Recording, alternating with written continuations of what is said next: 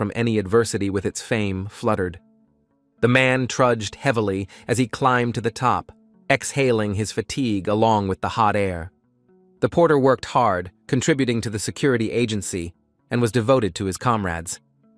Obviously, such a fate could not be the embodiment of a cherished dream, but a sick leg also took away the chance to obtain the title of warrior. Despite physical difficulties, he worked diligently and, step by step, earned the position of chief porter, which allowed him to lead others. But in the midst of that hot day, he couldn't help but feel as if something was wrong, even though there were no underlying reasons. His employees looked calm, nothing stood out, but something was very disturbing and wouldn't leave them alone, despite the outward order. He was pulled out of his pensive state by a voice that sounded right in front of him and sternly ordered the entire group to stop. Adding to the tension was the hand extended in front of them in a gesture that didn't mean anything good, just a desire to control the situation. On the opposite side, in front of the bearers, stood a group of people on horseback, looking much more solid and aggressive. They found themselves in an incomprehensible situation as unknown warriors blocked their path and did not explain the reasons for their actions. They were dressed in dark clothes and were alerting the captives with their dark energy, confirming the fear of the main bearer. The eyes of one of them, barely visible from under his hat, looked almost mad, with notes of bestial cruelty. One of the employees hoped that they would be able to resolve the situation on their own without involving their boss, as he had a worsening leg pain. Despite this noble desire to protect the leader, he still decided to intervene and tried to understand who was in front of them. Whether they were bandits or government officials, there was still a need to be prepared to defend themselves, so one of the group ordered everyone to take up arms and Jinping to save his wallet. The same man decided that in case of unforeseen difficulties, he would assign responsibility to the main carrier, who would have to resolve the situation. The man, in turn, tried to calm the workers, assuring them that everything would be fine, although until recently, he himself had been tormented by doubts. To give his words weight, he recalled that no bandit dared to attack them after seeing the flag of the Heavenly Dragon Agency. And besides, he trusted his team and believed that they were really capable of getting out of even such a situation without any problems. He had the greatest respect for the one who led their convoy and had vast experience in his field, namely Gabulama. Gabulem decided to start with direct communication to understand the motives of their possible opponents, informing them that they were representatives of the agency. He continued to ask them to name them, or else they would face negative consequences, but there was not a drop of attention on the face of the warrior before him. Completely ignoring all the words spoken to him, he reached for his sword and with a sharp movement demonstrated its capabilities. In a brief moment, 2 severed heads fell to the ground, which was beyond the comprehension of everyone around them, who were in shock from what they had experienced. And the most worried was the main carrier, who now had to take control of the situation and somehow save the team. Taking advantage of the shock that clouded his mind and left no chance for quick decisions, one of the warriors ordered the attack to begin, leaving no time for reflection.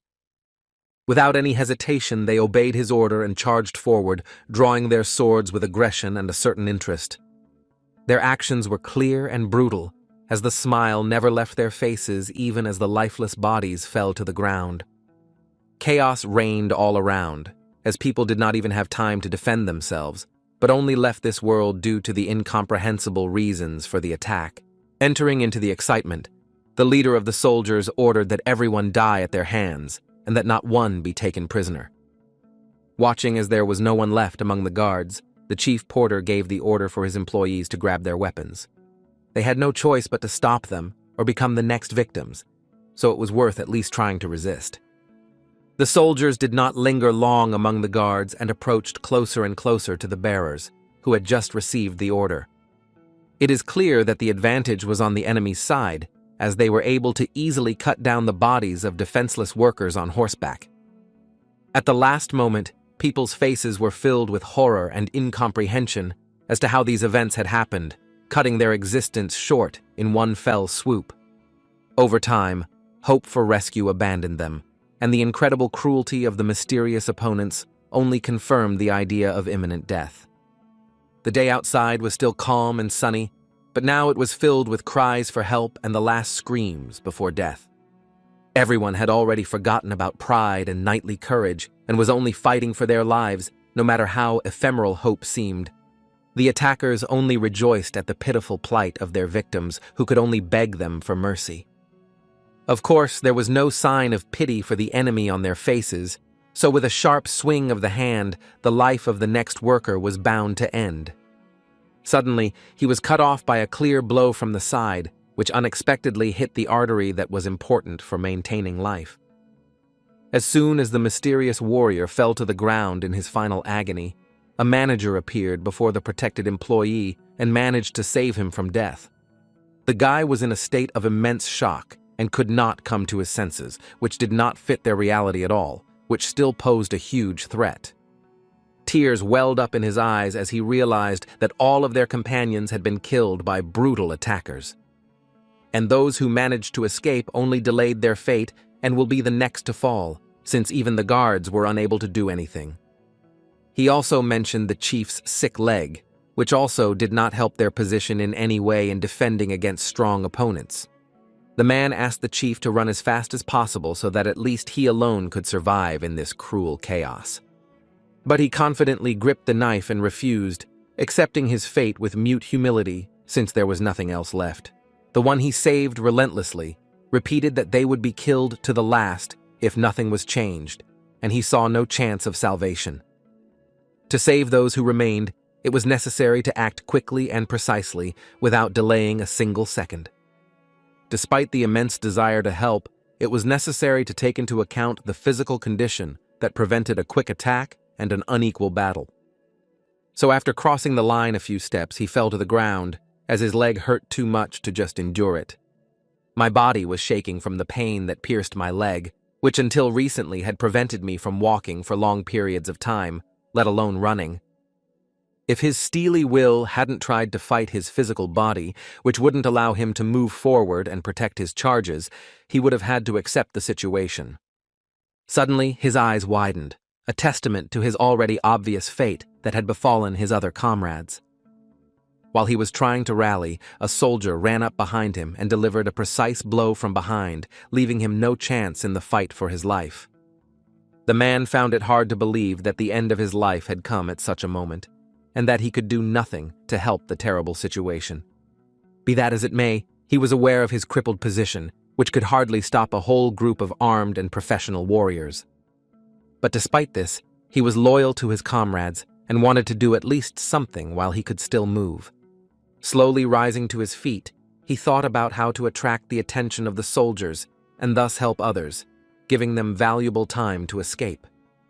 To attract the attention of his incomprehensible enemies amidst all the chaos, he shouted an abusive address with all his might.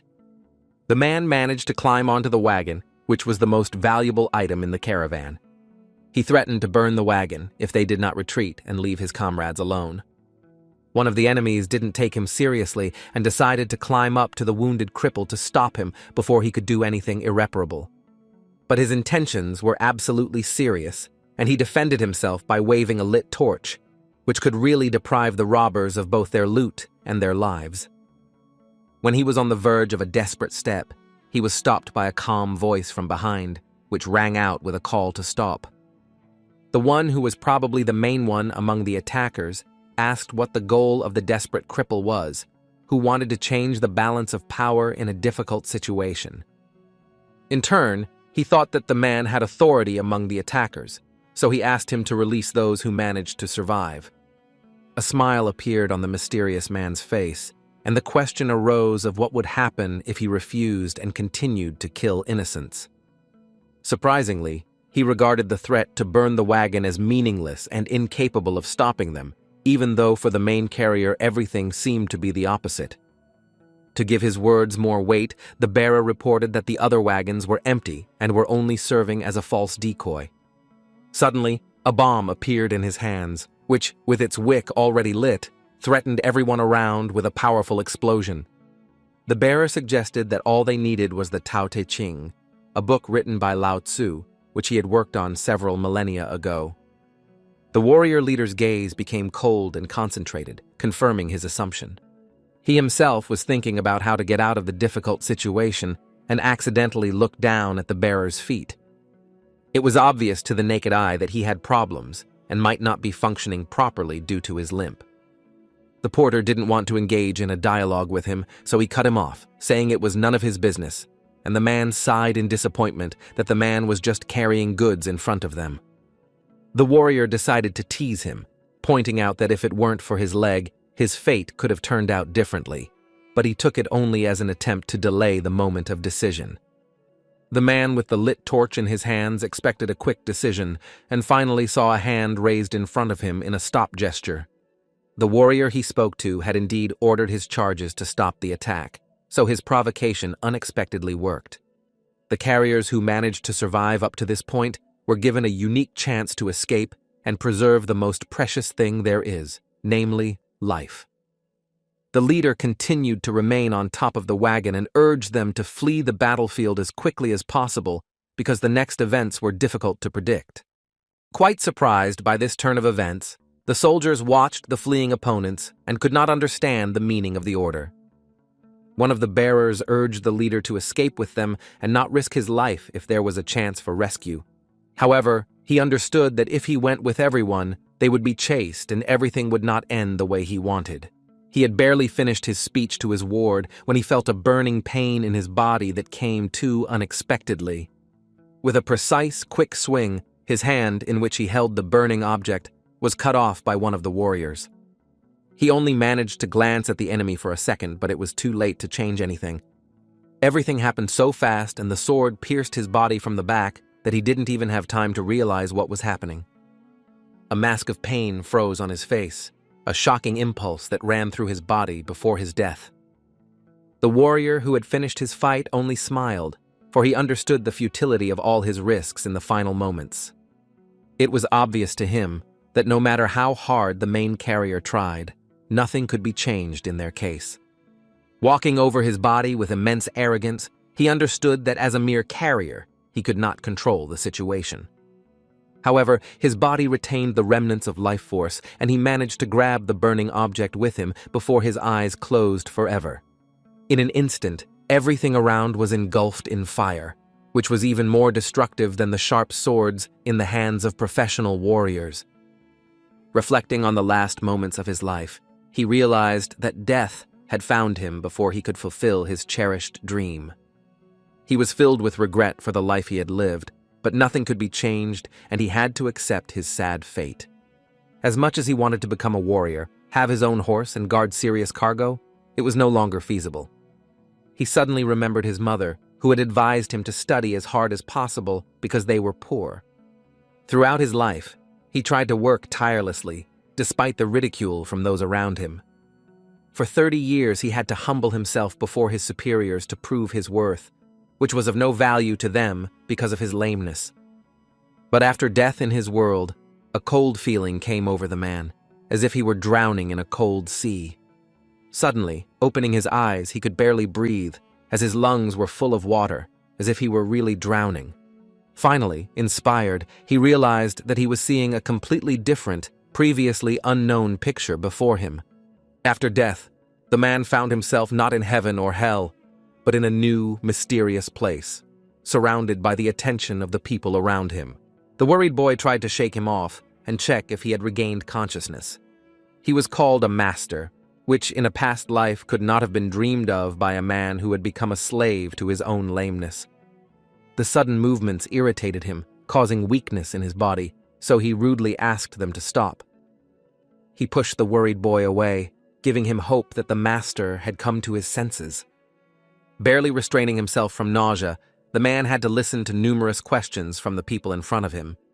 In the end, the combination of water, fainting, and the shaking from the guy combined to produce the obvious result of nausea.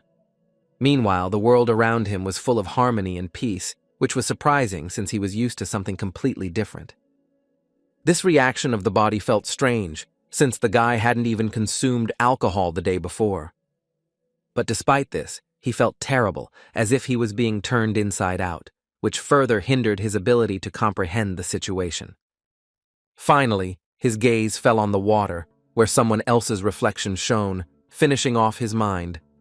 The young man grabbed the face that now belonged to him and could not understand how he ended up in this place. He jumped back from the unexpectedness, which surprised the boy, who had been diligently waiting for the master to answer the question. The boy screamed, as if he didn't recognize his reflection and couldn't even imagine that it was really him.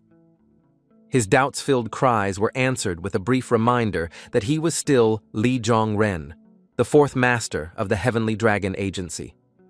Li Zhongren's eyes widened in surprise as his situation was now completely opposite to his past life. With a huge effort, trying to put such news into his head, he tried to get to his feet. Memories immediately flashed through the boy's head related to the name he had heard, which had a certain fame. What disappointment and indignation reigned on his face when he realized that Li Zhongren was a vile weakling. He became one of the masters of the agency for which the carrier worked in a past life, and at the same time the son of the Heavenly Dragon King by a maid. From childhood, the boy possessed exceptionally beautiful beauty, inherited from his mother. But apart from his charming face, fate did not give him any other talents, neither in science nor in martial arts. And even worse, fate dealt him a terrible blow, leaving him completely alone after the death of his mother, the last person he could trust. The young man was unable to hold his own in the struggle for the inheritance with his brothers and was exiled and sentenced to solitude. Although he did not take root at home, he was loved in brothels and gambling houses, where he was always a welcome guest.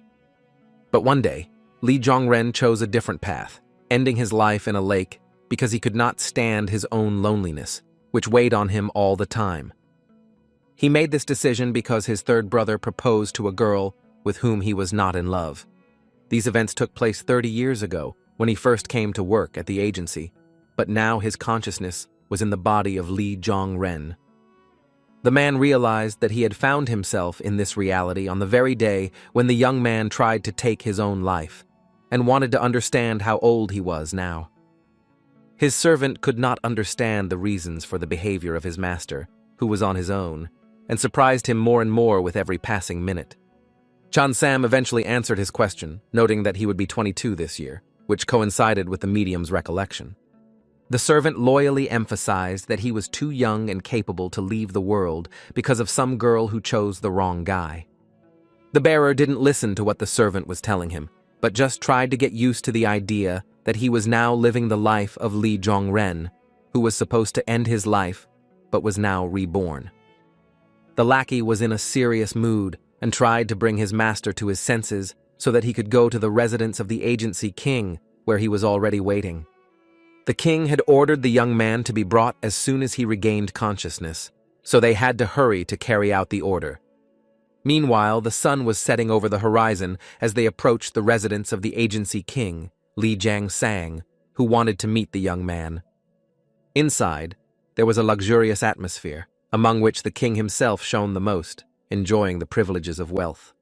Li Zhongren didn't know what to expect from this meeting, so he was a little worried because it was too difficult to find himself in a new body and immediately have a serious conversation. Finally, he managed to look up at the king, who had something mysterious on his mind if he wished to meet. It took only a few seconds to realize how serious and threatening the man in front of him was, and the title of king was completely justified. The man asked him how old he was, and out of habit, he answered the age that was relevant in his past life, namely 52 years old, which did not fit his new appearance at all. To the king's surprise, he quickly corrected himself, stating the correct age of Li Zhongren, who was 30 years younger. Li Jiangsan spoke very briefly and dryly, trying to understand whether the gossip that was going around about the young man was true. The king was terribly angry at what he heard, so the clarification from the boy irritated him to the point of fury, with which he summed up the story of unhappy love and attempted suicide. Bowing his head in a bow, he pondered how to respond correctly, although he realized that any answer would bring negative consequences. In the end, he chose the path of denial, calling it a pathetic lie that was not worthy of the king's attention. The man, in turn, received this with disbelief, but decided to listen to the young man's excuse, who assured him that he had simply gotten drunk and slipped. What Li Jiangsan was most interested in was whether the boy in front of him had feelings for the girl who almost caused Li Zhongren's death with her decision. Thinking in his head that an effective lie requires 90% truth and only 10% lies, he decided to tell the truth, no matter how unpleasant it was. So he started cautiously, admitting that he really liked her and that she meant a lot to him. But in the end, his feelings cooled down, and now he no longer has any of the past love experiences that troubled his heart. Quickly processing the information he had heard, the king asked if he would have anything against the marriage, expecting an unequivocal answer from the young man. The young man understood that only a positive answer was expected from him, and said that he was even able to personally help with the organization. Li Jiangsan first looked at him with disbelief and surprise, and then became completely angry, as it was not what he had actually expected to hear. The man slammed his fist on the table, skillfully sending the knife into the air, where it could maneuver and harm the young man. With one short wave of his hand, he pointed his sharp sword towards the boy and waited for a spectacular resolution to the situation. The cold steel in the hands of the skilled king was very obedient and carried out his every command, according to short and precise movements. The sword was rapidly approaching the young man's forehead, leaving him no choice but to act quickly in order to survive. When there was only a second left before the precise strike, the dagger stopped abruptly and pointed downward. Under the watchful eyes of both the attacker and the victim, the dagger fell to the ground and hit the wood. This put a very loud point between them and forced them to rethink the situation that had just unfolded. Li Zhongren admitted to himself that he almost fell from fear, as he did not expect such actions from the king, who had just looked calm. The king noted that even a weak tiger remains a tiger, but a tiger that avoids battle becomes a weakling. In his opinion, the only thing worse than avoiding battle was taking one's own life, and even pigs and yard dogs would be above that. Li Jiangsan shouted that the young man in front of him was only 22, and no one could guess how long he would live. But if he wanted to take his own life, then he was a disgrace to the agency. He provoked him, saying that if he had such a desire, then let him do it with a dagger, and not by the pathetic method of drowning. The man promised him to fulfill his duty as a father and arrange a grand funeral for the boy if he really decided to do so. While his father was yelling at him, the boy was pondering in his head how he should now behave in his new body, new situation, and unexpected difficulties. It was absolutely obvious that he could not avoid the king of the agency and had to interact somehow, and preferably come out on top in the situation. Finally, having gathered courage and decided what to do, the boy interrupted him with an appeal that forced him to listen. The young man noticed that for the first time in all these years that he had been alive, his father had given him something, and even more so personally. Ironically, the only gift from his father was a dagger, which was intended for the boy to end his life. In fact, he was bluffing, as he could not know exactly how their relationship was going, but he could assume that it was indeed true, given the king's reaction. Noting to himself that it would be a foolish waste of time to miss such an opportunity, he continued his attack, pulling the dagger from the floor. He would get up from his seat and tell his father that if he ultimately decided to end his life with his weapon, he would definitely find out. Bowing to the king, the boy swore that he would make sure his father knew that his dagger had found good use. The man was completely surprised by everything he heard, as his son had never shown such strong qualities before as he did now. In his memories, the boy was a coward who had no position of his own, and now he decided to contradict him, which was completely out of line with classic behavior. After such an unexpected conversation, which developed completely by chance, they parted ways, each in a pensive state. In order to make sure of what he had just heard, the king asked the servant if his son had really objected to him, and he found no answer other than agreement. The man really didn't want to accept reality as it was, and tried to justify his son's behavior by saying that even a worm would fight if stepped on. The king continued to reassure himself that the young man had only gone against him once, and that there was nothing special about it, considering how he had previously trembled before him. The servant was afraid to express opposing opinions to his master, so he simply remained silent, although he understood that the situation could get out of control. Li Jiangsan noticed that his son had taken with him a precious meteorite dagger that he valued so much, to which the servant asked if he should return it to the king. The king, in turn, thoughtfully rubbed his beard, pondering what he should do correctly in this situation in order to remain an authority in the eyes of others. In the end, he decided to decline the servant's offer and simply considered that a blade that could potentially become a stake would transfer a lot of luck to the recipient. But despite this, he had a goal to show his son his own strength and prove that he was actually right. To fulfill this wish, the king ordered that not a single penny be given to the young man for a whole year.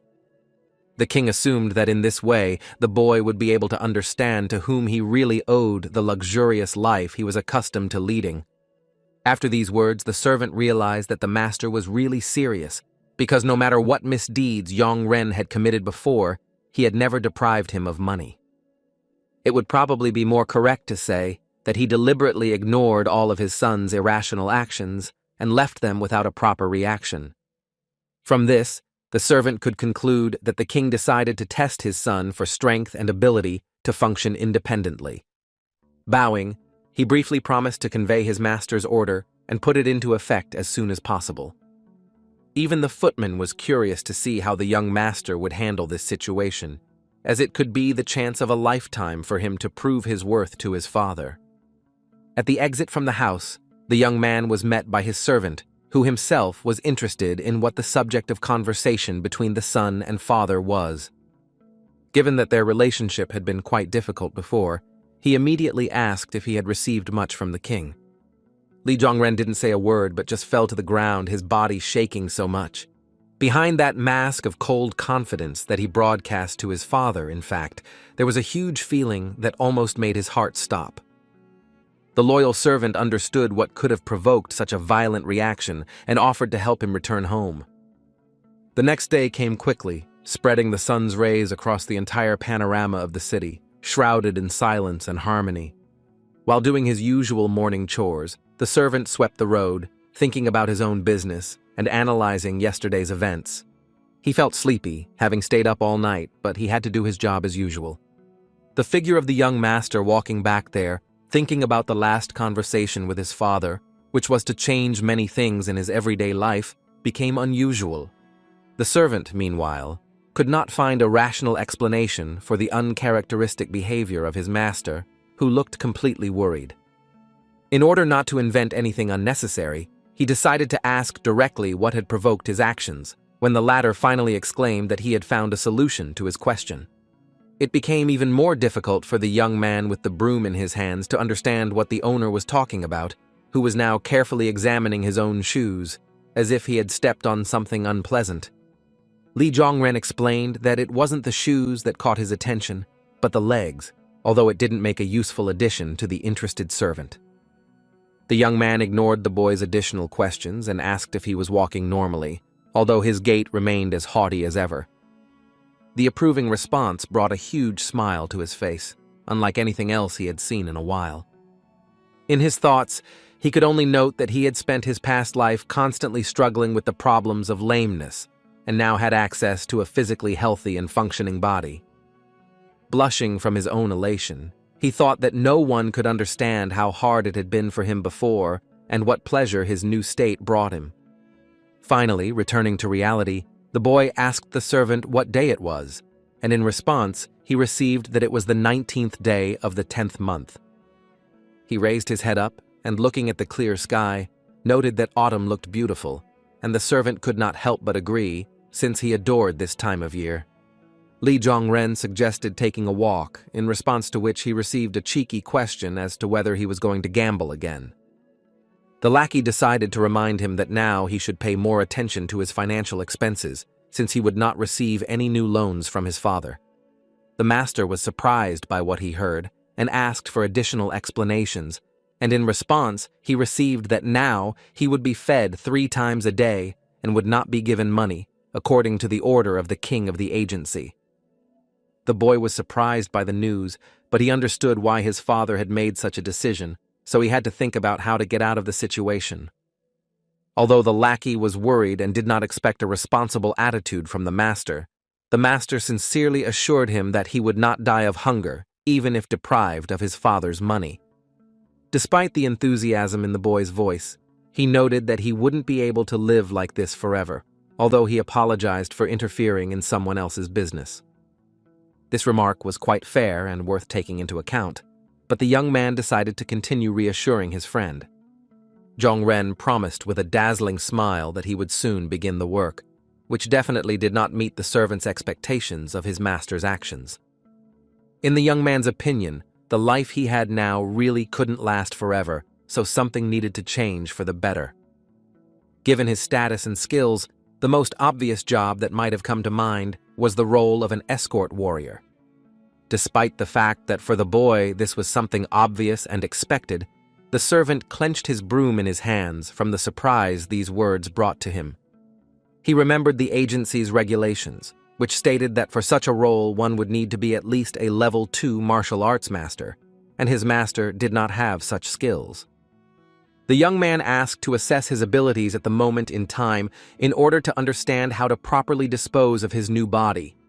In response, the guy didn't hold back and suggested that even he could handle such a master without unnecessary help.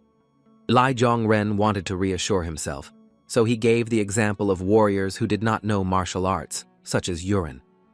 Little by little, he himself began to believe in his own justification, which could bring relief instead of a new dose of anxiety. In fact, Jurin status was granted to everyone who passed the provincial exam.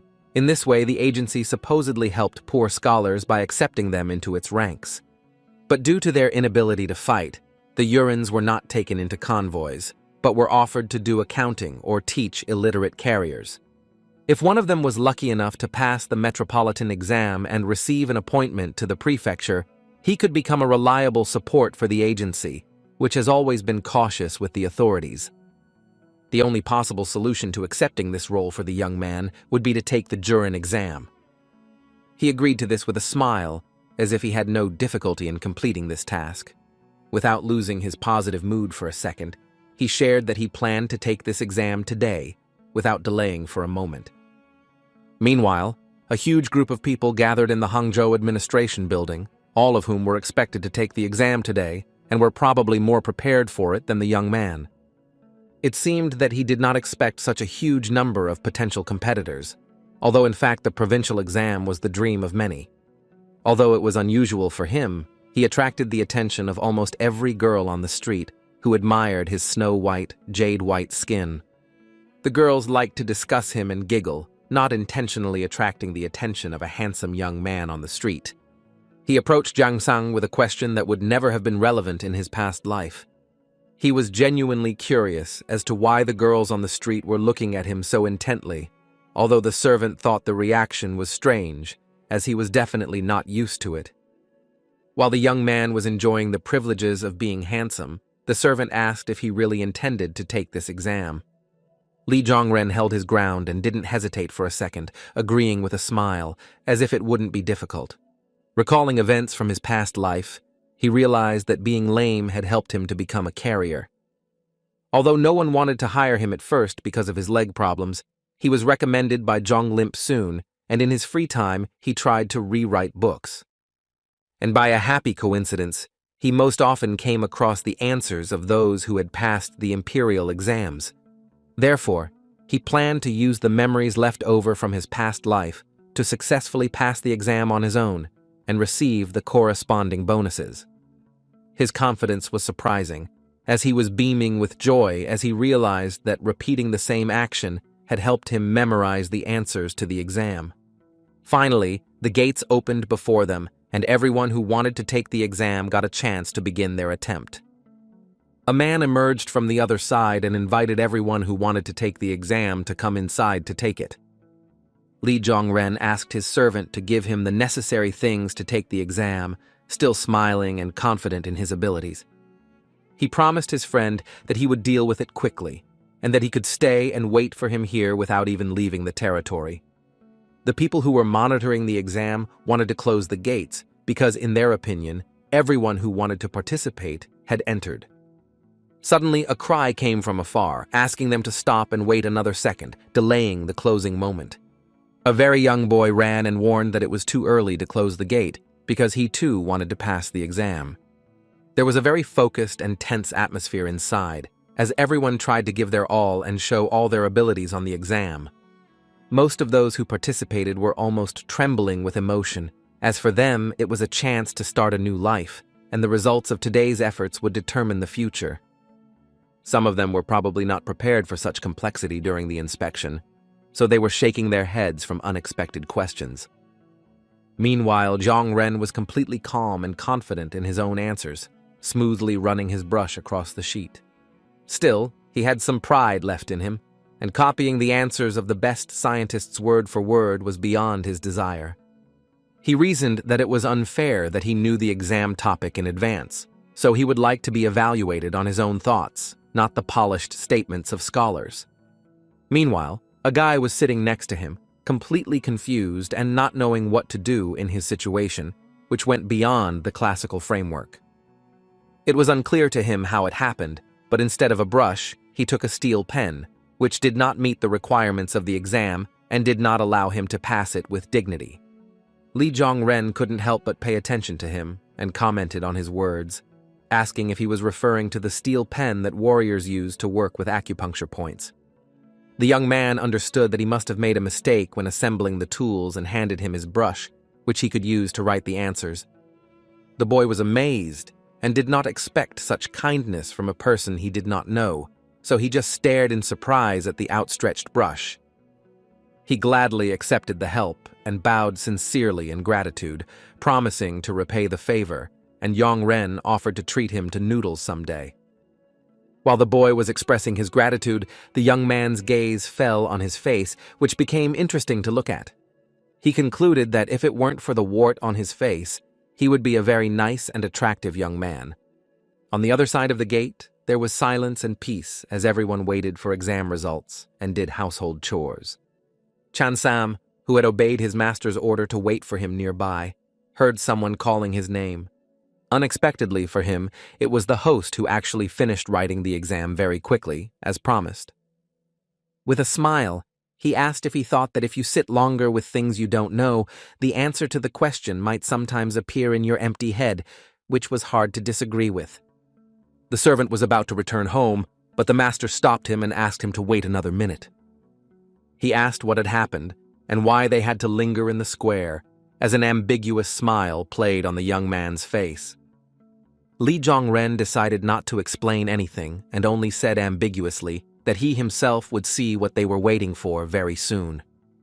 The weather outside was really very pleasant, considering the time of year, and the sky was breathtaking with its purity and boundlessness.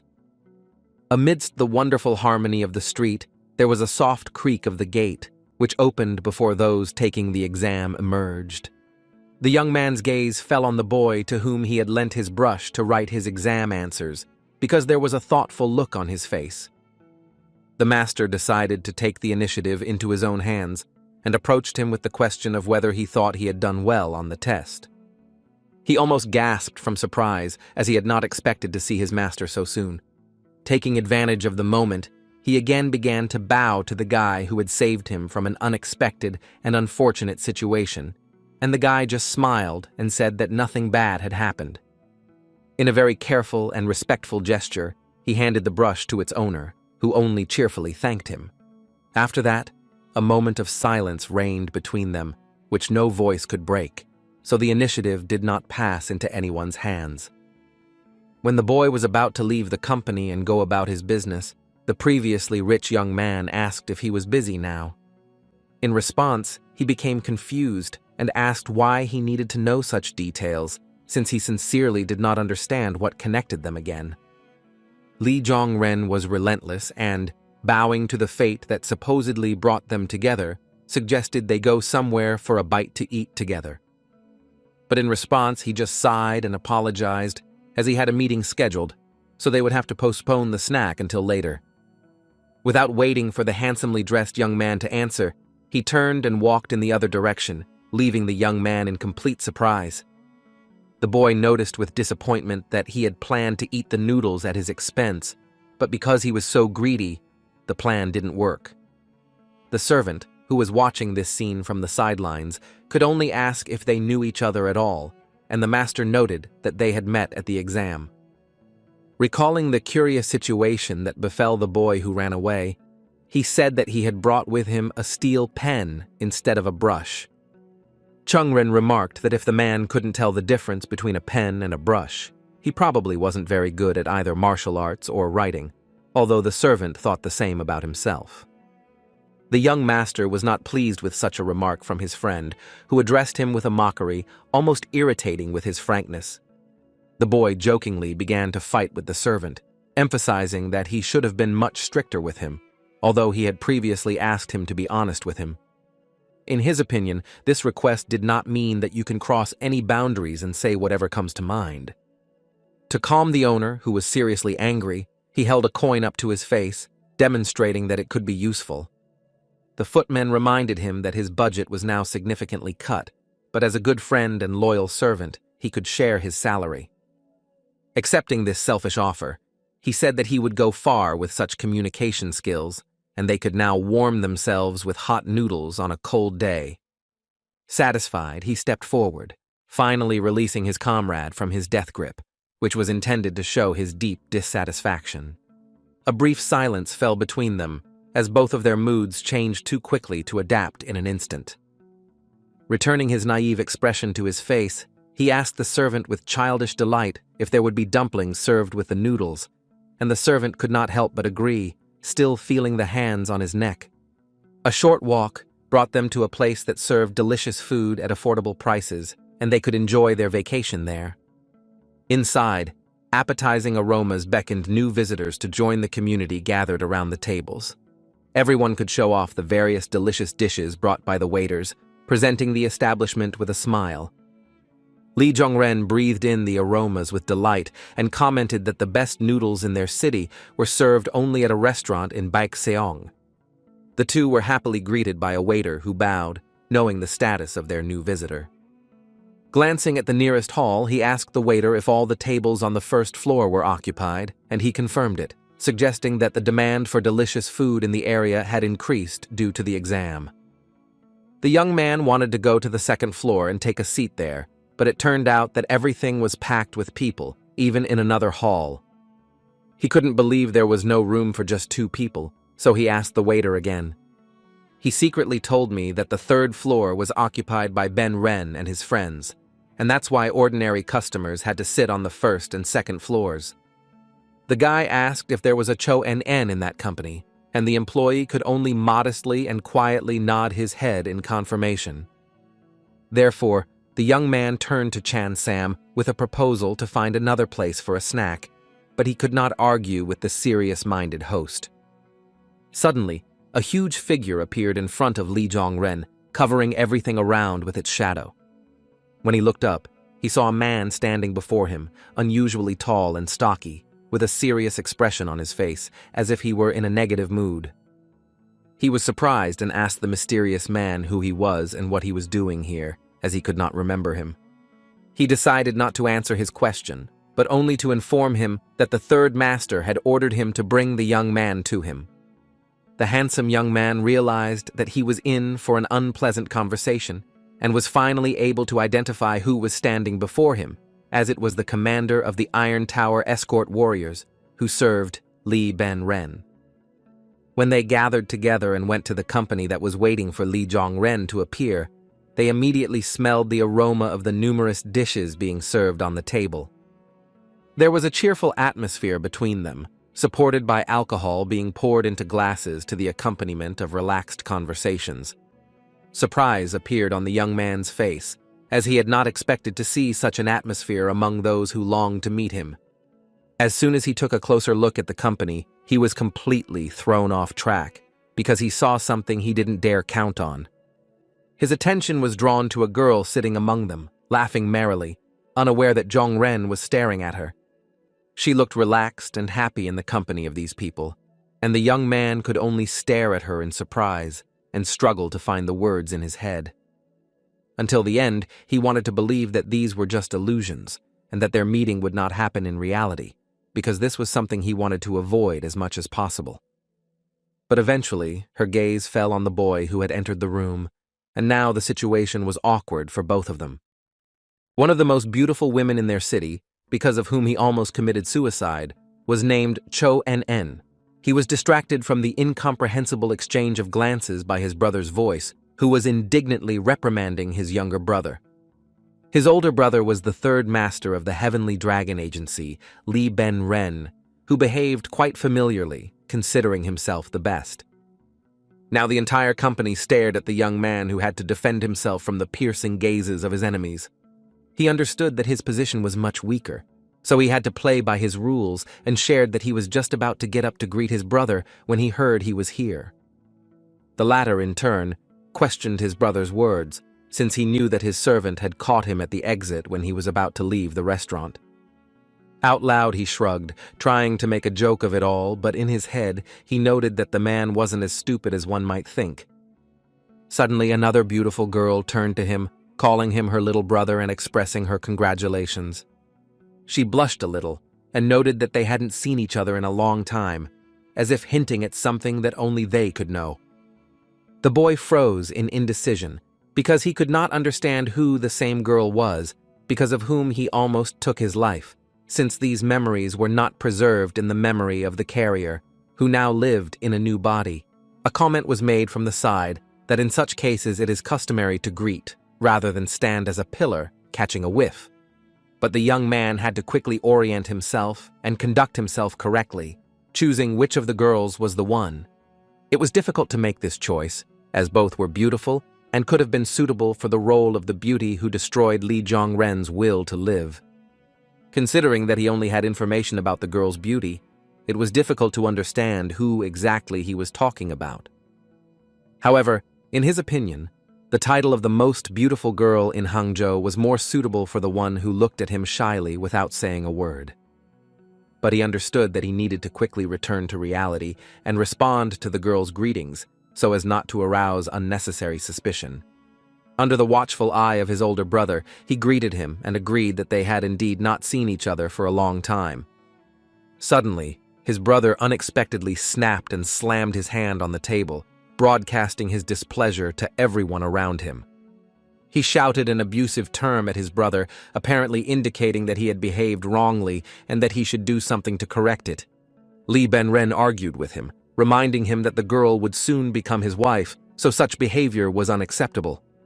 To the accompaniment of surprised looks from everyone around him, he wished that his younger brother would treat his future wife with due respect and not allow himself too much. In order not to make the situation even more absurd, he simply apologized and promised that such a misunderstanding would never happen again. However, the older brother believed that this was impossible, since in his opinion, he was a pitiful and weak-willed boy who had abandoned both martial arts and studies and wasting his life in gambling houses with a bottle in his hand. He called him a worthless person who would remain in that status for the rest of his life, unable to even believe that they were related. Enduring this cruelty that had no proper foundation behind it, Li Zhongren finally looked up. He understood that such behavior and aggression on the part of his older brother was provoked by none other than his future bride, Cho Yun-yun. Compared to his younger brother, he didn't look nearly as attractive and handsome, so he probably felt insecure competing with him for the lady's heart. And in this way, he could show his own status and humiliate his competitor in the eyes of the girl, who could only listen and watch the reactions of both of them. In fact, it was pathetic and false, which could prove that in this family, all the brothers were weaklings who did not have the proper attitude towards life.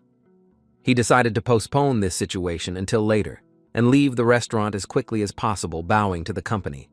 As soon as the young man wished everyone a pleasant and comfortable time, he was distracted by a remark from one of the girls. The girl invited him to join the meal and join in their conversation, as if his brother's previous words had not been spoken. He realized that he hadn't noticed Jin Gimbon among the other girls, who was now looking at him affectionately, waiting for an answer. Her older brother's fiancée also joined in the invitation, offering him food, as he was probably hungry. Both had made this decision without Ben Ren's consent, so now they had formally clarified whether he would object when the situation was turned against him. It seemed that in 1 second everyone sided with the girls and hinted to the guy that he should agree to his younger brother's company. There was a brief conversation between the group about how lunchtime had long passed, and Zhong Ren was looking at the food with such appetite as if he had definitely missed it, which could mean he was busy with something. With a sneer, his brother remarked that he must have been in a gambling house since he couldn't get by without women and alcohol. These mocking addresses could not fail to reach the young man, who had to endure their disrespect due to the precariousness of his own status. The women in the company felt uncomfortable because they didn't want to offend the guy, who now had to endure it with a stony face. Having gone through all his younger brother's weak spots in advance, Ben Ren finally allowed him to touch the food. And to confirm their difference in status, he served the other a dirty bowl with some leftovers that couldn't look like food for a human. Li Zhongren's gaze went blank, and he couldn't understand why he was being treated so cruelly if he had done literally nothing. His lips curled into a grimace that held back the irritation and pain that had been building up over all this time of being treated like a dog. But his role didn't allow him to make decisions on his own, so he had to play along with his cruel relatives. Returning to his cheerful fool image, he grabbed the bowl and happily thanked him for the offer, causing shock on the faces of everyone around him. He suggested that Chan Sam find a place for himself, so that he too could eat and enjoy the gift from his older brother. Now he shook his head quickly, looking around the room to find a free spot for himself. Suddenly he decided to settle down next to the beautiful Jin Gimban, who welcomed his new neighbor with a smile. Playing his part to the end, he proceeded to his meal and apologized for his intrusion to the girl he considered the most beautiful among them. She just stared at him silently and couldn't find a single word that would be appropriate in this situation, since he was behaving in an extraordinary way. Now all eyes were on the young man, who, although he had accepted the humiliation, had done so in a way that made the attackers more uncomfortable than he was. The general atmosphere in the restaurant was taking on a new hue, as everyone felt a little uncomfortable because of everything that had happened in the last couple of minutes. There were conversations around the table mentioning Confucius, who left aphorisms about those who starved for 4 days and then resorted to theft, or they discussed the methods of government depending on the severity of punishment. Most of them considered this problem very complex and worthy of in-depth discussion in order to reach a true solution. Chungren noticed that they were discussing the topic of today's exam, suggesting that the question was about combating the increase in crime caused by the famine in northern China. Looking at the attire of the men in front of him, he could assume that they were also taking the exam and might know the answer to the question. While he was sitting with his mouth full of food, his neighbor approached him and asked what his opinion was on the problem. He just wanted to be poor and claimed that he didn't know anything about such topics, although she tried to dig deeper and asked him to be less modest. He was also provoked by his older brother, who reminded him that he had studied at least a little as a child and probably remembered something, so his idea became interesting to them. The guy understood that all these provocations were just to make fun of him in front of the women who were listening attentively and waiting for his answer. But now he could answer much more confidently, relying on the knowledge gained in his past life and showing everyone around him that they were wrong about him. Li Zhongren began his speech by correcting his older brother who had misquoted a great classic, confusing them. The quote he cited as an argument for his opinion actually belonged to Han Fei, not Sun Tzu, as his brother said. For a moment, everyone fell silent and just stared at the young man who had decided to challenge his older brother's opinion. Suddenly Ben Ren laughed, obviously not taking his younger brother's words seriously. He countered by suggesting that he find those who have been studying all their lives and ask their opinions, being sure that over a glass of alcohol, they would be happy to find this quote in the book. He also added that the words about first getting rid of the source of chaos belonged to Mozi, not Han Fei, which again meant an error in the expressions. And what concerned the laws was not written by Confucius himself, but only quoted from Zhuo Zhaon. The girl certainly couldn't expect such in-depth knowledge from someone she considered a good acquaintance. Meanwhile, he continued his attack, pointing out that there were other authors besides the 9 classics, and that the 8-volume work was not the only available structure. To confirm the seriousness of his words, he slammed his hand sharply on the table, which certainly attracted the attention of everyone around. The young man commented that what they were quoting was not enough to pass the exam and that they should study a little more. The company was outraged and embarrassed because their intellectuality was undermined and argumentatively defeated. Those who had been sitting for the exam a few hours earlier and proudly contemplating their own answers could now understand that they had been thinking too narrowly. Ben-Ren blushed and couldn't imagine where his younger brother had such profound knowledge, which he had never broadcast before under any circumstances. He couldn't understand how someone who everyone considered a fool could know so much and yet behave confidently in the company of those who were higher in status than him. This absurd situation caused laughter in the quiet beauty, who could barely contain herself amidst the dead silence. This reaction was perhaps the most frightening for Ben-Ren, who was trying to keep himself on a pedestal in her eyes. She decided not to hold back any longer and laughed out loud because it was too funny for her. The reaction of everyone around was very mixed, as everyone was afraid to offend the girl in any way in front of her fiancé. She could afford to laugh at their ignorance, but they did not dare to utter a word in their defense. It seemed as if all the efforts to impress them were directed at her, and she chose to simply mock them. It's actually hard to understand what she was thinking, as her reaction showed a reluctance to interact with this group, but at the same time, she was among them, so something was wrong. Her reaction brought a smile to Yong-ren's face, who couldn't help but admire her sincerity and openness. Unlike the young man, his older brother seemed unhappy with how the girl reacted to Yong-ren's attack. As he studied her face, he noticed something that made his eyes widen in surprise. On her neat nose, there was a mark from a wart in the same place where he had seen it earlier on the boy during the exam. This small detail showed him the connection between what seemed familiar to him and an inconspicuous detail of appearance. The young man quickly drew parallels and concluded that it was her he had met at the exam when she decided to ask if they had met before. The girl politely apologized for not giving her name right away and introduced herself as Namgun Soso. As soon as he heard this name, associations arose in him, which were confirmed by her subsequent confession that she was the granddaughter of Namgun Yun-un, who was currently the head of the Namgun clan. The boy reminded himself that this was one of the largest military clans that ruled the southern part of Yangzhou. After that, all the pieces fell into place and he understood what the meeting was about, although at first he thought she was just an absent-minded student, but in fact she had changed clothes to pass the exam on a par with everyone else. Considering that there were only two successors in their clan, namely the girl and her older brother, who was known for his skill with the sword, meeting her was a rare opportunity. That's why his older brother wanted to impress her so much, because with her support, he would have a huge chance of defeating the other brothers in the struggle for power. Summing up that it was difficult to find a better ally, he gave his name to the girl, who was already waiting for an answer. She admitted that she already knew his name, which was surprising considering they had only just met.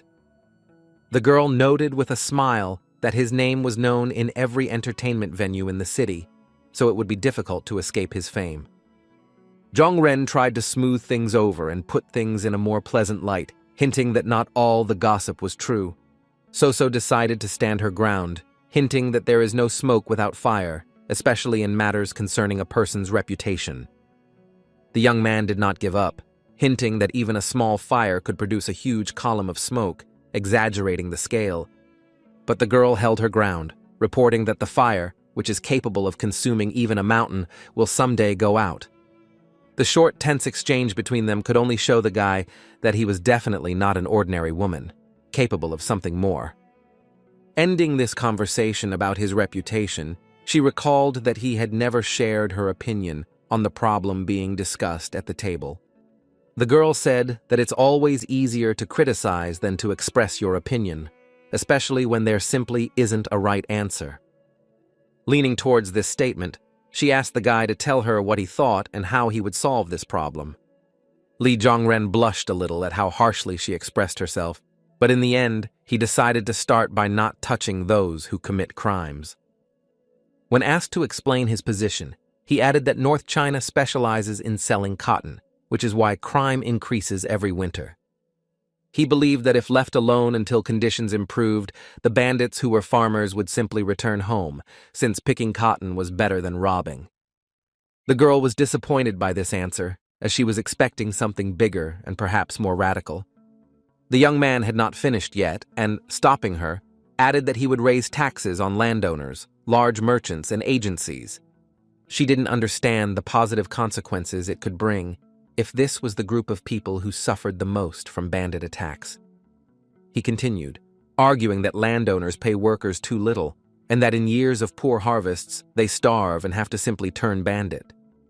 The next problem was that the cotton, for which farmers receive pennies, is bought by large traders and then sold at a much higher price.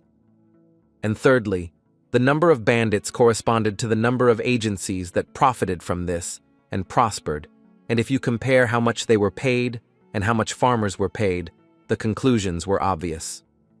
And now the girl sat with a shocked face because he had managed to shatter her expectations like a fool. Li Zhongren, in turn, smiled because he had managed to prove his point and saw the reaction he had caused in everyone around him. To bring the conversation to an end, she asked what the additional taxes would be used for, and Yong Ren suggested filling the country's warehouses so that real bandits posing as politicians could run wild. It was unclear to Soso what the point of this was for the workers, who would be robbed again. But the young man was counting on a few honest and incorruptible officials. She had already doubted his idea because it sounded like irrational nonsense that would never work in reality. However, for Li Zhongren, this was the magic of politics, which could bring unexpected consequences from irrational actions. Now the girl found herself in a completely awkward position, as each of her arguments found an even more interesting response from Yong Ren. His older brother's fiancée could only wonder if he had always been so smart, or if something had happened recently. Soso smiled sharply, as if drawing conclusions that were available only to her, which seemed to be the truth. She concluded that the examiners would have been satisfied with the guy's answers and thanked him for such an interesting and detailed conversation. At the end, the girl added that if she had the chance, she would like to talk to him again, since the dialogue had gone so well. To the approving comments of the girl next to him, he folded his hands in a gesture of gratitude and agreed, expressing his pleasure at such a prospect. His older brother's plan to humiliate the boy in Cho Yun-yong's eyes failed miserably, which could not help but be disappointing and annoying. He didn't want to believe it, but everything turned out exactly the opposite, and it was he who was humiliated, not his younger brother. Suffering inside from irritation, he barely held himself together, promising that he would not tolerate such a thing. Li Ben-ren, leaning towards the noise, suggested drinking somewhere else, of course at his expense, thereby showing his own awkward position. Li Zhongren understood that his older brother was without a doubt a dangerous man and a formidable competitor. And when he told everyone to wait for him downstairs and asked his younger brother to stay, there was no good solution left. To finish him off, he explained that he wanted to discuss something one-on-one, casting his heavy gaze on his brother's sweet face. The whole company packed their things and waited for the leader downstairs, while the relatives were left alone in the room.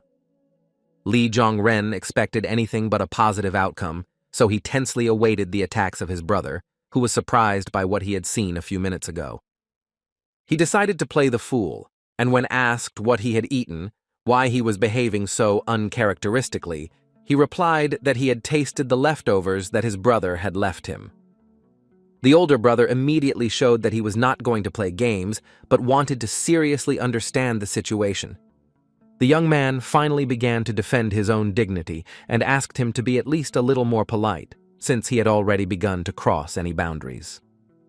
He, in turn, could not calm down, reminding everyone around him that the fourth master of the Heavenly Dragon Agency tried to drown himself in the lake. He shouted as if he should stay home and not show himself in public so as not to embarrass the family, clearly forgetting that he himself had called him. Ben-ren winced when he heard someone address him as a brother, which didn't fit in the context of their conversation, where he was showing himself to be much taller. He recalled that the younger brother's mother was a miserable servant, which prevented him from being called a full-fledged brother. Zhongren was willing to tolerate disrespect towards himself, But everything concerning his mother had to be sacred and untouchable for any person around him. He couldn't afford to ignore the disrespect for his mother's memory, so he decided to put his impudent brother in his place. Ben Ren stood up and began to roll up his sleeves, as if hinting that he would now hit the young man with all his strength to teach him a lesson for the future. The man, in turn, was not going to tolerate this, and with considerable irritation asked what the man was going to do, although the picture looked quite clear. The older brother, with a huge sneer in his voice, asked if he was sometimes afraid of him, since he had not previously allowed himself to contradict him. Instead of stooping to his level and solving the situation with his fists, he decided to provoke him by revealing a secret that was known to all of Hangzhou except him. The provocation was that the older brother was actually the son of a concubine, which also made his origin not very pure. Such a revelation could not leave indifferent the man, who was already irritated and now was ready to explode with anger. He concentrated all his anger into a fist and aimed it at his younger brother's handsome face, which could easily be damaged. The dragon's breakout fist was famous as a secret technique of the Heavenly Dragon Agency, and getting hit in the face meant only death for the victim. Li Zhongren found himself in a very difficult situation, getting out of which was a real challenge, as his angry brother posed a huge danger. The fist was getting closer and closer to him, and there was no way to dodge, because everything was happening so explosively that he didn't even have time to blink an eye. His eyes widened in surprise, as the consequences that lay behind this blow could haunt him for a very long time in the form of physical pain. Suddenly, in an instant, everything around him slowed down, as if his brother was moving deliberately to give him a head start. Under such conditions, it was not difficult for him to dodge the blow and avoid being hit in the face, which was his calling card. Ben Ren became even more nervous because he dared to dodge the blow instead of receiving it with due humiliation. He tried to deliver another blow that would have caught him by surprise, but in the young man's eyes, everything was too slow, and it was as if he was barely moving. Comparing his older brother to a snail, he dodged his every blow, leaving no hope for a successful attack. It was unclear to him why everything around him seemed so slow, whether his older brother had lost so much skill, or there was another reason. It was impossible to rule out that the boy had accelerated himself and his skills had become noticeably better. If everything continues at the same pace as it is now, he will even have a chance to parry the blow and land a punch himself. Li Zhongren relied on fate and luck and decided to strike decisively himself, rather than just dodging others. As unexpected as it was, his palm reached his older brother's face and managed to inflict significant damage. He, in turn, stopped and stepped back a few steps, which could indicate that Li Zhongren was a little overestimating his strength. Realizing that he had hurt his older brother, he immediately apologized and asked how he was feeling, as he didn't want things to get to that point. He decided not to give up and take revenge on his younger brother for the harm he had caused, attacking him with renewed vigor. Ben Ren unexpectedly used a grappling technique that was difficult to defend against because it required extremely fast action. But for the young man who felt new powers within him, even these movements were too slow to be difficult, and the only unpleasant element was the number of blows. It occurred to him what would happen if he deliberately exposed himself to attack once instead of avoiding it. To conduct such an experiment, it was necessary to choose the right moment before the brother completely lost his temper. Once he accepted his fate and allowed his brother to use him as a punching bag, something caught his attention that could be used creatively to end the duel. A few inches from his hand was a plate of refried beans, begging for him to use them for his own purposes. He abruptly grabbed the plate in his hands and pointed it at his opponent, who was not expecting such a movement. The beans scattered across the floor, creating additional difficulties for movement, which was crucial in the attack carried out by Ben Ren. Due to unnecessary objects under his feet, he suddenly lost his balance and could not control himself to continue the attack. His face twisted into a grimace, brought on by such an unexpected loss, when everything seemed to be working in his favor. Whether from the unexpectedness or from such acute pain, he screamed, and the sound echoing off the walls was much louder than he could have expected. This couldn't escape the attention of the girls standing on the street, waiting for him to finally come down, and now they could only look at each other mysteriously, wondering what was going on. They asked each other if it was a dream, and if there really was such a loud scream coming from the restaurant. There was not the slightest doubt among the whole company that it was Ben Ren who had again got into some kind of fight, which was in his nature.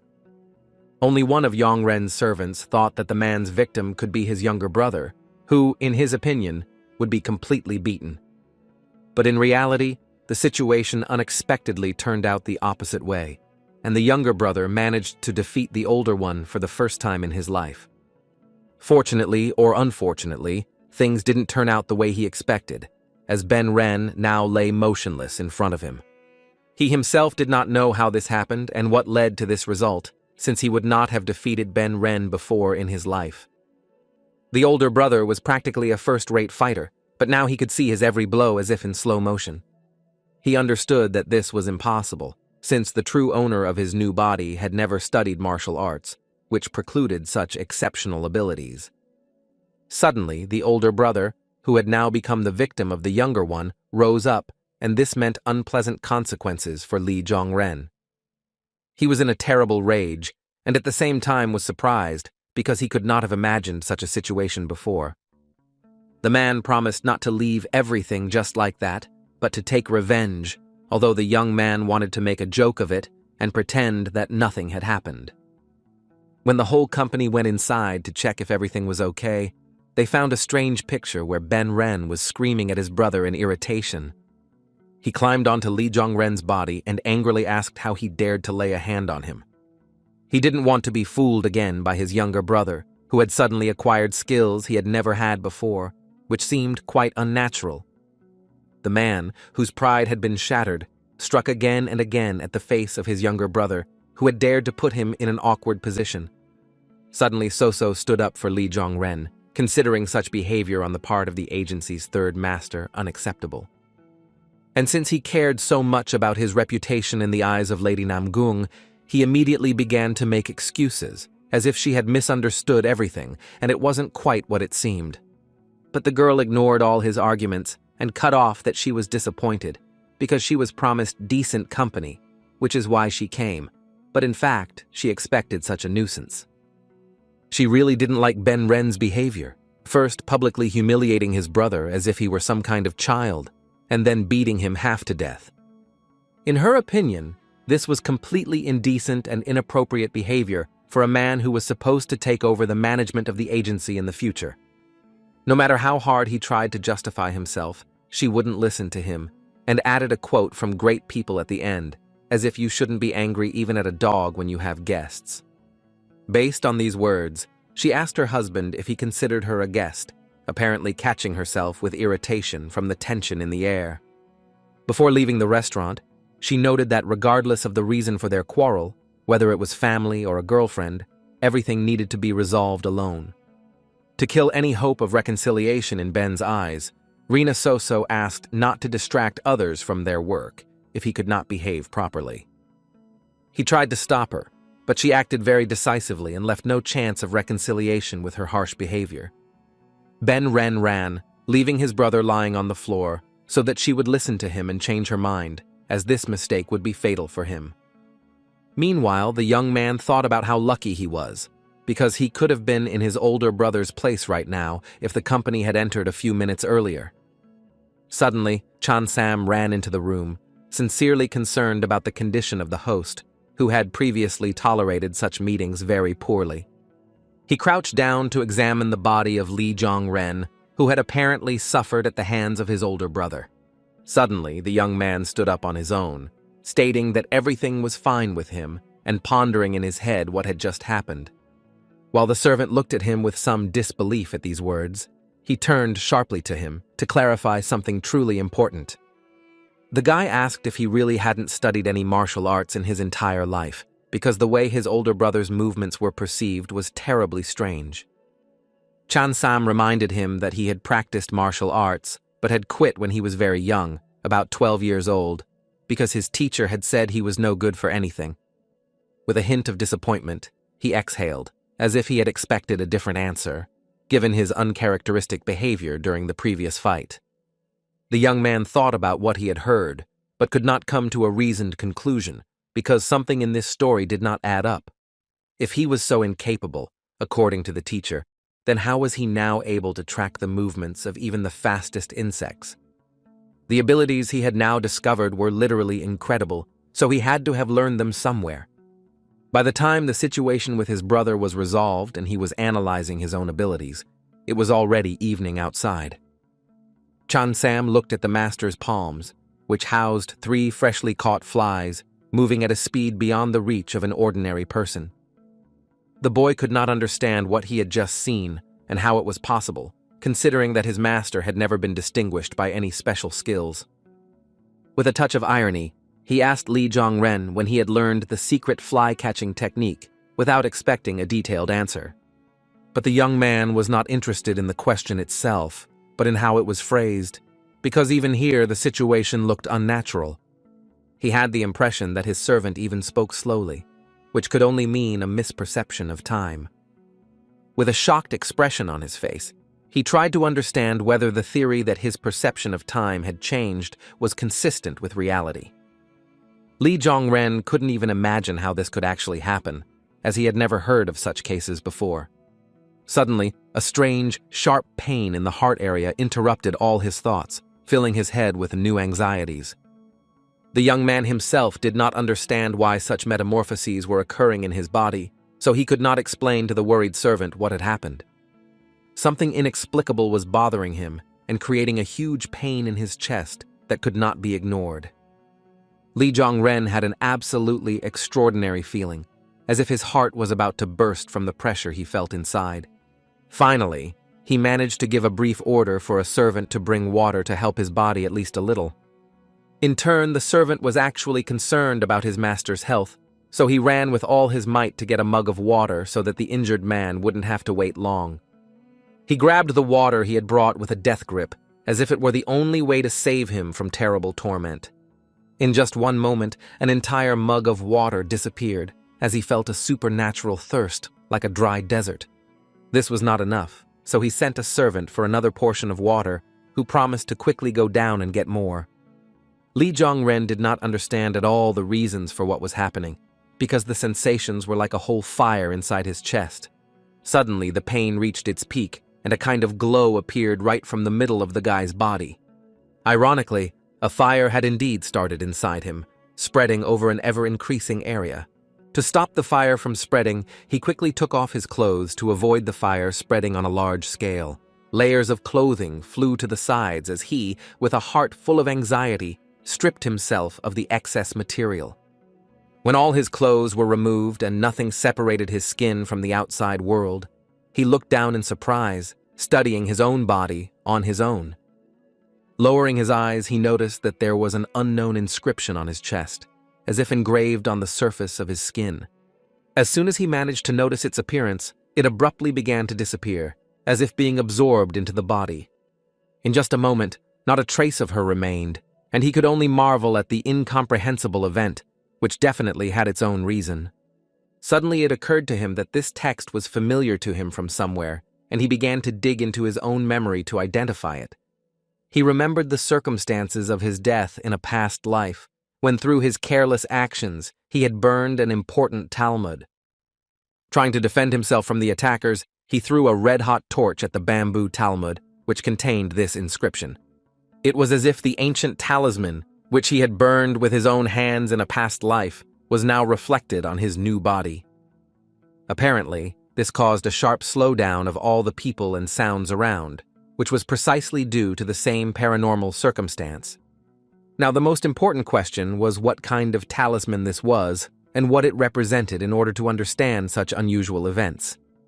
When the servant ran into the room, bringing even more water to help the master feel better, he could not even imagine what had happened. Sam had a logical question. How did the young man even manage to burn the clothes that were now lying next to him? But Li Zhongren didn't even try to listen to him, because he was busy with his own thoughts and decided that everything that happened was the result of banal luck. He remembered the words that good eyesight was half the battle success, and he couldn't believe that he had it so good now, as the servant stood nearby with a surprised face. He decided not to ask the host again, since he probably wouldn't tell him anything intelligible, so he decided to remind him that tomorrow would be the 15th. The young man, in his elation, could not understand what was going on, but it was important to know, since every 15th, the king of the agency hosted a dinner for all the young masters. It was a very lucky coincidence that the first master just returned from the assignment yesterday, and they hadn't all gotten together for a long time. But suddenly the young man had a very violent reaction, as if he had never known this before, which could not but surprise the servant, for whom such gatherings had already become part of the routine. This tradition had been around for many generations, so it was strange that the young man couldn't remember it for such a long time. The next day they found themselves at the residence when it was already dark outside and the moon had come out instead of the sun. There were many guards around who were supposed to ensure a peaceful dinner and protect the family in case of unexpected situations. The main attention of everyone present was focused on the father, who was at the same time the king of the agency and the most important person in the city. He behaved as always, restrained and without unnecessary positive emotions that would be appropriate during a family meal. There was general silence at the table, as no one wanted to interrupt the atmosphere their father had chosen for them. This evening, the whole family and the first master of the Heavenly Dragon Agency, Li Gab Ren, who had recently returned from an assignment, gathered, and the second master, Li El Ren, who looked very focused and somewhat tense from this dinner. Of course, Ben Ren, with whom they had a fight in a restaurant just yesterday, also joined this company.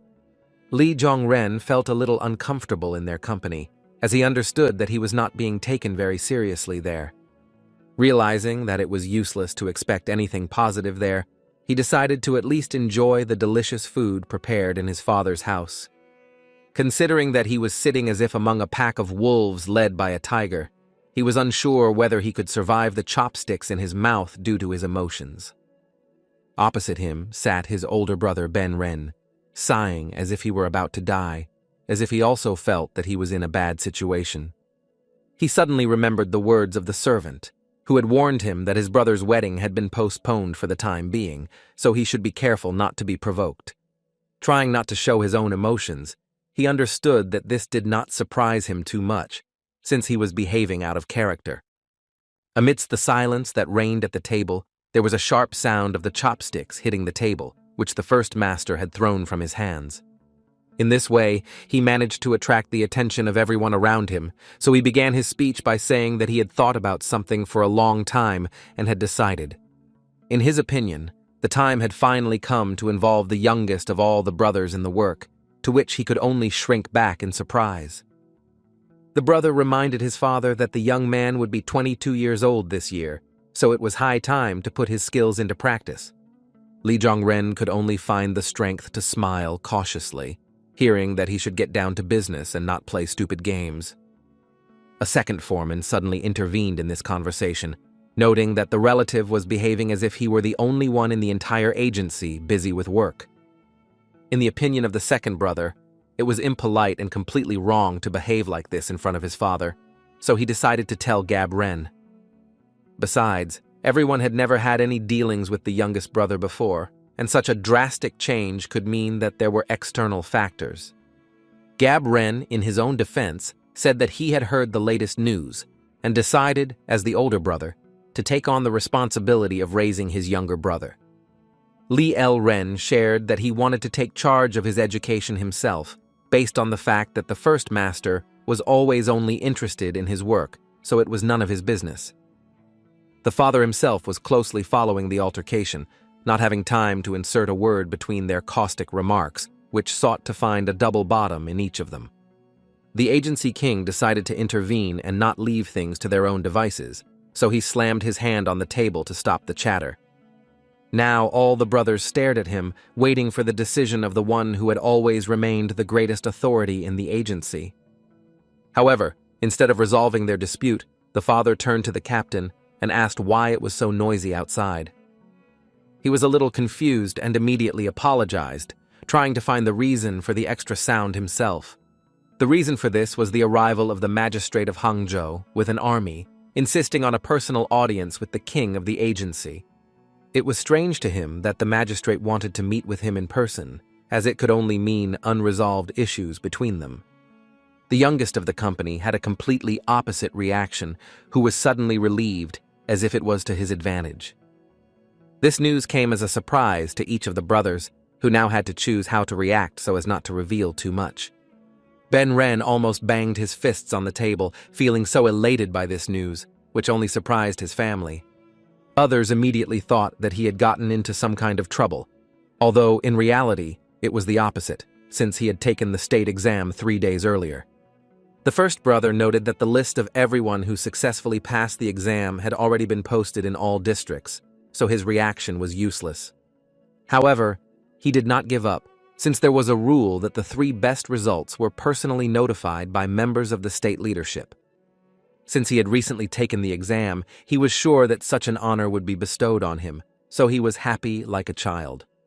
In his mind, he was already drawing a line under their competition with their younger brother, who dared to behave in such a way in a restaurant. In his opinion, all those words that were spoken in the restaurant are now useless, since he will be selected as one of the top 3 participants in the exam. Meanwhile, Li Zhongren wondered why the magistrate had arrived, since they usually don't interfere in such cases. The eldest brother could not understand Ben Ren's train of thought and wanted to ask why she would meet her father in that case, and he was sure that in this way they would make a good impression. His endless stream of words was stopped by his father, who asked them both to be quiet so they could think about the situation and weigh their actions. To remain as detailed and straightforward as possible, he decided to simply go out to the guests and see everything with his own eyes. His family supported him in this decision, so they went out as a whole group to have an unexpected meeting with the magistrate. A surprised expression appeared on Li Zhongren's face, conveying absolute misunderstanding of what was happening at that moment. In front of them was a group of people on horseback, looking very focused and serious, so their arrival at night could mean something really important. In addition, a large number of people gathered around the square, including military personnel who arrived with the magistrate. One of them suddenly jumped off his horse with a light exhalation, which could mean he was relaxed. He noted that he had not seen Mr. Li Jiangsan for a long time, but was gradually getting closer to the company. Hangzhou City Magistrate Wang Yingtak inquired about the health of the head of the Heavenly Dragon Agency and smiled amicably. The king in turn bowed, expressing his respect and at the same time his interest in the reason for the visit. In order not to waste time on unnecessary conversation, he immediately asked what was the reason for such a late visit to the residence. The magistrate jokingly asked if he shouldn't have come to lighten the situation, which seemed a bit tense. The father of the family noted that he was always welcome in their home, but they were somewhat surprised that despite his busy schedule, he came even without warning. He continued, saying that he had been asked to meet him in person, while Ben Ren smiled in the background and waited for his star moment. Meanwhile, the magistrate immediately warned that there had been a slight misunderstanding, as the purpose of their visit was different. Relying on the laws of their country, he came to deliver the exam results, as Ben Ren expected. A victorious smile immediately appeared on his face, as if everything was going the way he wanted. Meanwhile, Li Zhongren was just watching the situation warily to understand how it was really unfolding. Each family member wondered for a second whether he could really pass the exam successfully enough to be among the best. Ben Ren looked at this opportunity from the perspective of being able to gain respect from his father, which did not come easily. The king asked whom they had finally come to, and the magistrate exclaimed that of course they had come to visit his son. The owner of the house wanted to ask about the details, but he interrupted him and agreed, not allowing him to check everything in detail. He explained that one of the man's sons had shown excellent results in an exam that had been taken 3 days earlier, and according to the rules, he had to come in person and report it. Typically, assistants handle such things, but because the magistrate was personally acquainted with the family, he decided to come himself to show his respect. Smiling at the opportunity, he ordered his assistants to begin standard procedure. They, in turn, took this in stride and quickly began preparing the space for a small ceremony. They spread a sheet, on top of which they placed a small table on which they could place the necessary things. The final preparations were a bottle and a small glass standing next to it, which became a symbol of passing the exam with such a remarkable result. Ben-Ren had already begun to approach the table to accept the honor that seemed to be due to him.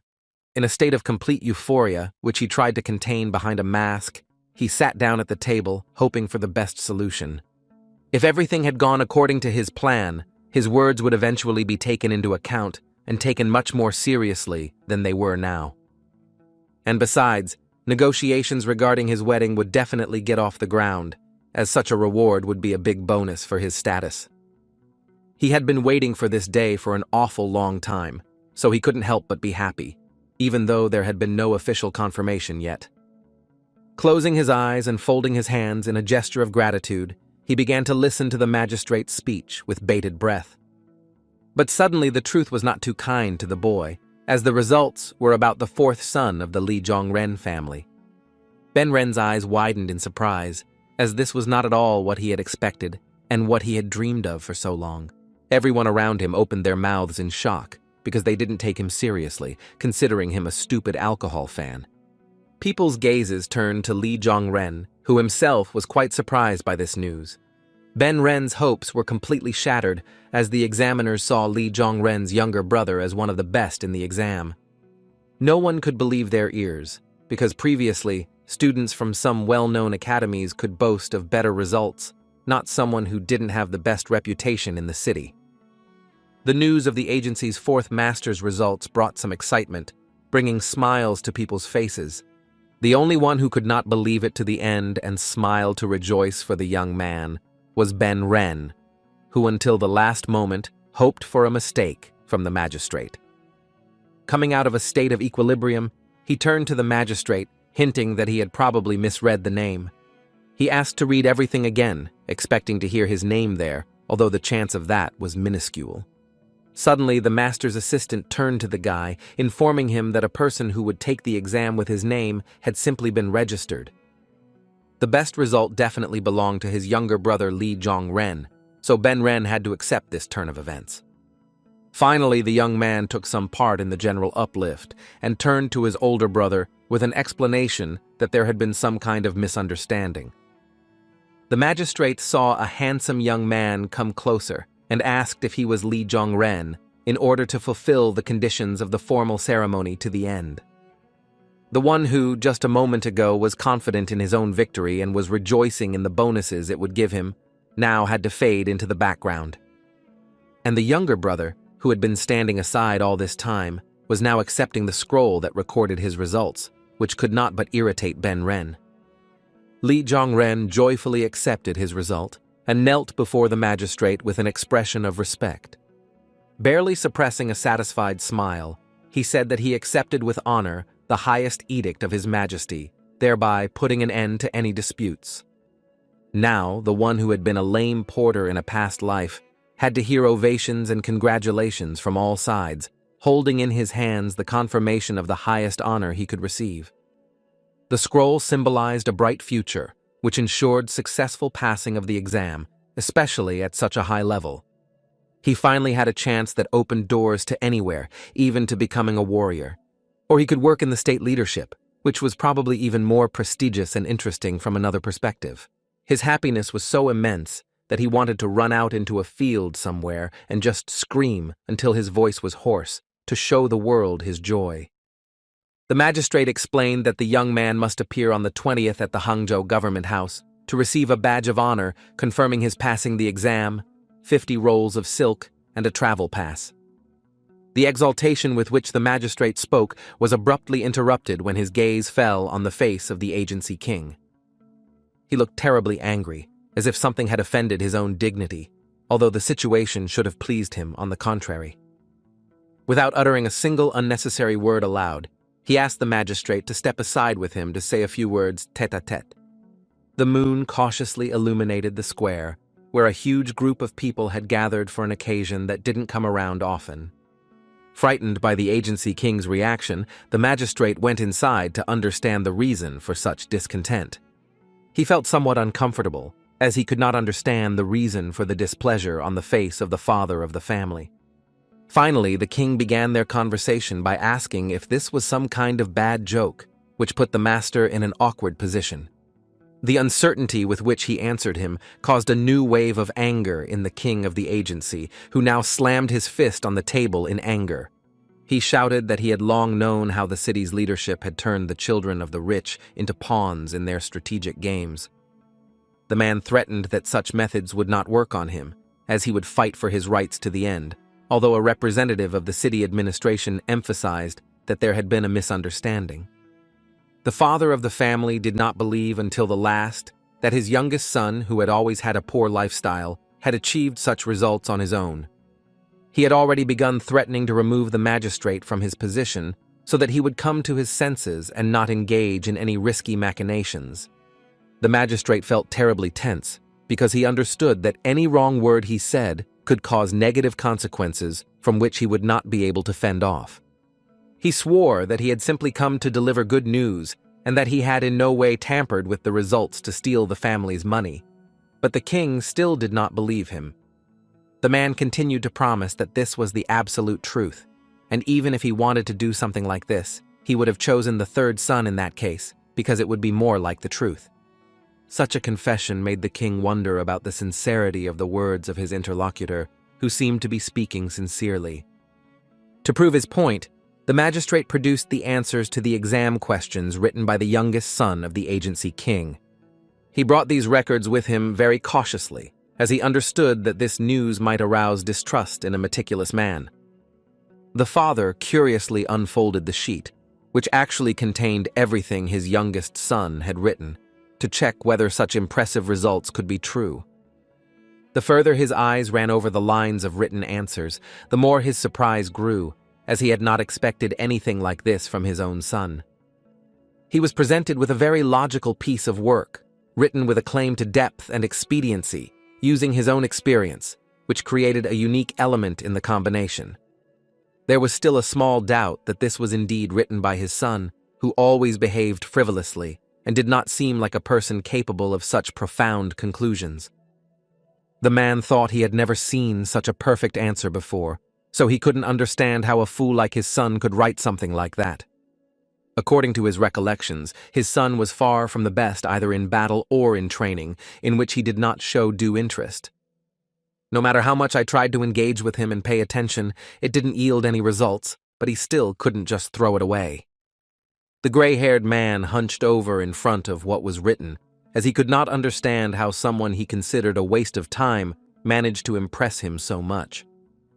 The thought had already crept into his mind that when he fell into the lake, he had met the Dragon King, who bestowed strength and luck.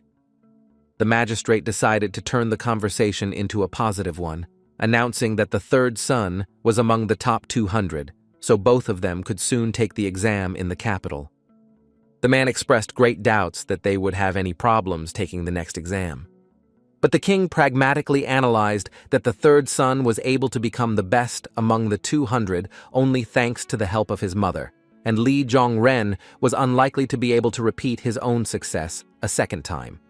However, if he manages to pass the exam successfully in the capital, then becoming a government official would be a good option for his future.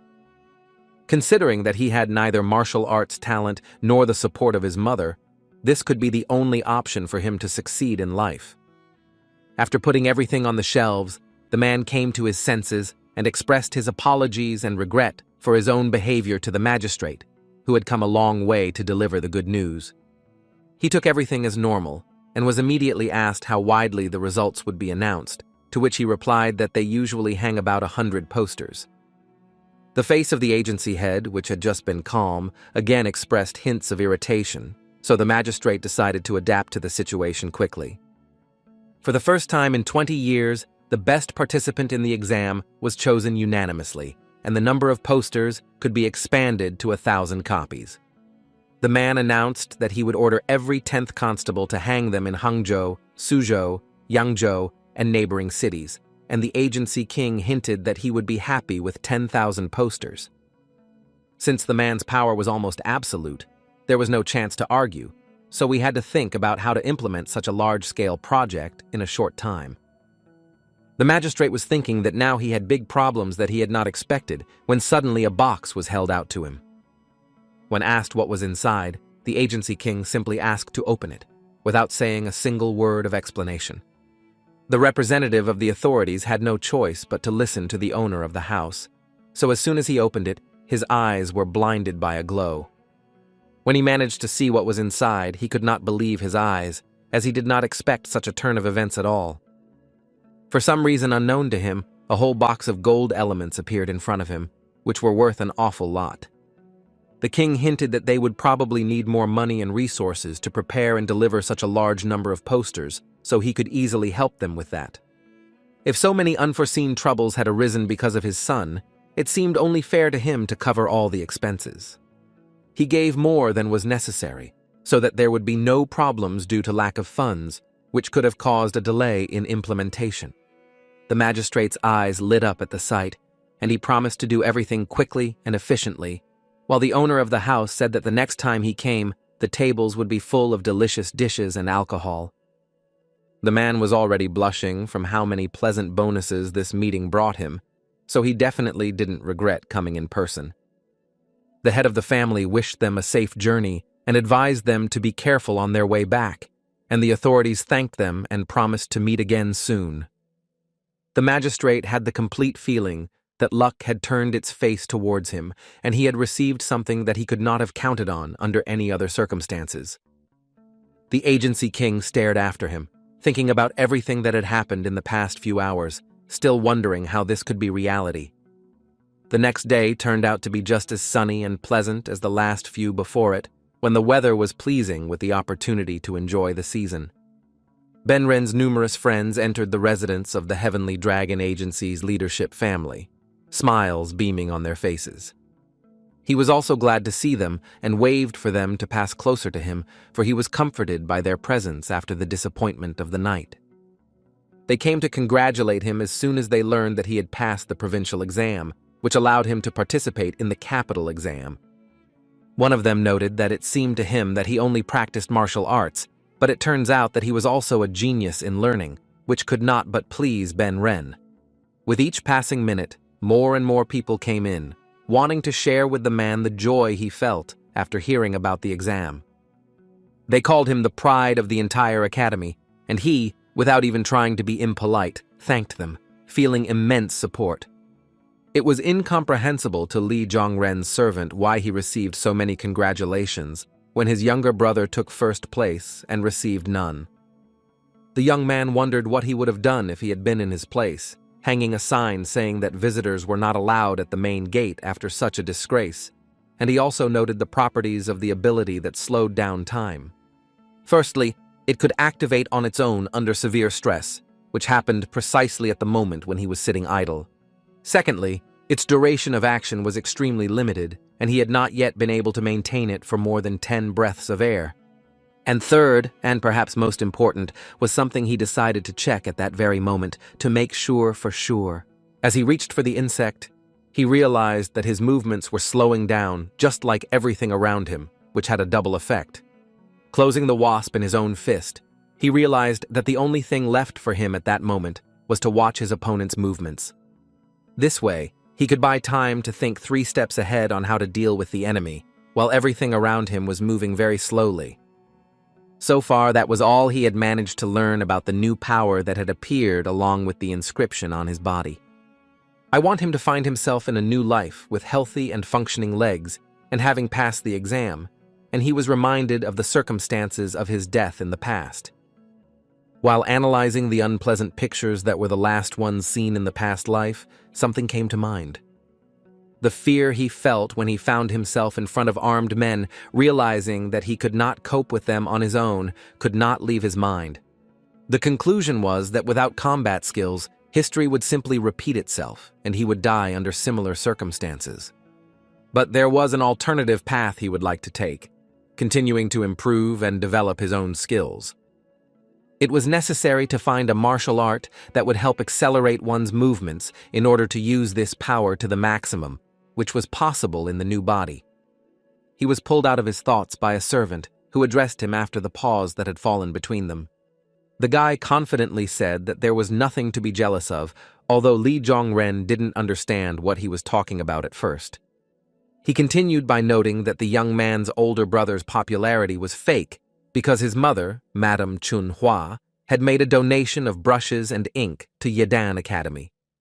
So they were present here and played the role of his friends only because they felt obligated to material goods. The servant suggested loosening the control a little if the young man was very disappointed with the idea of going to the red light district, which surprised Li Zhongren quite a bit. He guaranteed that thousands of night owls, hired workers, or brothel guards would definitely be happy for him and would welcome him sincerely. Li Zhongren asked him to forget about it and bring him some sandbags that warriors use for training, which surprised the servant, who didn't understand why he needed them. The young man explained that he intended to hang them on himself and run, especially taking the guy out of his usual routine, as he had not expected such a request at all. But all this was to become a great warrior, as he had promised earlier, which was taken as a joke. The servant had to fulfill his request, since it was part of his duties, even though it surprised him to the core. It was even more unclear to him why he was forcing him to run with him if his goal was to become a warrior. But Yang Ren emphasized that the master and the servant must be united in everything. The guy gave up halfway through because he couldn't take the strain anymore, and Li Zhongren looked as if he hadn't even gotten tired yet. Despite his host's pleas to get up and continue on his way, he collapsed without strength, so he had to run further on his own. The servant could only notice that in recent days he had been behaving somewhat strangely, and not at all in accordance with the way he had done everything before. It seemed to him as if they were facing a completely different person, with completely different goals, desires, and habits. A little later, he had to come to the Hangzhou city government office to receive his certificate and all the bonuses that came with successfully passing the exam. The young man was handed a nameplate and a pass as proof that he had passed the provincial exam successfully, which brought a smile of pride to his face. Li Zhongren felt truly grateful and satisfied, because he unexpectedly received the results he had not dared to count on in his past life. In addition, he was to issue 50 rolls of silk of the highest quality, which were awarded only to the best participants in the exam as a reward. This even caused a small tear to fall from the servant, who was watching all this from the sidelines and could not believe that his master had managed to achieve such heights. After all the formalities were completed, the master and servant went into town, finding themselves at the local market. He immediately decided to sell the silk he had been given in order to get more money, as his father's budget cuts were felt critically. By demonstrating excellent quality goods, he expected to receive a lot of money, so he did not dare to agree to unprofitable offers from merchants. Suddenly, he exclaimed that he would give this priceless commodity for 20 silver coins, which was not a very fair price for such value, but it worked. The first thought that came to his mind when he had the payment for the silk in his hands was where to spend the money. The servant could not believe that the young master had sold a gift from the state to spend all the money on fun, which he had promised to spend together with his friend. The first place where their wallet would get a little bit poorer would be where they would get a bite to eat, since Li Zhongren was hungry. After a delicious meal that felt like a gift from heaven, the boy felt much more satisfied and happy.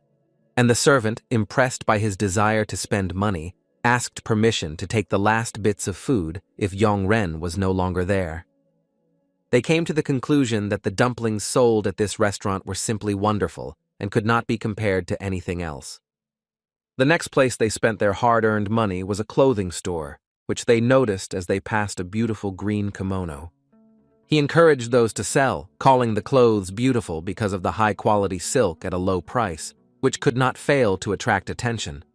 Li Zhongren admired the outfit, which he definitely liked, as he couldn't take his eyes off it. The young man also gave the servant a beautiful outfit, so that by wearing it, he himself would look like a master, even though he did not belong to one, according to his social status. He was very frugal with his spending, so he decided that it would be foolish to pass up such a magical thing and decided to buy it. The boy called it a way to celebrate his successful passing of the exam, but to the servant it only meant confirmation of his thought, as if he was disappointed that no one had congratulated him. While they were strolling through the city streets and stopping at certain points to spend some of their earned money, it was already starting to get dark outside. On their way, they met a beggar who asked for money from people on the street to last another day. He looked really bad as his financial situation did not allow him to access the human needs for comfort. The man was already used to being ignored by everyone, so he didn't dare expect these two guys to be an exception. Suddenly, looking down, he saw that someone had thrown him 2 whole silver coins, which was an incredibly large sum for him. Lee Jong-ren reported that the last money was spent on a good cause, and he does not regret spending it on a good cause. This was a common ritual performed by all escorts and porters before setting off on a mission. This ritual symbolized the transfer of bad luck to the poor man in order to return safe and sound, but the servant was still bothered by the number of coins that were thrown away. The poor man, who was surprised himself by the amount of money he had received from his master, looked after him as if he were a stranger, but was very happy with the money. The young man decided to get together for an escort, despite the fact that he had a metropolitan exam waiting for him because there was a whole month left before that, and he wanted to spend this time productively. The servant kept up with him, suggesting that he focus on studying instead of taking assignments, but he was certain that if it were realistic to prepare in a month, no one would study for decades. He needed to participate in the sorting ceremony that evening, but there was a problem that needed to be resolved first. At the ceremony, people sort the goods that are left for the day, depending on their type and purpose. They are then distributed to the appropriate delivery managers to ensure the mission goes smoothly and no unnecessary logistical problems are created. But this ceremony was intended for leaders and people in power, so getting there was a certain difficulty for Lee Jong-ren. The servant suggested asking the king of the agency for help, since he had done better in the provincial exam. But Jong-ren rejected the idea because he was certain that he would insist on studying. The boy suddenly wondered if the other man was going to go on an assignment without warning, but the young man just shrugged and put thoughts about it aside for the future. He couldn't help but notice that the owner was now behaving like a different person, since before he had trembled with fear at the mere mention of his father. Lee Jong-ren relied on the fact that after drowning alive or burning, nothing else was scary, and the servant decided not to argue, since it would be worse if he died. But something still remains a mystery, namely why the young man would personally participate in the ceremony in the evening. Given that the task could have been taken on without direct participation, there was a double bottom in his desire, but he rummaged through his own memories of the great request that day. But all the goods will be stolen, and the escort will be killed by martial artists almost at the beginning of the journey, and the heavenly dragon will have to suffer great losses. After that, the king of the agency and the head of the escort would manage to assemble a team for a cleanup and revenge, but there was still one but. No matter what happens after that, the dead will never return home, so I would like to avoid this situation from the very beginning. The guy remembered that in a past life, these people had gone through fire and water with him and always remained faithful companions, so their death would be a great tragedy for him. Even if they sometimes had to laugh at his lameness, these comrades were reliable and could always be relied on. He really cared about them being alive and well, so he had a clear intention to save them. Therefore, participating in the ceremony was necessary in order to avoid delivery at all costs, even if he had to do something reckless. Suddenly, someone appeared in front of the boys, making their eyes widen in surprise, as this was the last person they expected to see here. Before them stood the same boy from the exam, to whom the young man had lent his brush, carefully hiding behind a column. Now, Lee Jong-ren knew that this boy was not a random person, but the same representative of a wealthy family who was using a cover. She watched quietly, hiding behind the column, as the men packed their loads, trying to calm the horse, which was acting strangely abrupt. They could not calm the horse down, although it was necessary to do so as soon as possible, since the king of the agency was due to arrive here soon. The company was discussing that they should hurry up, and mentioned something about the fourth master of the heavenly dragon, Lee Jong-ren, but they couldn't listen to it. A young man quietly crept up to her, making no sound, and then carefully touched her shoulder. She was obviously scared, as she didn't expect to see him here at this moment, under her disguise. The girl blushed, but tried to pretend that it was the first time she was seeing this guy, and that he was completely unfamiliar to her, neither from the exam nor from the conversation in the restaurant.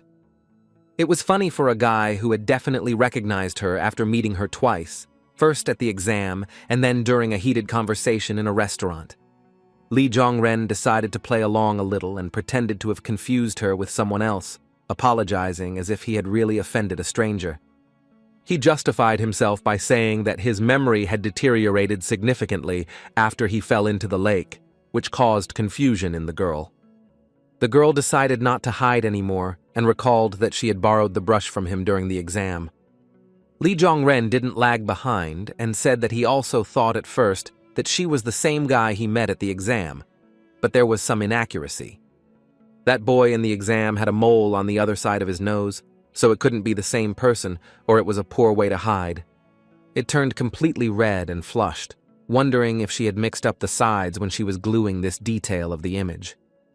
To somehow defend herself, she suggested that he simply misremembered the location of this mole on the face of a person he had only seen once, in order to reassure herself. If the girl in front of him was really the boy whose image she was using, the mole wouldn't have been able to move overnight.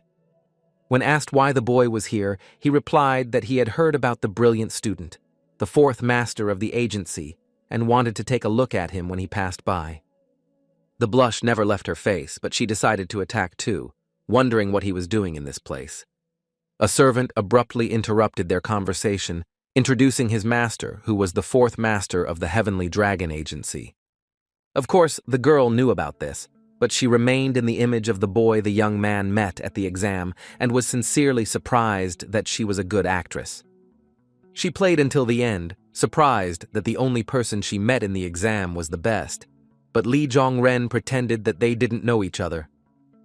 To make fun of her a little and partly for his own amusement, he gave her the fictitious name of Pung Jin Yang in order to meet her for the third time. She supported this initiative and folded her hands in a welcoming gesture, as if everything suited her and it did not affect her dignity in any way. The young man could not understand why the girl needed a disguise at that moment and why she did not want to show her true identity, since she had been familiar with him for a long time. No matter how much So-So tried to hide behind the image of a man, there was no way she could hide such a beautiful smile. It seemed like she had no idea about it at all, so he thought it would be worth telling her sometime, while also thanking her for the congratulations. The smile never left his face, and when he was about to say goodbye to her, she abruptly stopped him and asked him to wait. Jong-ren didn't know what to expect when she suddenly suggested eating a cookpub together, which definitely surprised him. The girl recalled that this was part of their agreement when they first met after the exam, but she was busy at the time. So she suggested that they cut this meeting short today if he didn't have other plans or tasks. The guy has already managed to understand that the girl really came especially for him, but the reason why she did this still remains unclear. Since he really had more important things to do and no time for these games, he said that they had agreed to have noodles instead of a cookpub. Despite the fact that she promised to treat him and invited him very persistently, he understood that he was really busy and could not give up halfway. Finally, he just said that they could do it another day, since there was nowhere to put it off and drag it out. Suddenly she snapped, and all her emotions came to the surface as she blushed and shouted that she had waited until that afternoon to hear such an answer. Here was the first inconsistency in her words, as earlier the boy had said he was just passing by. She stated that she wanted to know the secret to becoming the best, as he should have had such information, given his result. He had no idea what she wanted from him, considering that in the restaurant he had said everything he thought, and she in turn continued, reminding him as if the judges had unanimously chosen his work as the best. The boy claimed to be absolutely certain that the young man in front of him had something that was unavailable to others. And in addition, he stated that he would like to learn what distinguishes a winner from an average exam participant. To appear more convincing, she folded her hands in a gesture of politeness and asked with relentless frequency.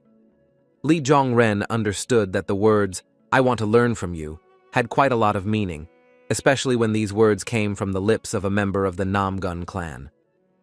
In any case, and whatever she really meant, she had to humiliate herself in order to say it, so there was something underlying it. Ignoring her efforts, he asked her to simply give up, calling himself an ignoramus from Hangzhou who had lucked out on the exam. The girl told him that a more correct expression would be a fool or an empty-headed loser.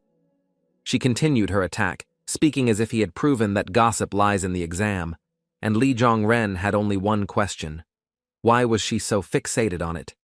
Analyzing the boy's appearance, he noticed that his clothes looked bad, although his skin and face were well-groomed, so he had grown up in a good family. There were so many ways to succeed in life besides exams, so in his opinion it was worth focusing on something else. But So-So, in the guise of a boy, spoke as if referring to those people who complete the task on their own. She asked the young man if he understood where she came from, and in response she received a sharp, searching look. Li Zhongren had to admit that her views and understanding were different from other people, but teaching her over a bowl of noodles would be an exaggeration.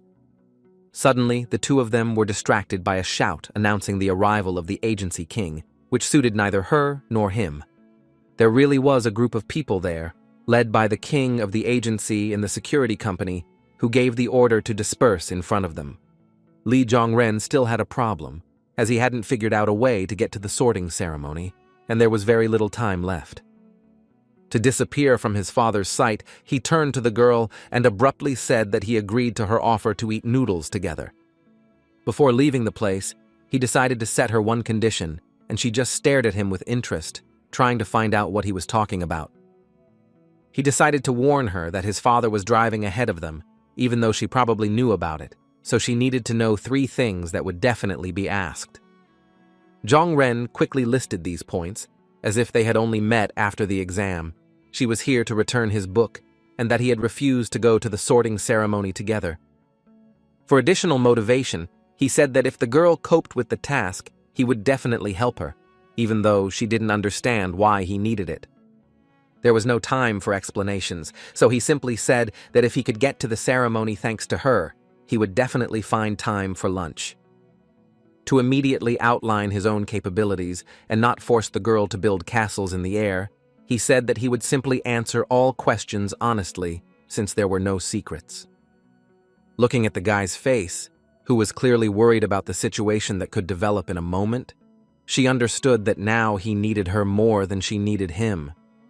This changed the situation and turned it in her favor, so now it was not she who had to buy the noodles, but him, who out of concern had promised 3 whole bowls. Just to tease him, she asked for 10 bowls, but he had no time to argue, so he had to agree to the absurd offer. As he had expected, the father's gaze fell on his younger son, who now had much more respect for himself.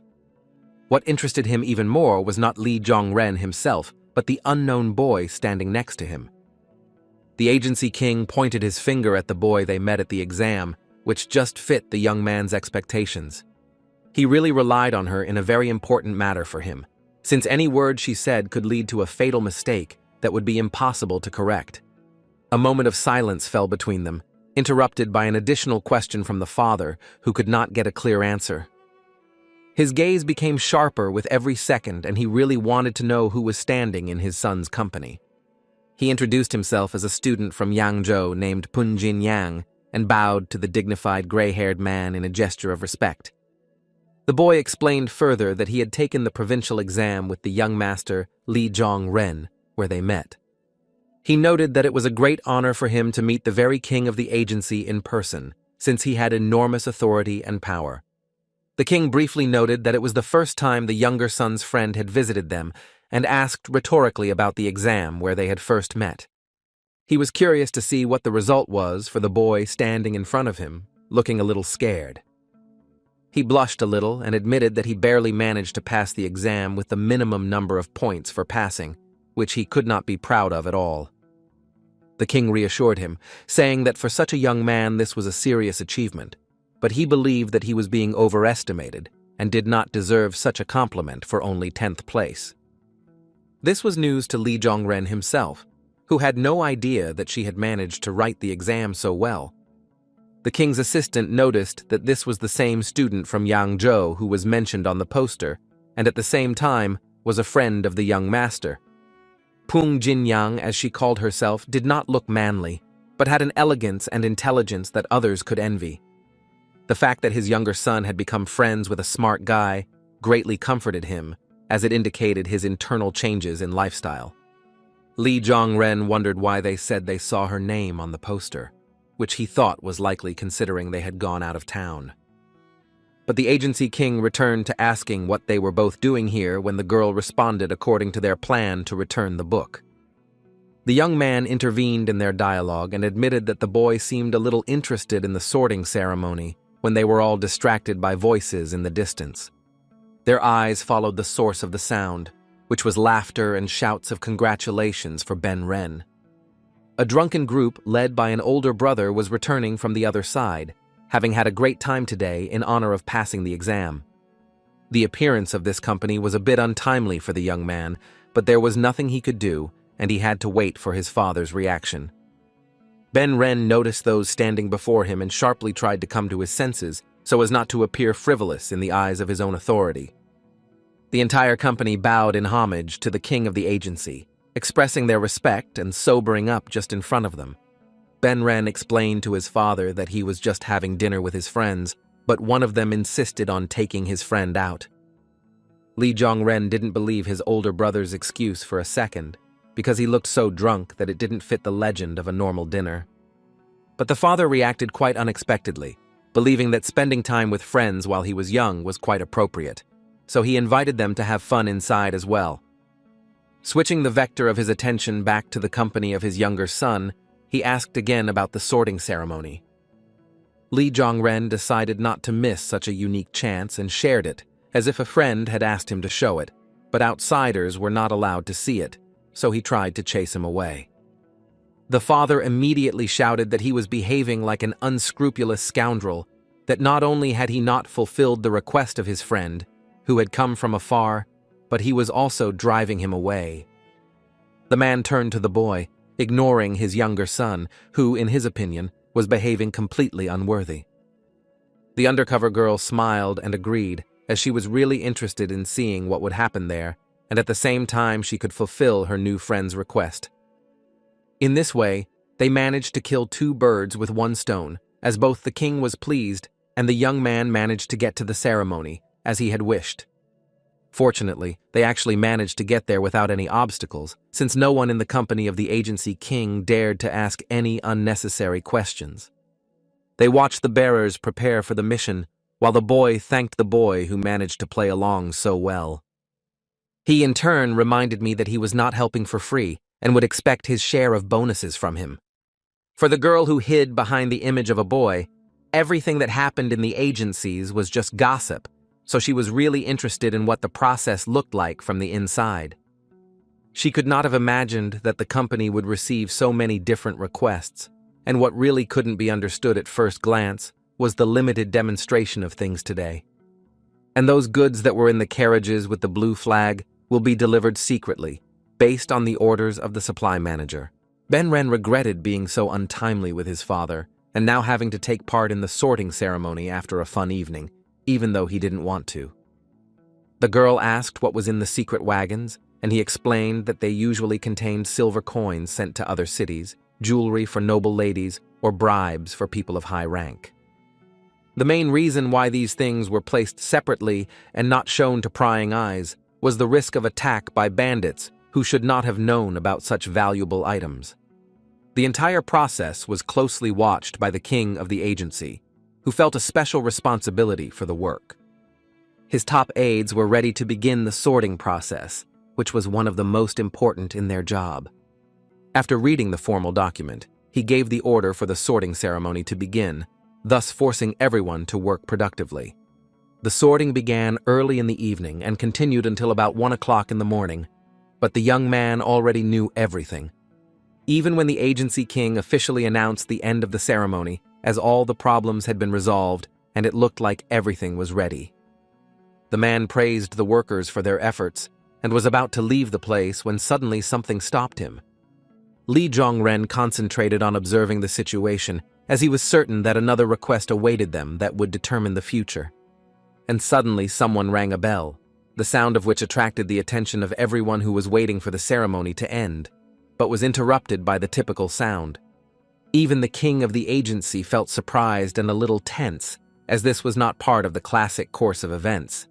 His eyes widened in surprise and he couldn't say a word, which was completely untypical for a man of his status.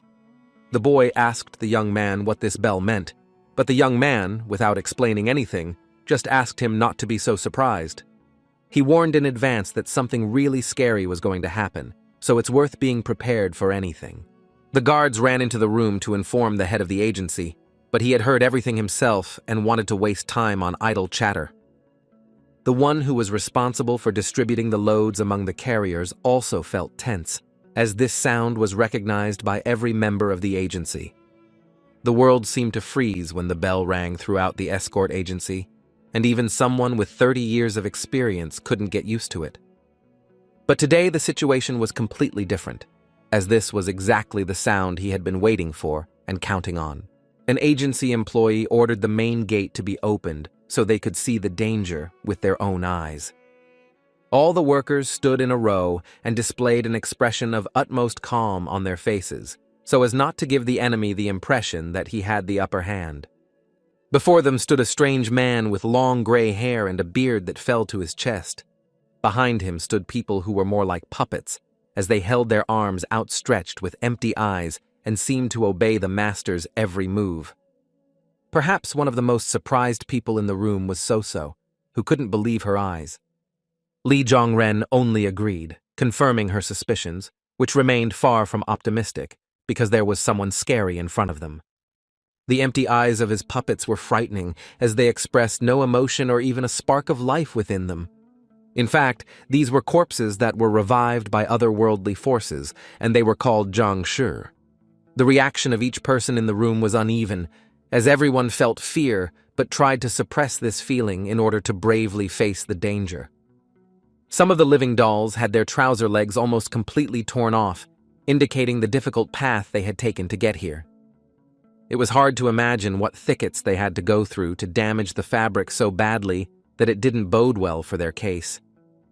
The main opponent, who stood ahead of all the others, coughed sharply to give his voice tone. He identified himself as a follower of the Maoshan sect named Do Hong Gang and reported that about 100 people were killed by a demon that was now on the loose 5 days ago in the Jiangxia Mountains.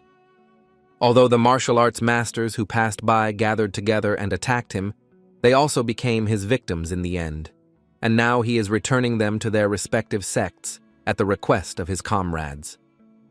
It was for this reason that he came to ask for help with an escort, to feel more secure and guarantee the return of souls. Agency manager Song Ji-baek expressed his respect to the Maoshan sect follower who helped the agency carry out righteous deeds. The father of the family decided that such exceptional questions should be discussed with him personally, so that unnecessary difficulties would not arise in the future. The sect follower finally showed his eyes and thanked them for the warm welcome, as he had not dared to count on such courtesy, given the circumstances. The manager also intervened in their conversation, also wanting to be certain about the unusual situation. Lee Jong-ren asked the boy if he was surprised, even though he knew the answer was definitely yes. It was her first time seeing a Zhang-Shi in person, so her surprise was reinforced by the novelty of the experience. She tried to explain that she didn't expect the dolls to be so similar to real people. The guy said ambiguously that living people were scarier than dead people who could no longer do anything, and even Zhang-Shi only moved on the orders of the people who had subordinated them to themselves. The girl asked if this was cargo that needed escorting, but the guy explained that they didn't constitute cargo in themselves, so their driver was simply requesting an additional horse-drawn carriage moving in the same direction. She was very curious if such requests appeared often, as it still puzzled her, despite all the additional explanations. Lee Jong-ren said that these often appear when infectious diseases spread, wars or major conflicts between sects occur, and in normal times there are only 1 or 2 such requests per year. When the number of Zhang-Shi was too large, help was needed, because sometimes the bodies began to rot, and besides, bad weather had to be taken into account, which was only one of the potential causes of difficulties. The boy shared that he would never have thought that they were doing something like that, and the young man continued to talk about how their smell drives ordinary people crazy, and even those accompanying them are haunted by bad dreams. It seemed to her that the workers endured such torment because of the high pay, but in reality, they did not charge a penny for such a service. The girl was surprised that such a difficult service was provided for free, but in fact the costs were only for one additional cart. There was a belief that they followed when setting a price for the service, that 3 years of bad luck would haunt anyone who profited from the dead. After that, it became clear to her why the picture she saw did not look like an ordinary hiring of workers, but like something extraordinary. Lee Jong-ren knew the agency would accept this request because they understood that the sect follower needed help. But as a result, dozens of warriors and porters would be killed, so something had to be done immediately. In fact, the only way that could help avoid these victims would be to refuse this request. So now the young man had to create the conditions for this. While the agency manager was negotiating with a potential client, the young man was brainstorming about how to prevent it. After a meaningful conversation, the men bowed to each other, agreeing to cooperate. The agency employee cleared his throat to give his voice strength so that it could reach as many people as possible. He informed the general public that they had decided to accept this request to transport the dead, and the final destination was Jeonyue Mountain in Jiangnan Province. Since the Taoist had already sent pigeons carrying messages to the 3 sects, their people would meet the agency on the mountain. The man asked for a registration book to be brought to him so that he could complete the order and record it in the report. He checked past records and saw that there were several caravans heading in that direction. When he found what he was looking for, the manager turned to the 12 caravans that were headed to Jiangnan Province. It was necessary to decide which of them could take responsibility for this request, but no one wanted to speak up because it would definitely slow them down.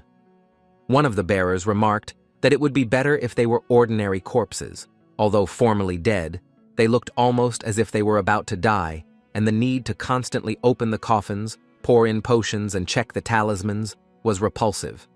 Such unflattering comments from his employees about difficult transportation or an unpleasant smell did not please the manager, who wanted to gain more respect for his work. He emphasized that only 1 additional bandage was needed for 9 coffins, and given the cold, there was no need to worry about rotting, and it wasn't far to transport. The porters had very little enthusiasm to take on this work, as difficulties would arise no matter what the boss said. Lee Jong-ren watched carefully, hoping that no one would ever take on this job, as this would avoid numerous casualties. Just as he was planning to take advantage of this and force them to abandon the idea, his older brother suddenly stood up and shouted as if they should abandon the request. This was completely unexpected for the young man, who had never seen his older brother show any interest in holding the ceremony before. Ren Ben, in turn, looked very confident and tried to defend his opinion, which so aptly fit into his brother's plans. He apologized to the Taoist, but asked to send pigeons to the sects of the dead and ask them to come here for the bodies. After all, the man was one of 7 masters responsible for dozens of escort soldiers, so he also had to rely on the operation to go smoothly. Lee Jong-ren concluded that he wanted to show off in front of his father and friends, but even though it made him laugh, it played into his hands. However, there were still some difficulties that needed to be overcome immediately so that the situation could really be resolved in this way. Such an act would have been foolish if the brother had not presented arguments that contradicted the fulfillment of the mission, which also interested the sect representative. Ben Ren noted that all the dead were martial artists and died from clashes with others, so the agency was concerned about not being drawn into the conflict itself. The Taoist said that he was wrong, since all the dead sacrificed their own lives trying to stop the terrible demon. He firmly maintained that the death at the hands of other masters was a shameful lie that the 3rd son of the Li family had been led to believe. The guy didn't want to let his guard down either, so he argued that his words couldn't be wrong, since they died in battle with the master, even if that person was a demon. He also lacked evidence from the sect follower, who only described it in words, without any material confirmation. Lee Jong-ren watched as his brother suggested not believing the man's words, even considering that he was dressed in sect attire, which was unexpected for him, but he did a pretty good job. A tense silence fell between them, amidst which a decision had to be made that would have a huge impact on the future. Ben Ren exchanged glances with one of his neighbors, as if discussing without words something that the others could not notice. The young man realized that his older brother was simply repeating what his friend was saying using a sound transmission technique, which made him laugh out loud. Ben Ren, meanwhile, decided to finish stating his own opinion and folded his hands in a gesture of respect, as his friend had nothing more to add. The man who was in charge of the shipment, now himself, began to think about the feasibility of such a task, taking into account additional circumstances. To make sure of this, he asked the other 7 masters if they held the same opinion. They, in turn, did not give a specific answer, but in their case it was normal to hesitate, because if they agreed right away, they would look too heartless, but it was the only opportunity to refuse, so he hoped for them. The girl, who had been watching this with her mouth open until now, found it much easier to simply refuse the request if no one wanted to fulfill it, and if there was a need to doubt. The young man explained that regardless of what resources it would require, the agency has a tradition of not refusing requests without a good reason. The magic of Zhangshi was created so that there would be a possibility of returning bodies home, back to their families. If it weren't for these warriors, neither their country nor their agency would exist, so it became a tradition to accompany them free of charge and without questions. Even if these people were not warriors in life, but simply died on the battlefield, they still deserved such treatment. If they fell, sacrificing their lives in the fight against the demon, it means that they should be treated exactly the same as the best warrior. Li Ben-ren felt terrible because he remembered the horror he experienced in his past life, which showed the tragedy of these people.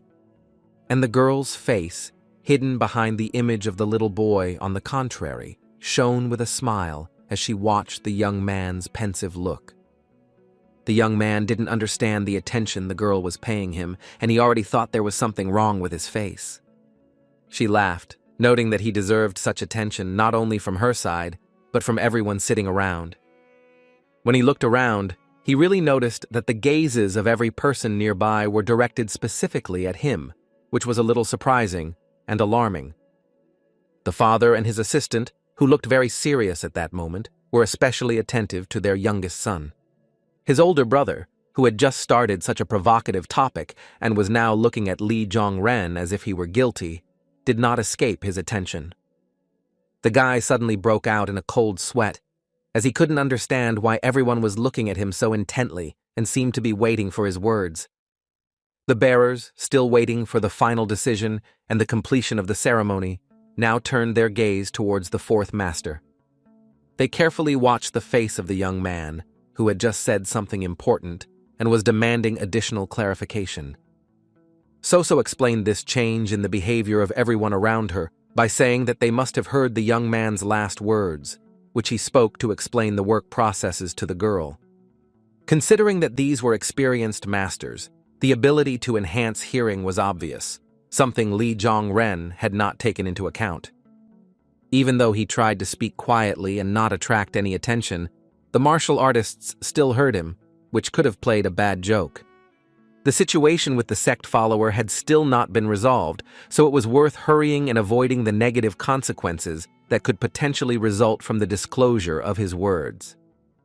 One of the most important people in the agency closed his eyes and bowed his head, thinking about everything he had heard, weighing the pros and cons for the right decision. In a moment he exclaimed that he was siding with the Taoist from the Maoshan sect, as he saw no rational reason not to believe him. He noted that his thoughts completely coincided with what the 4th master had said, which added a certain authority to both. Li Zhongren instead punished himself, believing that this shouldn't have happened and that his foolish, chatty tongue had created unnecessary problems. The porter continued, stating that he wished the Northern Dragon convoy to take over the transportation of the living corpses.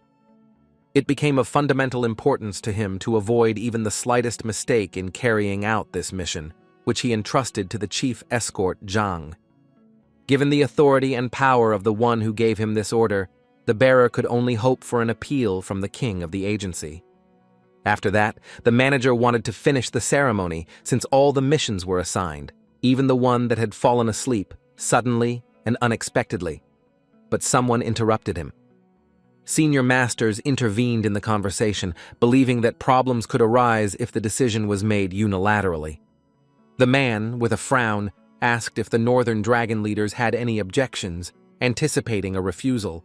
One of them noted that the final destination of Zhang's group was Yangzhou, which was 5 days away from where the bodies were to be taken. The manager asked him to continue, and he noted that the Northern Dragon had to deliver 120 tons of rice from the Manpo Trade Union to Fujian Province in 15 days. Given the enormous scope of the mission, absolutely all the porters and warriors were needed, so the group could not have lingered elsewhere. But the man did not give up and did not abandon his idea, noting that he understood what was going on, but everyone now has their own problems that simply need to be solved. As an alternative, he simply offered to provide other carriers and warriors, which would solve all their problems, as he did not want to refuse the request. Li Zhongren was already starting to panic, as there were only a few minutes left before nothing could be changed, and he still hadn't found a way to fix it.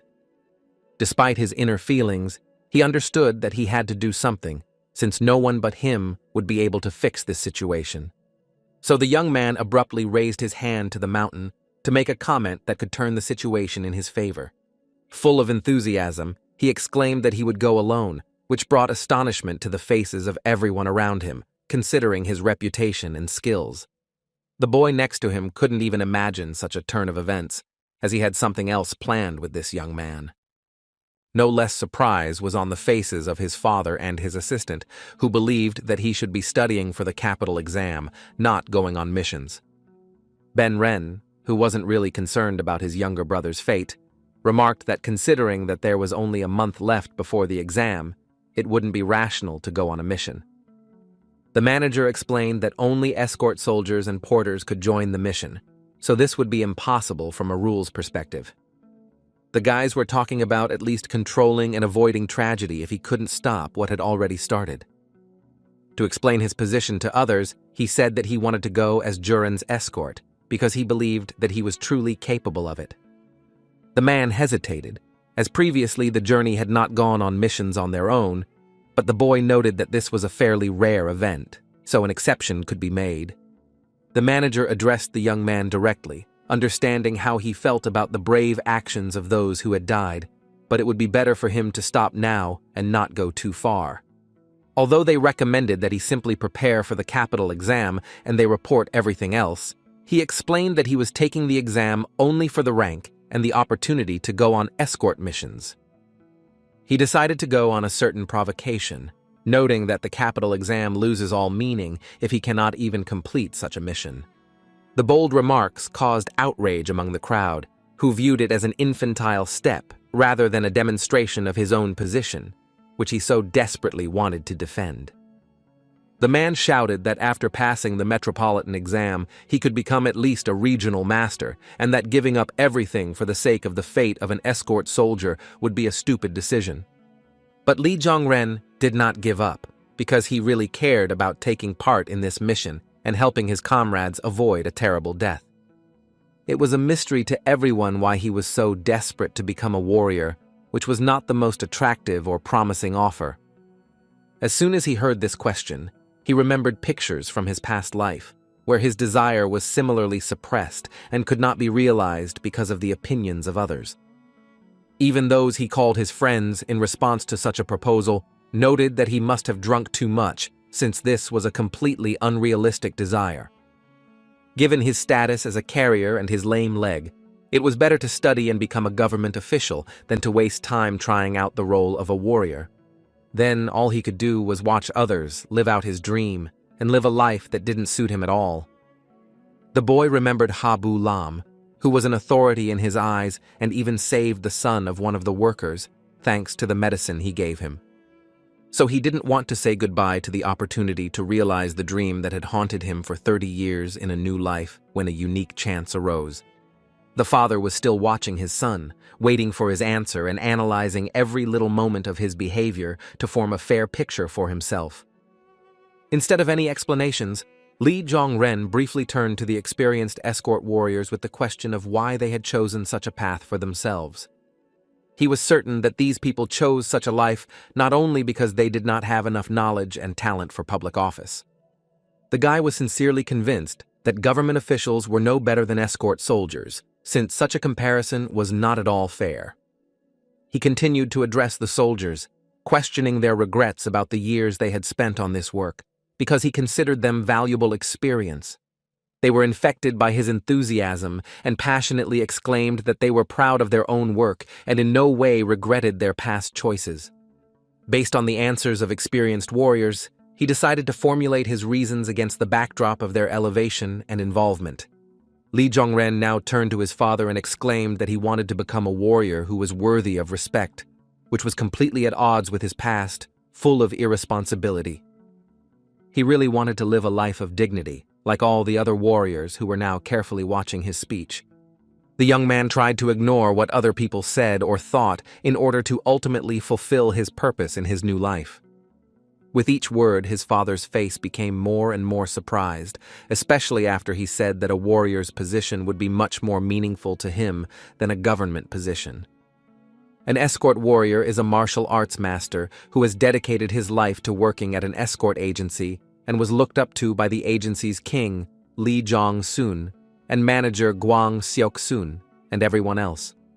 Just as every swordsman dreams of becoming a great master, and scholars dream of becoming masters of writing, escort warriors dream of becoming escorts worthy of respect. Only 4 people managed to become famous for this throughout the Central Valley and become what was treated as heroes.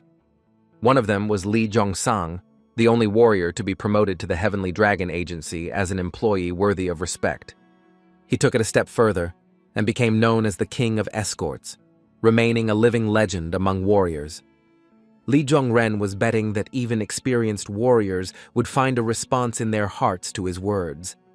If they really supported him, he would have a unique chance to turn everything upside down and put the situation in the way he sees fit. But still, the girl, dressed in disguise, kept up with the young man and kept asking for additional explanations. She reminded him that he had mentioned that he had one question, and everyone around him had given her credit because she was indeed right. In fact, he managed to ask so many questions that his head hurt because they were so profound, but it was difficult to argue with him. The workers found a response in their hearts to the master, who now seemed to them very loyal and in line with the demands of ordinary people regarding managers. But whatever it was, everything depended solely on the decision of his father, who was still watching without uttering a sound. The king of the agency had a very pensive look, as if he was amused by what he heard from every angle, remembering his past as well. Suddenly, after a silent pause, a smile appeared on his face, giving hope for a pleasant solution for his youngest son. His face warmed, and he turned his gaze to the young man, who was still waiting for the decision that would change his fate. Gwang Seong-sang, in turn, was also ready for any decision of the king and would show his humility and respect for him. He took a deep breath and prepared to deliver the news, summarizing the agency's statement. Unexpectedly, the plan worked, and the young man was appointed as an escort warrior, which was the best solution to this adventure. He was assigned to Zhang Riengi's convoy heading to the Zhangyue Mountains, where the bodies were to be delivered. The 2 senior masters looked at each other and discussed, as if things were taking a completely strange turn, not typical of the agency's work before. Lee Jongren himself could not believe his ears and clenched his fists in elation, listening to the comments of the people around him, who were also happy about this appointment. Finally, he managed to fulfill his own dream, which remained only in plans for 30 years, but has now become a reality. He felt as if he were ready to jump up to the sky with joy, and yet it still seemed to him as if it were some kind of pleasant dream. The manager had once again begun his classic speech about all the missions being assigned and the escort ceremony coming to an end. But before he could even get halfway through, they were interrupted again by someone shouting to wait, which has become a classic for this Congress. Lee Jongren, who still couldn't get over it, was now also focused on the exclamation that could change something even in the perfect schedule he had created. Suddenly, it turned out that the girl who was hiding under the disguise of a young man from the exam had shouted that she also wanted to be hired for the job. Soso looked very confident and determined, raising her hand as high as she could to be noticed and get attention. Now both the escort leader and the sect follower looked at her with wide eyes, not understanding how to answer her so as not to offend or do something stupid. Returning to the image, she said that she had taken 10th place in the exam, and her name was Pungjin Yang to bring some clarity.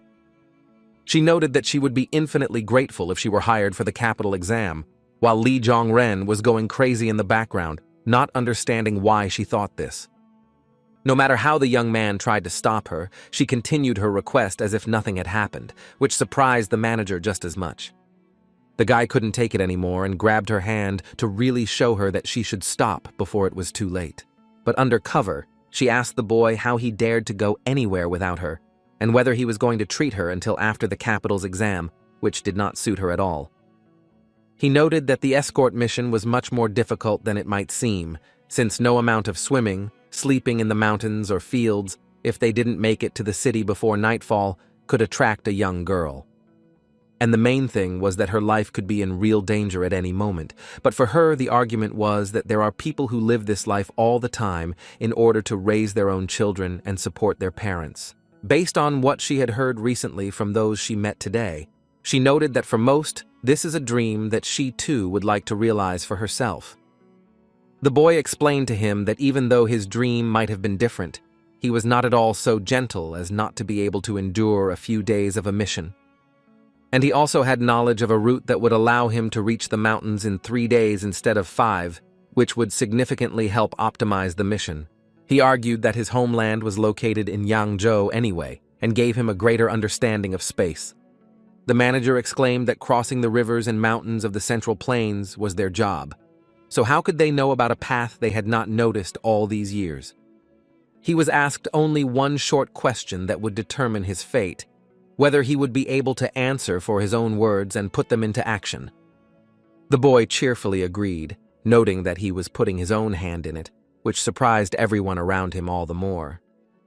Li Zhongren, observing her, concluded that she behaved like a real man, despite the fact that her nature was gentle and feminine. If this whole image weren't a disguise, they would definitely become best friends, comfortable complimenting each other. When the ceremony finally came to an end and they were left alone, there was an opportunity to think about everything that had been experienced without haste. The king turned to his assistant Seok-san, who stood behind him and waited for his request, as he understood that these could arise after such a bright event. He wanted to hear his opinion about his own youngest son, whether he would be able to become a truly good warrior. Seok-san had watched the young master's behavior as closely as his own father had, and believed that this could not be called simple talk. He noted that he had succeeded in his own father's stubbornness, but the king could not understand why he needed all this if he was weak in martial arts. The aide wanted to point out that this could not be a problem if the man had enough determination, but the king interpreted it as an attempt to protect the young man. Seok-san explained that the escort warrior had to know martial arts to protect the cargo on the mission when necessary, but there were still other methods of dealing with danger. Li Zhongsang was simply disappointed that his son, with so many easy paths in life, could simply go on missions for a few years and then become the head of the pavilion. But at the ceremony, he noticed that he looked as if he was going to wander the world forever, and this path was difficult and suggested sleeping more often on the ground than in a warm bed. The assistant couldn't help but agree with the agency king, but he mentioned that he knew another similar escort warrior, which interested the old man. He drew an analogy with the king himself, who followed this path for 40 years and then became the owner of the largest escort agency in Zhejiang province. The king didn't even notice that his son had decided to follow in his own footsteps, but if that's what he wanted, he should just let fate take its course. Li Zhongsun wanted to ask the assistant more about what he considered fate and how he should behave towards it. Seok-san noted that if a young man had a plan to become a respected warrior, he would have to fight his brothers, whether he wanted to or not. Of course, it would be reckless to look that far ahead, as most average warriors lose their lives before reaching that level. Fate was something that only the gods could foresee, and humans had no choice but to follow its strange course. The king of the agency was speechless from how meaningful the words seemed at the moment, and he couldn't find anything to add. He shared that he had been watching his son for 22 years, and his recent actions really shocked him, admitting that he was just a father who wanted to know his son for real. The king was still arguing that no matter how much a worm spins, it will remain a worm. But the assistant pointed out that there are worms that eat snakes and knock wild boars off their feet. As an example, he cited the spirit of heaven and earth on Mount Wuji, which was the talk of the whole Jianghu. The man interrupted him, saying that that was enough nonsense for today, and changed the topic to the girl who wanted to join the mission. He was curious to see if the assistant had noticed something he had noticed himself, and he wanted to test his instincts. They spoke openly, sharing ideas about who she could be, which was made difficult given that she was too young to be famous. Li Zhongsang's attentive gaze did not escape the fact that she walked in a specific way, which gave at least some hint of her origin. He was sure that the girl had previously studied martial arts, but it remained a mystery why she would hide behind a man to get close to Zhong Ren. But the assistant reassured him, reminding him of the warm and admiring eyes with which she looked at the master's son. Given the apt combination of lightness, cheerfulness, and elegance, there was no doubt that she came from a noble family. But the king did not want to leave it at that, and ordered his assistant to find out more about her in order to be confident in the new employee. For his own confidence and peace of mind, he ordered a capable escort warrior to be placed as reinforcement for their convoy. He immediately noticed that it was worth avoiding Gab Ren, Al Ren, and Ben Ren, so there was only one person left who fit the requirements. His name was Gabu Lam, and he was one of their new recruits, wielding a long sword that helped him defeat most of the main escorts. He was given additional authority by the fact that he had vast experience in Jianghu, which the king especially liked. Meanwhile, on the other side of the residence, the conversations were not as calm and measured as they were with my father. Ben Ren couldn't calm down and told his older brothers that he had no idea about martial arts, and started talking nonsense about warriors and missions, remembering Li Zhong Ren's speech. The older brothers partly agreed with him, since going on a mission when he should be preparing for the exam was somewhat meaningless, although realistic for the best at the provincial stage. The second brother believed that he would have had a great chance if he had not underestimated the capital exam, which offended Ben Ren, who believed that such an opinion of the young man was too high because the exam was at a different level in the capital. The elder brother turned to Ben Ren, who had so ardently defended the honor of the exam, asking if he was also planning to take it. The third master frowned and asked what the question was about, as he did not want to share these details with his brother. But this confirmation was unnecessary, because the boy's behavior showed everything for him, which made the second master laugh with surprise. Although this was obvious to Ben Ren, since he was taking the provincial exam, the man was certain that it was simply ridiculous. He now felt depressed because of the ridicule from his older brothers, who were pushing certain boundaries for him. But the second master continued, adding that Ben Ren's mother was able to bribe a judge to help him pass the provincial exam. But how would that work in the capital exam? All he had to do was go to Beijing and bribe everyone there, the second brother remarked ironically, causing a cloud of emotion to appear on Ben Ren's face. The man didn't understand how everyone found out about his mother's bribery, but the problem wasn't the publicity, but the very essence of the approach, which never reached him. One of the two older ones noticed that Yong Ren had grown up a lot in such a short time, and had changed his father's attitude towards him in this way. The second one asked what exactly he was talking about, because there was a double meaning in these words, which really corresponded to reality. Unexpectedly for each of them, it turned out that their father had given them a meteorite dagger, which symbolized something more than an ordinary weapon. Each of them's eyes widened in surprise, as such a valuable item fell into the hands of someone they had never taken seriously before. It was hard to believe, and I even had to ask again to make sure it was about Yong Ren and not someone else. There was a verbal agreement between them that this sprout should not become a tree, since all the roles had been assigned before his performance. Time flew by and their mission finally began, so they set off with the caravan. One of the bearers was concerned about the condition of the fourth master, who did not seem as enthusiastic as he had been during the distribution ceremony. Li Zhongren really held up to the pressure the best among the entire group, but he didn't give up and tried to pretend that everything was going as it should be. Playing the fool, he wondered if there was anything strange about him riding his horse lying down, as he didn't want to draw attention to himself at such an angle. Chief Attendant Zhang looked at this with irony, but at the same time was concerned about the condition of his new employee, who was feeling somewhat mediocre. The young man was almost desperate, and had already asked to take a short break, which could help him catch his breath at least a little. He wasn't used to spending so much time on horseback and wanted to finally rest, but there were strict schedules that required them to cover a specific distance per day. Their duty was to reach the Valley of Chance by sunset at any cost, regardless of fatigue or other needs. The man assured that changing the schedule just because of him would be wrong and impossible in their conditions. Li Zhongren knew that a new route had been built last year that would take him only 6 hours to reach his destination, but he chose to ignore it. But blaming anyone else would be foolish, since the fact that he had not learned to ride a horse skillfully was only his problem, caused by the difficulty in maintaining balance.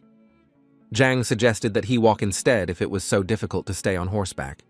In the man's opinion, simply leading the horse alongside would not be as difficult as trying to balance without having such a skill. It could be compared to how porters carry loads on their backs, but the young man still wasn't particularly enthusiastic about it. Added to this was the laughter from other soldiers who were watching the situation from behind and deriving considerable amusement from it. Li Zhongren blushed because he was truly ashamed that he couldn't do the work on par with others, but there was nowhere to go.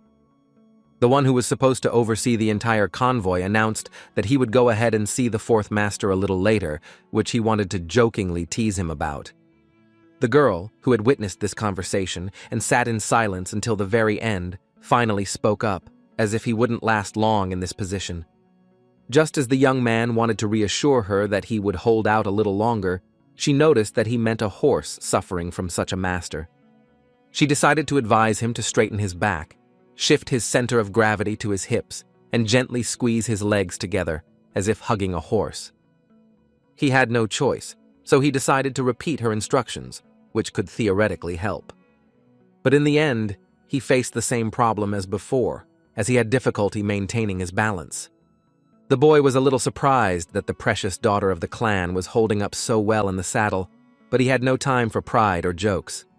Li Zhongren was a firm believer that one should learn quickly until one loses the desire to teach, which occurs rarely but in due time. She watched him carefully from the side and noticed the small progress he was making in such a short time of simple instructions.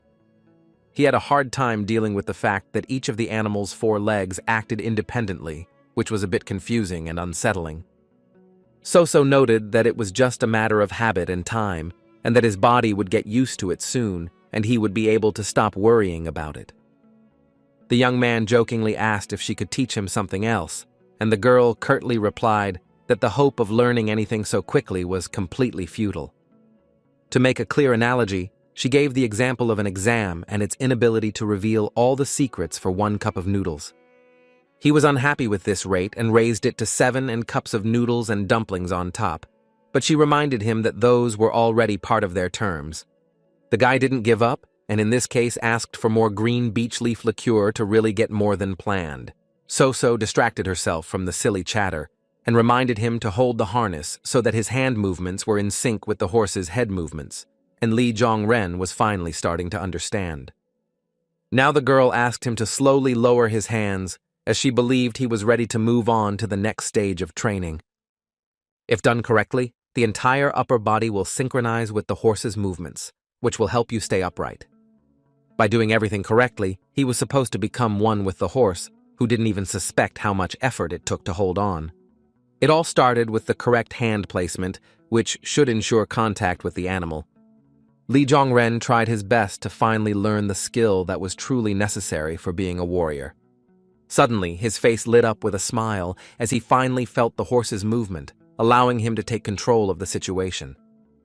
He could not even imagine that thanks to simple instructions, he would be able to master such a skill that was definitely worth extra dumplings for the girl.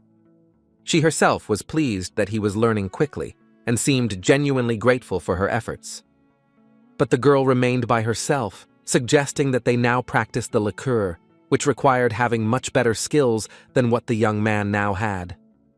The boy's eyes widened in surprise, as he was not prepared for such decisive action that would significantly speed up the horse. It was very difficult for him to balance when the horse was calm, and now that it was much more active, he had no hope of mastering the animal. Li Zhongren found himself in a stupid situation, as he could neither stop the horse nor control it, so he had to hope for the best. The girl mocked him, hinting that he should make every effort possible if she undertook to help him. In her opinion, learning in a critical situation will always be more effective than calm lessons in a relaxed atmosphere. Now all the warriors turned their attention to the young master, who shouted for them to get out of his way, as he could not guarantee their safety otherwise.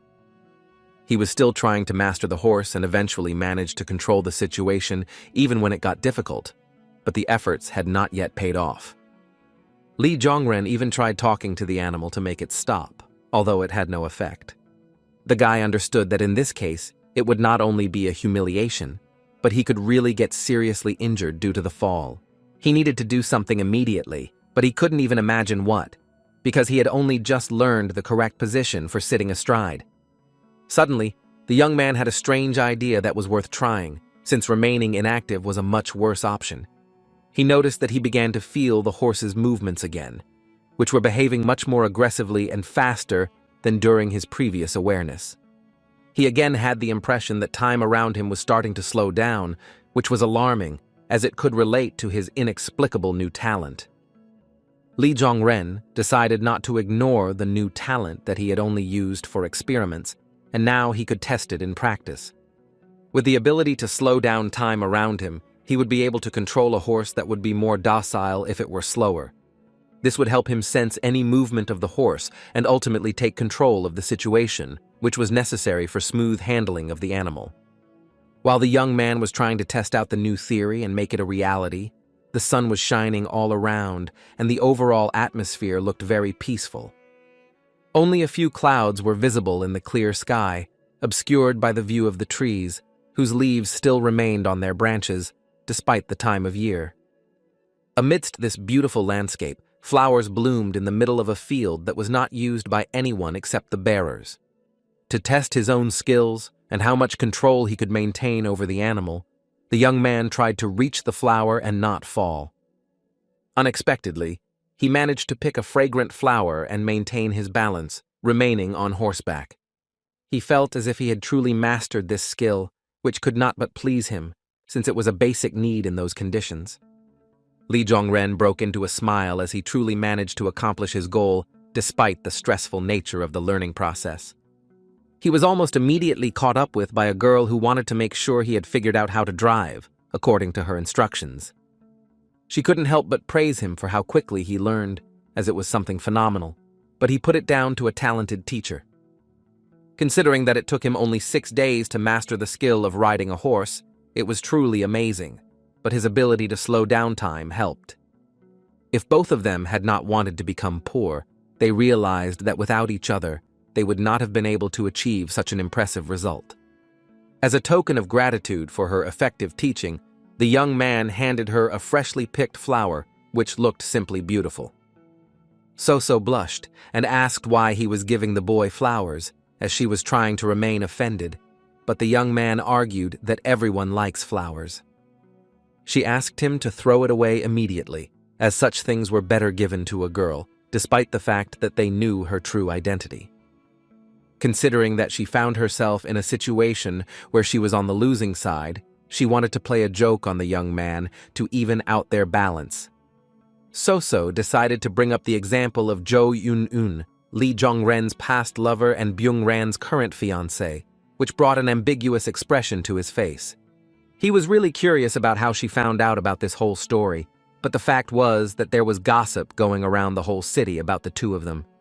The young man exhaled, asking rhetorically if this wasn't his karma that he simply had to accept. The girl, amidst this awkward pause, decided to clarify if she could ask a slightly tricky question. The blush never left her cheeks, which put her in a slightly awkward position, but she thought for a second to formulate the question correctly. Finally, the girl decided to ask a question about the qualities that the young man liked in Cho-en-en. Lee Jong-ren asked if she had ever met his past fiancé, for whom he really suffered.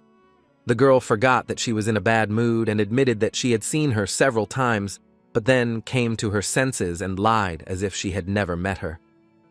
The young man started to tell something, but immediately realized that it was all gossip that was not worth believing. It was said that the girl was one of the 3 greatest beauties in Hangzhou, which seemed to be true, since she was indeed beautiful. The young man drew an analogy with bees, which are attracted to the scent of a flower, not its appearance, hinting at his attitude towards the girl.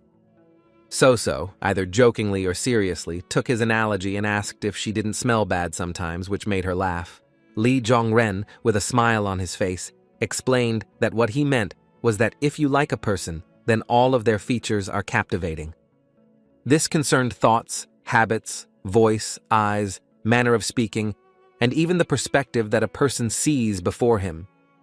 As for appearance, it was only one of the factors that had a subjective basis, so it could not decide the final result. He continued, musing that if the question was whether he liked her, then probably not. Looks didn't matter much to him. The girl noticed that he sounded very confident for a man who jumped into the lake over a girl. But for him, a lot of truth was revealed when he was on the verge of death.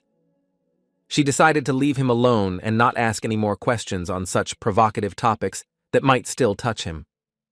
As soon as the girl finished talking about this, she remembered their agreement, or rather some of its terms. So was curious about what books he used to prepare for the exam and wanted to find out while they were on their mission. The young man couldn't find any specific names in his memory, so he asked her to wait a bit for him to remember, as he needed some time. Suddenly, the horse beneath her cried out as she squeezed him harder than usual, which couldn't go unnoticed. The aura around her dissipated, as if she was terribly angry, and she asked with a hint of irritation if he wasn't just trying to avoid her questions. He remarked that he would be able to remember the titles of the books if she taught him acupuncture, which would be a mutually beneficial proposition. The guy recalled seeing a steel-tipped pen on her, which could only mean that she was an acupuncture practitioner. She admitted that such handles are used to hit acupuncture points and immobilize the enemy, and she had only studied it a little at a martial arts academy for self-defense, so it would be difficult to teach. So exclaimed that people don't teach martial arts so simply, which seemed to be incomprehensible to the young man, but he only asked to show the location of these points, not to teach them how to block them. He knew that there were lethal points that could kill, mute points to deprive one of the ability to speak, or paralyzing points that could immobilize one by hitting them, which was no great secret. I was surprised that he didn't know about their placement, considering that he was the 4th master of the agency and had to study a lot. Lee Jong-ren provoked her, hinting that if she didn't want to say anything, he couldn't mention anything about the provincial exam.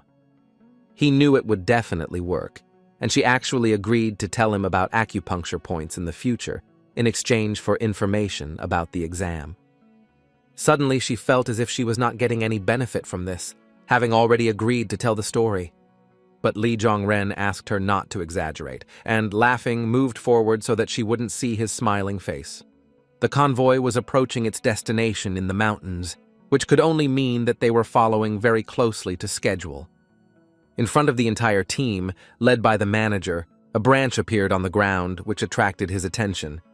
Although it was a trifle, given the man's vast experience, he could quickly analyze events. Therefore, he gave the order for everyone to stop, because something about this alarmed him and he listened to his own instincts. Lee Jong-ren and So decided to get closer to understand why an entire convoy was stopping, which didn't happen often. The master quickly approached the very front and turned to the accompanying Zhang to find out more. He just wanted to know what happened, but it brought smiles to the people around him who had much more experience than Lee Jong-ren. Zhang wondered why they had come forward, since he had not given such an order, but the young man did not understand what was going on. The guy was certain that all the escort soldiers should gather together in such a situation, since a joint decision would carry more weight. As soon as he said these words, a deafening laughter erupted around him, as if he had said the most stupid thing in the world.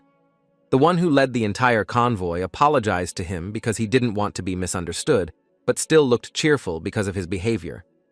Jang was left with the feeling that the fourth master didn't know much about the world of escort warriors and its ways.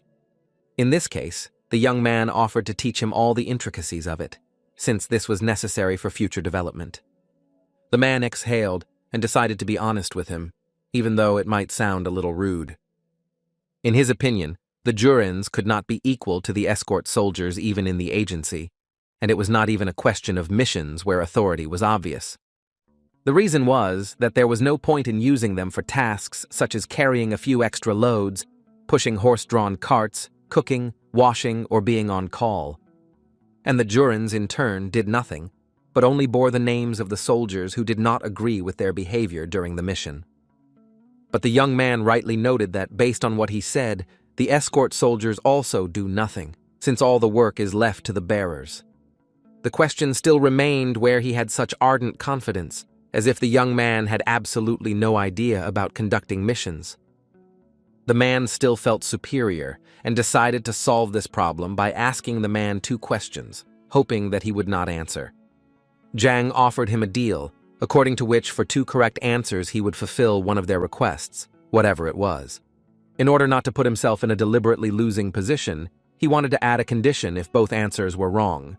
In that case, the 2 of them would have to prepare dinner for all the soldiers, porters, and horses, which would be a huge amount of work. This was expected of Zhang Ryan, considering that he was Elren's subordinate, so he had a clear intention to do anything to destroy the fourth master. The young man agreed to this dispute because he did not want to lose the opportunity to prove himself right in this matter. Li Zhongren kept up with him and added the condition that otherwise the leader would feed everyone, which would be a humiliation for him at the same time. The man assumed a haughty look that didn't suit his face at all, and tried to phrase the questions in a way that would make them difficult to answer. He pointed to a branch lying in the middle of the road, planning to build his questions on its foundation. The leader added that it was a sign that the people of Jianghu left for those who walked behind, and it was also called hidden. In fact, there were countless of them, as they were used by escorts, so a warrior must know about them for sure. The question for Li Zhongren from Soso was what was the name and meaning of this particular sign that was in front of them. The girl objected to such a question, as it was unfair to the first mission, which did not allow them to know something that was not taught anywhere, but could only be gained through direct experience. But the leader argued with this, because in his opinion, despite the orderliness of the mission, all the escort soldiers should know this, including the fourth master. The argument was interrupted by the young man himself, who intervened to finally shut up, at least for a moment. Unexpectedly, he was ready to answer, so he asked Zhang to have the patience to listen to the answer, since he had already asked the question. A cheerful smile played on his face, showing his absolute readiness and lack of confusion, which the head of the escort was counting on. Although no one expected it, he said the name of the sign with a proud smile, which sounded like angry tiger in ambush. Despite the fact that this was the first mission in his life, he had such a profound knowledge of signs that not every experienced warrior could decipher. Surprise appeared on everyone's faces, as no one expected him to really know the answer. The girl herself, who was standing to the side and had just defended the young man from a difficult question, to which he quickly found the answer, was no less surprised. Zhang was probably the most confused, as his plan had completely backfired, because he wanted to catch him off guard and quickly ridicule him. He asked the fourth master what he had said to make sure his hearing hadn't failed him, and he didn't think so. Li Zhongren cheerfully repeated the name of the sign, which was still quite difficult to identify, but he managed it. To fulfill the terms of their dispute to the end, he further explained the meaning of the sign, which was that there was probably an ambush ahead in the forest. The young man proudly returned and noted that he was waiting for dinner from the leader and reminded him not to neglect the horses. Zhang was terribly angry about this, as he did not expect the situation to turn out this way when he agreed to such a condition. In any case, during their next stop, they would have to fulfill the condition that both had set during their argument. They were in the Valley of Chance where, according to the sign, all kinds of dangers could be expected, but there was no way back. Zhang, given his position as the escort of an entire caravan, now had to be very careful and attentive so as not to fall into a trap. As they passed by, there was indeed a group of soldiers there, actually resting and preparing their food. They didn't look very friendly, which could only hint at the potential danger of a direct encounter with them, but that was best avoided. The strangers looked around, as if waiting for someone who matched the meaning of the sign they had seen at the entrance to the forest, but they had to check it for real. The caravan leader immediately noticed that the Green Forest organization, consisting of small bandit groups, was ahead of them, so it was worth being extremely careful. Li Zhongren asked the girl with a smile if she knew how to fight with swords, and she noted that she had little experience in that. He was curious to know her status, whether she was a student or a martial arts master, but she gave an indirect answer, stating that it was not necessary to be a master to be a warrior. Considering that she had passed the provincial exam, it was now easier for her to be classified as a scholar, which did not coincide with her skill with a sword. The young man thought that she would be able to master both directions to a high level, but he was curious about why she was trying to study and become a warrior, and so shared that she had a dream of creating the Marima sect together with scholars. And in order to realize this, she had to pass the capital exam, so she sought to study diligently to be able to become the founder of a sect among scholars. The guy laughed because he didn't expect to hear such a meaningful and profound answer, and she thought it was because her dreams were too unrealistic. And what was even more unexpected was that she decided to share such knowledge with him, and she continued that she was preparing for the future, and if she became a martial arts master, she would create her own style. That was why she had taken the imperial exams while there was still time, but Li Zhongren was terribly interested in why she had decided to share such personal details.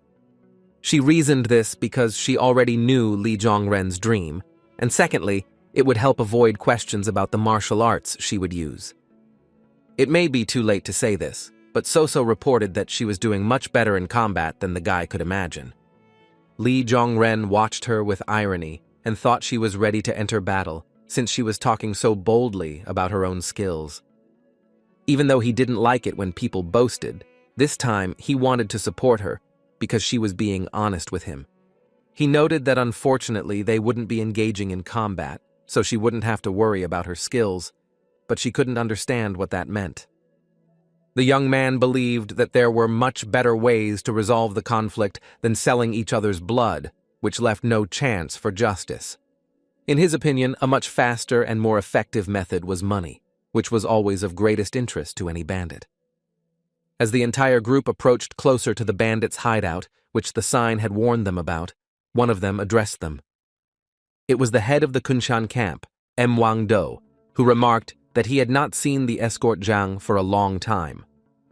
Zhang asked if everything was going as usual, and one of the bandits remarked that if anything had changed, they simply wouldn't be standing here. The man looked at the carts, noting that there was more goods this time, and at the same time wondering what their final destination was. Zhang said that they would have to stop in Yangzhou and then go to Mount Jianyu, which was quite a distance to travel.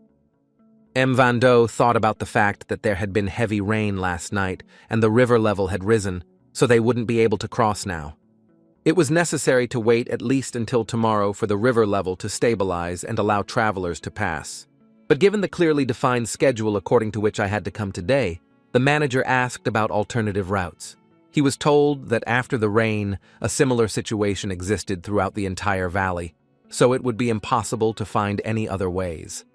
This did not fit their plan at all and created unnecessary difficulties that they would have liked to avoid, but it turned out that there were no alternative options.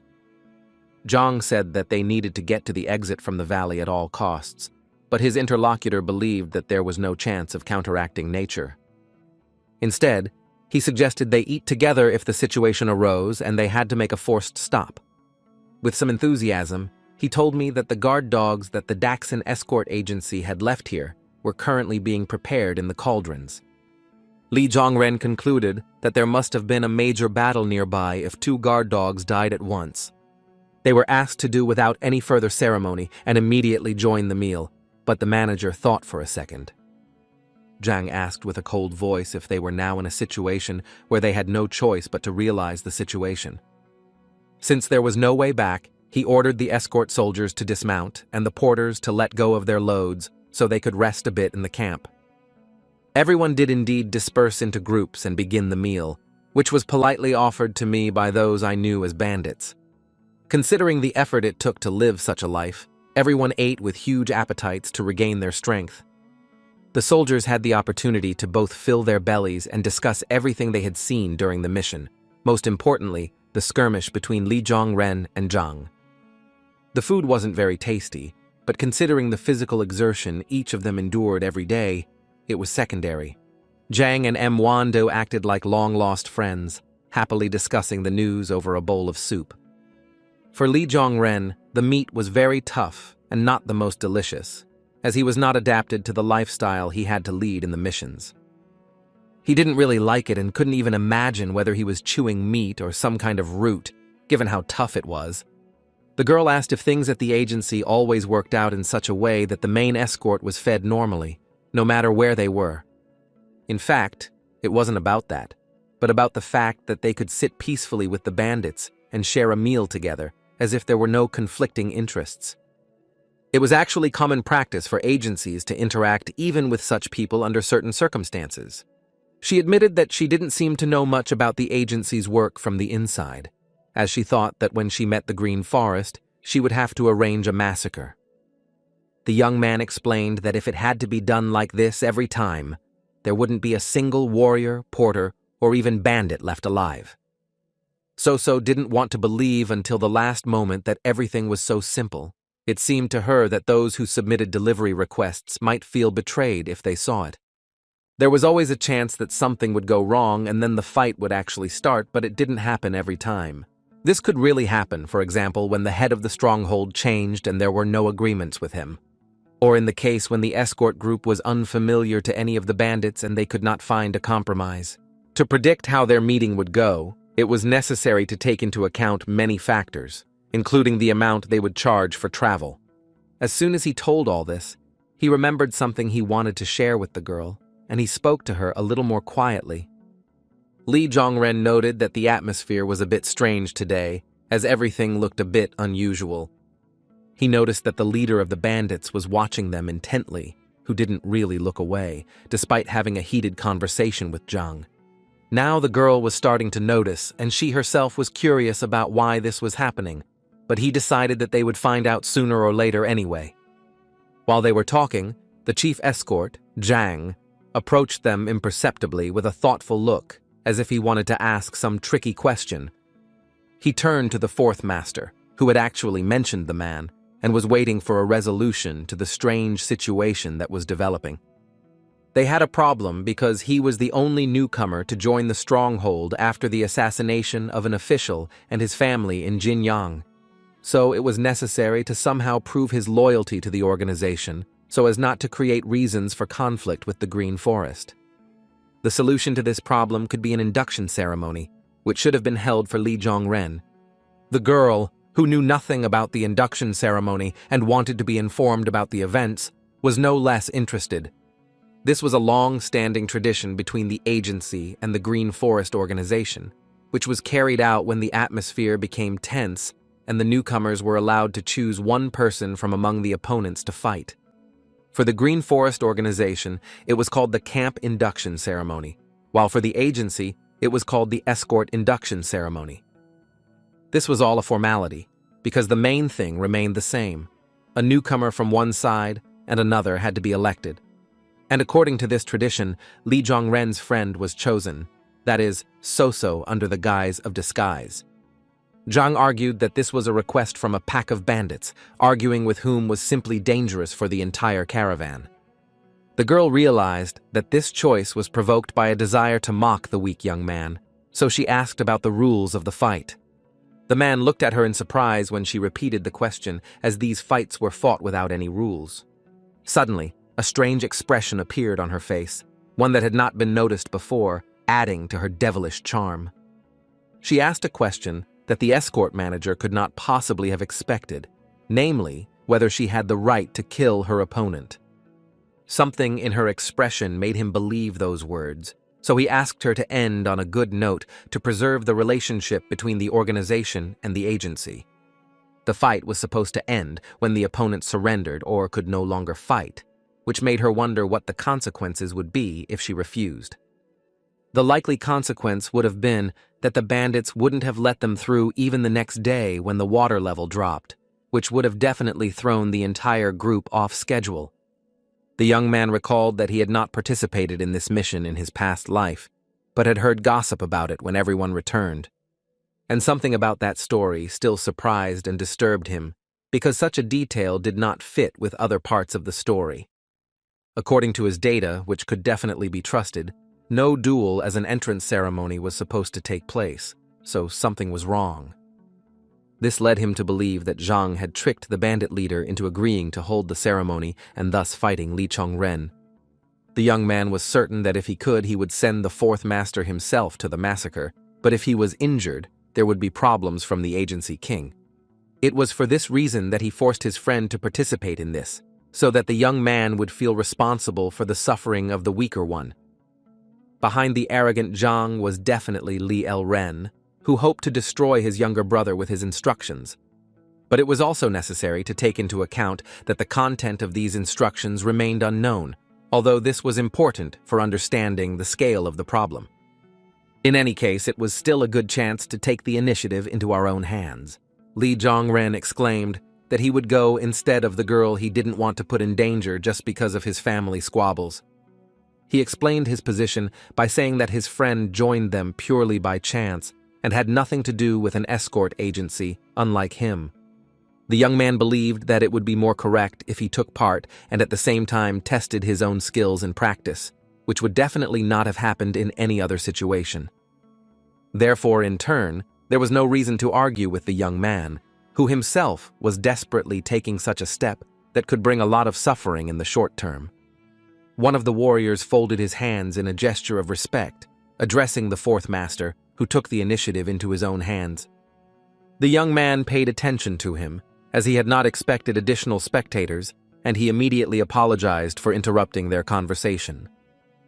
The warrior who approached the company said he would like to settle everything now, at a stage when things can still be changed. Li Zhongren had a feeling that this guy was familiar to him from a past life, which could not but cause surprise. Before him stood the young Gabul Rem himself, who in his past life had been one of the greatest authorities and role models. He could not have imagined that he would meet him here, and he offered to participate if they would let him. Despite such enthusiasm from the young man, Li Zhongren refused because he believed he had to handle it himself. The young man accepted this as a final decision that he did not want to reconsider, despite a personal request from Bull Rem. However, a girl unexpectedly intervened in their conversation and asked them all to stop, as it was humiliating for her not to even be taken seriously in her personal duel. She was leaning towards the wishes of the bandits, with whom it was better not to argue, so she was ready to take part personally. But Li Zhongren still denied her involvement and wanted to resolve the situation himself, as he understood the true reasons for holding the ceremony. He asked her not to make him repeat himself, as this was the escort agency's business, not Peng Jin Yang's. Considering everything, it was better for her not to interfere in these matters, which had no direct bearing on her. Li Zhongren clenched his sword in his hands, as this was a final decision that no one could change. He sincerely believed that this was his fight, one that he should accept with dignity, to prove his strength to his brother, and at the same time test the skills he had recently acquired. To do this, the young man approached the first bearer he came across while he was chewing meat with appetite. He did not expect to meet the master of the agency, who had more authority than any other warrior in the escort, despite his youth. So he jumped up and immediately bowed while the young man tried to ask him for a loan. He suddenly needed to exchange swords with that one for only a few minutes, which completely surprised the man. Such an offer was obviously a losing one for the fourth master, as he was giving up his high-quality sword in exchange for the man's broadsword. He decided not to go into too much detail about why he had decided to do this, and simply gave him his sword. The agency produced fairly high-quality swords for warriors, but for the wielders they were crude, uncomfortable, and difficult to use. He felt a slight sense of nostalgia, as this was the very sword he had wielded for 30 years of his past life. Although the longsword was much more convenient in terms of technique, he had significantly better skills and habits with the broadsword. The bandit leader turned to Zhang to clarify one thing before the induction ceremony began. There was a ceremony of entry into the camp for them, and at the same time an entrance ceremony for the young man. It followed that Li Zhongren wanted to choose his own opponent, since he really had the right to do so, given the exceptional nature of the situation. The manager agreed to this and gave him instructions on how to approach the bandits, calling himself a guard from the Heavenly Dragon Agency and warning him not to have any influence on them. It was important to understand that the fight was not for life, but it still remained no child's play, so it was necessary to be careful not to let things go in the wrong direction. During the battle, real swords will still be used, which are capable of wounding and causing significant damage, which should have been realized. It was necessary to always remember that this was their personal decision, and in any case, no one could help them, since it was only their fault. At that time, Li Zhongren had been troubled by one question for a long time, which gave him no peace and could not find an answer. He was genuinely confused as to why he addressed everyone else as escort warriors, while he was referred to exclusively as the Fourth Master. In his opinion, it would be much simpler and, in its own way, fairer if he had simply called him a soldier accompanying Li. Zhang admitted that he was much more comfortable using the title Fourth Master, which showed that he did not want to be recognized as a warrior. Li Zhongren, who was already accustomed to the betting format, proposed a new dispute, the subject of which could be its very naming. The young man played on this topic because he knew that the manager also liked to argue and place bets. In the event of his own loss, he promised to fulfill any request of the man, which was a very attractive offer. To encourage him as much as possible, he even gave permission to kick him out of the agency or downgrade him in status to a carrier. When Zhang's interest reached its peak and he was ready to agree, Li Zhongren made another bet in case he won. He had put a lot at stake and in return wanted to be named head of the convoy if he could win this fight. Zhang looked at him in disbelief, as this was truly a huge bet that could change the fate of both of them 180 degrees. In his opinion, this would be very difficult to accomplish, and compared it to the fact that just as one does not change horses at a crossing, one does not change the head of a convoy in the middle of a mission. To circumvent this rule, the young man proposed making him acting president for just 3 days, believing that this would be much easier to implement than a complete change of government. As unexpected as it was for the man, Li Zhongren was well versed in the rules of conducting a mission, despite the fact that it was his first. Eventually, they reached a mutual solution to the dispute, and the young man wanted to test the manager's self-confidence. The bandits around were expecting a good show that could lift their spirits amidst their boring, everyday lives. The most interested was still the leader of them, who actually gave permission for the duel. Li Zhongren looked at them all in order to choose the best opponent for himself, one who would not create unnecessary problems, but at the same time, not be weak, so that there would be meaning. His choice fell on a tall and stocky guy who had a huge head and generally looked much larger than anyone else in the company. He himself couldn't believe that the newcomer had chosen him, as they looked a bit out of place together, as the difference in strength was immediately apparent. The young man confirmed his choice with a smile, as it would be an interesting adventure for him, even though everyone else had doubts. The bandits on the other side laughed, because for them it would not be a show, but simply a mockery of the new mission participant. The stocky man smiled himself, asking if he knew who was standing in front of him to clarify. Li Zhongren didn't really know this, so he asked about these achievements that made the man so popular. Suddenly, as if from nowhere, he pulled out a weapon that resembled nunchakus, with a huge stone on the ends. The man was the deputy head of this camp, and was famous as the Buffalo King of Demons, who terrified many.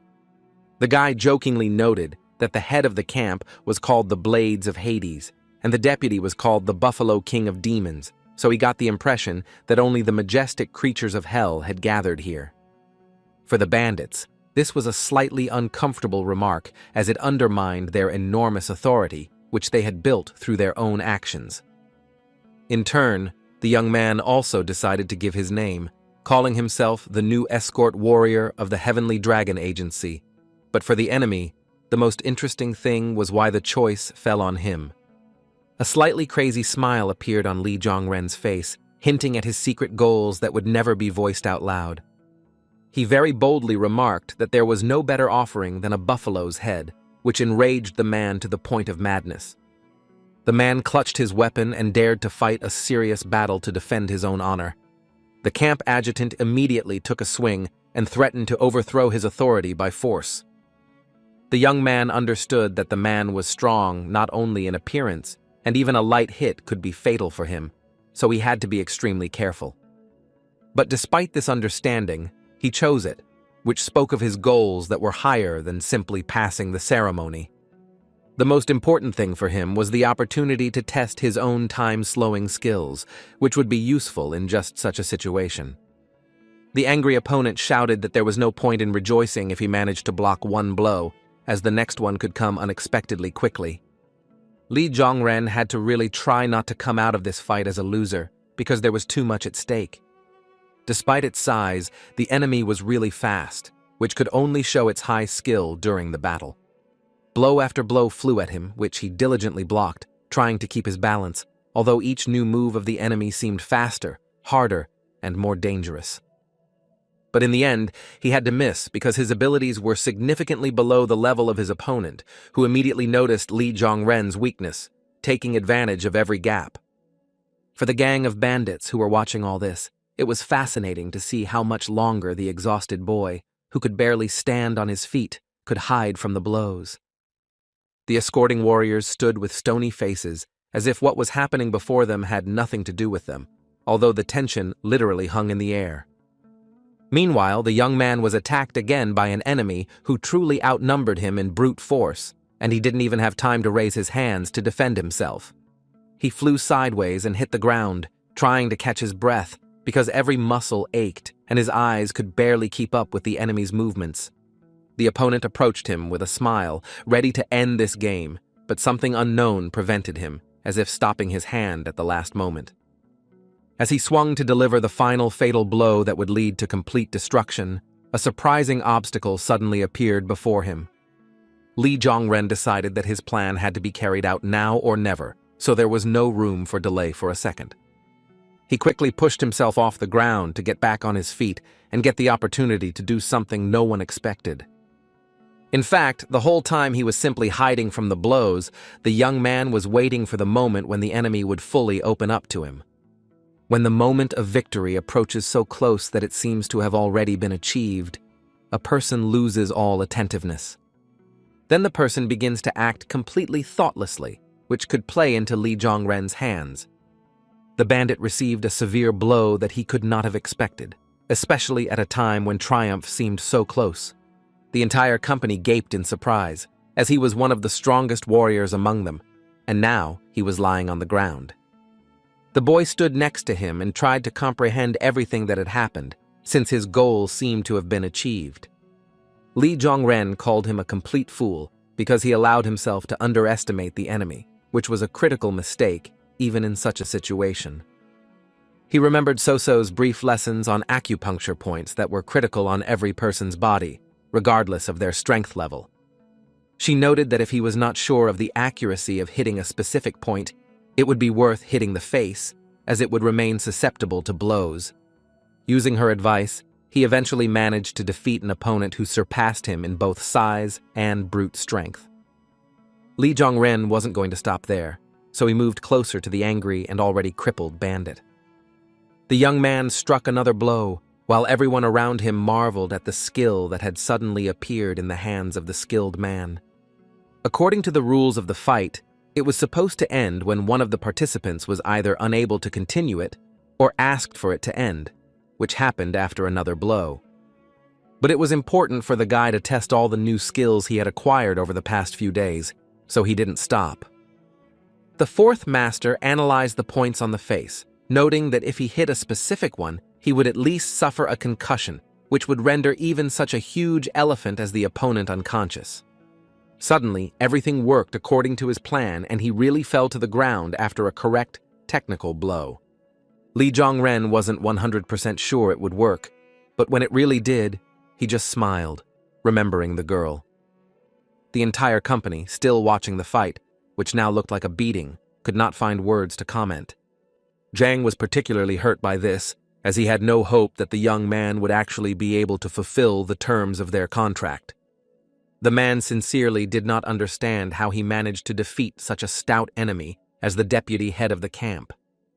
Such a sudden victory was completely unexpected, since he had never studied any martial arts seriously.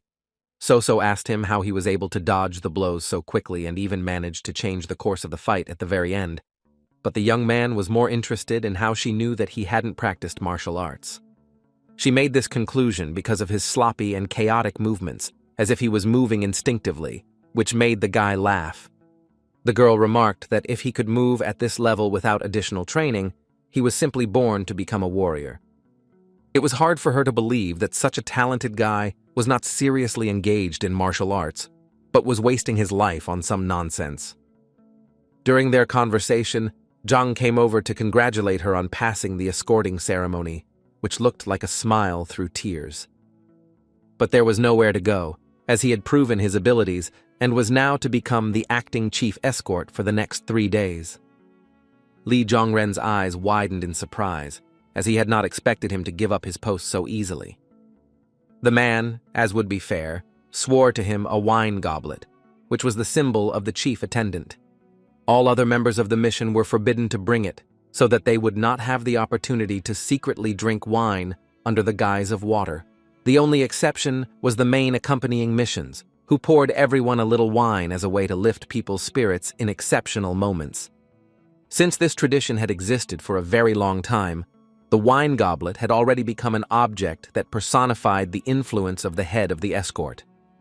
Li Zhongren ironically remarked that he had been having problems with his affairs lately, so he could have a good rest in these couple of days, as long as everything was under his control. The young man called Gabul Rem to him, who came running as quickly as if he was just waiting for an order. He asked to gather all the bearers and soldiers accompanying the convoy in one place in order to announce the news. Li Zhongren exclaimed that this was his first order as acting head of the escort. When he had done what he was ordered to do and everyone had gathered to listen to Li Zhongren, he stood in the company of several people in front of them. Now the young man gave an order that definitely did not coincide with the expectations of the people around him, as he declared that for the next 3 days all the soldiers of the escort were to follow the route on foot. Instead, the porters would now have to learn to ride horses, which completely changed the roles and structure of the caravan. To make it easier for them, military escorts were supposed to help them master the basics during the experiment. Despite the discontent that arose among the group, this was an order from the head escort, so failure to comply with it was punishable by law according to the rules of the Heavenly Dragon Agency.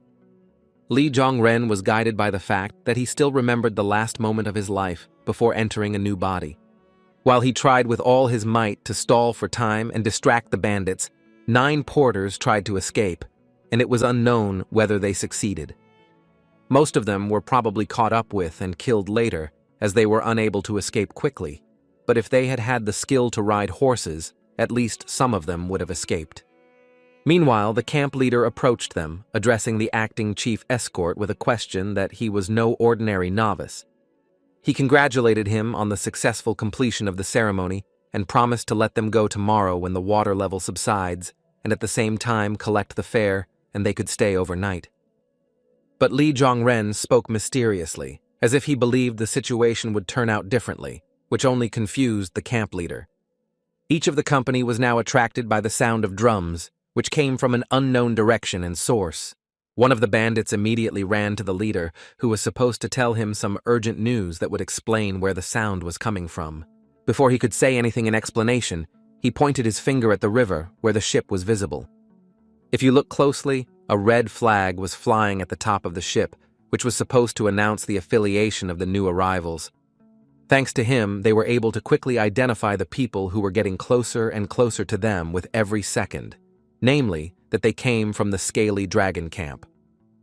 The leader quickly became angry, which showed his negative attitude towards them, and abruptly gave the order to gather everyone who was currently here. Panic reigned all around, creating chaos that made it impossible to understand the scale of the event and the reasons for such discontent. Soso didn't understand why everyone was so nervous, but the young man explained that the people from that camp were pirates who controlled all the rivers around, including the Chansa River. He continued by noting that if an emugi climbs out of the water, it will not return until it has caught its prey, which could indicate that fun awaits them. When we managed to swim to shore, everyone stood in anticipation of unforeseen situations that made their hearts beat faster. The company of the leader, Zhang, Soso, and Li Zhongren, came out ahead, bravely waiting for a comment from the newcomers. Zhang with the Hades blade looked worried, because no matter what, the main responsibility for their group lay with them. The leader of the scaled dragon camp, Dok Hakmang, stepped forward, conveying his greetings to Zhang, whom he had not seen for a long time. The man confirmed that their last meeting had taken place a long time ago and asked with interest what had brought them here. He explained that they had been brought here by news that the celestial dragon convoy was having trouble crossing the rivers, so they decided to help if they were under their control. This was startling news to all who stood before them, as Dok Hakmang boldly declared that the Jiangsa River Valley was becoming their territory. He continued further that the agency should approach them and not these bandits if they have any problems with the movement. Obviously, this caused great misunderstanding and anger on the part of the bandits who had a camp here and did not want to share their territories with anyone. The scaly dragon's head turned to the blades of Hades, trying to say his own name, but he was rudely interrupted. Now he didn't care about the name of the one standing before him, only about protecting the valley, which had always been under the control of the large turtle's camp. For him, the idea of taking away territories just because a river flooded them was absurd, which did not seem like a good reason to revise territorial agreements. Especially considering that the valley was sometimes flooded for half the year, and even during the dry season, one night of rain would be enough to cause the river to overflow its banks. Dok Hakmang smiled and asked if this could not be considered the very reason that forces the territory to come under their rule, if it is so dependent on the river. The man looked very angry that his words were being misinterpreted, so he raised his hand in a gesture indicating to the warriors behind him to prepare to attack if he did not understand the words. They, in turn, obeyed orders without question, so they raised their bows to point at the newcomers as a threat. Although it would have been desirable to avoid a fight, each of the bandits was ready to defend his camp to the last. Now that dozens of bows were aimed at the representatives of the enemy camp, the conversation had to take a different direction. The head of the large turtle camp asked if he knew why the mountain was called Kunshan, and immediately shouted out the answer, referring to the poisonous monster Kun. This was also picked up by Li Zhongren, who repeated the monster's name and prompted an additional question from Soso, whose experience did not allow her to understand everything correctly. The young man explained to her that this was the name of a rare snake that is found here, and if it bites, a person dies faster than walking 7 steps, which is where its name came from. It looked as if the archers had smeared poison on the ends of their arrows, as they should normally be yellowish in color, but these were almost red, indicating that a single touch would be enough to cause instant death. The girl asked herself what else she could expect from bandits who were always the same, taking territory from each other for no reason or poisoning their arrows, which seemed like just the beginning. Thinking about whether a war would break out, he noticed that in a past life everything had turned out exactly like this, and the scaly dragon camp had emerged victorious. As soon as they captured the valley, they lowered the gangway so that the Sky Dragon Agency could transfer their cargo. But because the gangway was not designed for such a large load, it could not withstand it and broke into pieces, causing the carriages to fall straight into the river. It was for this reason that we had to wait an extra day for the water level to drop and the wagons to be saved. Li Zhongren analyzed everything he could remember and concluded that now it would be possible to do without a fight. He sincerely wanted to change everything so that no one would be left injured or killed, despite the tension of the situation. The only option to do this was to cross the river ourselves today and not give anything to the bandits, which had to be done with the support of an entire group of warriors. In the group, they discussed that it would be absolutely impossible to accept one side, as that would make the opposite side their enemy, which would be completely untenable in the long run.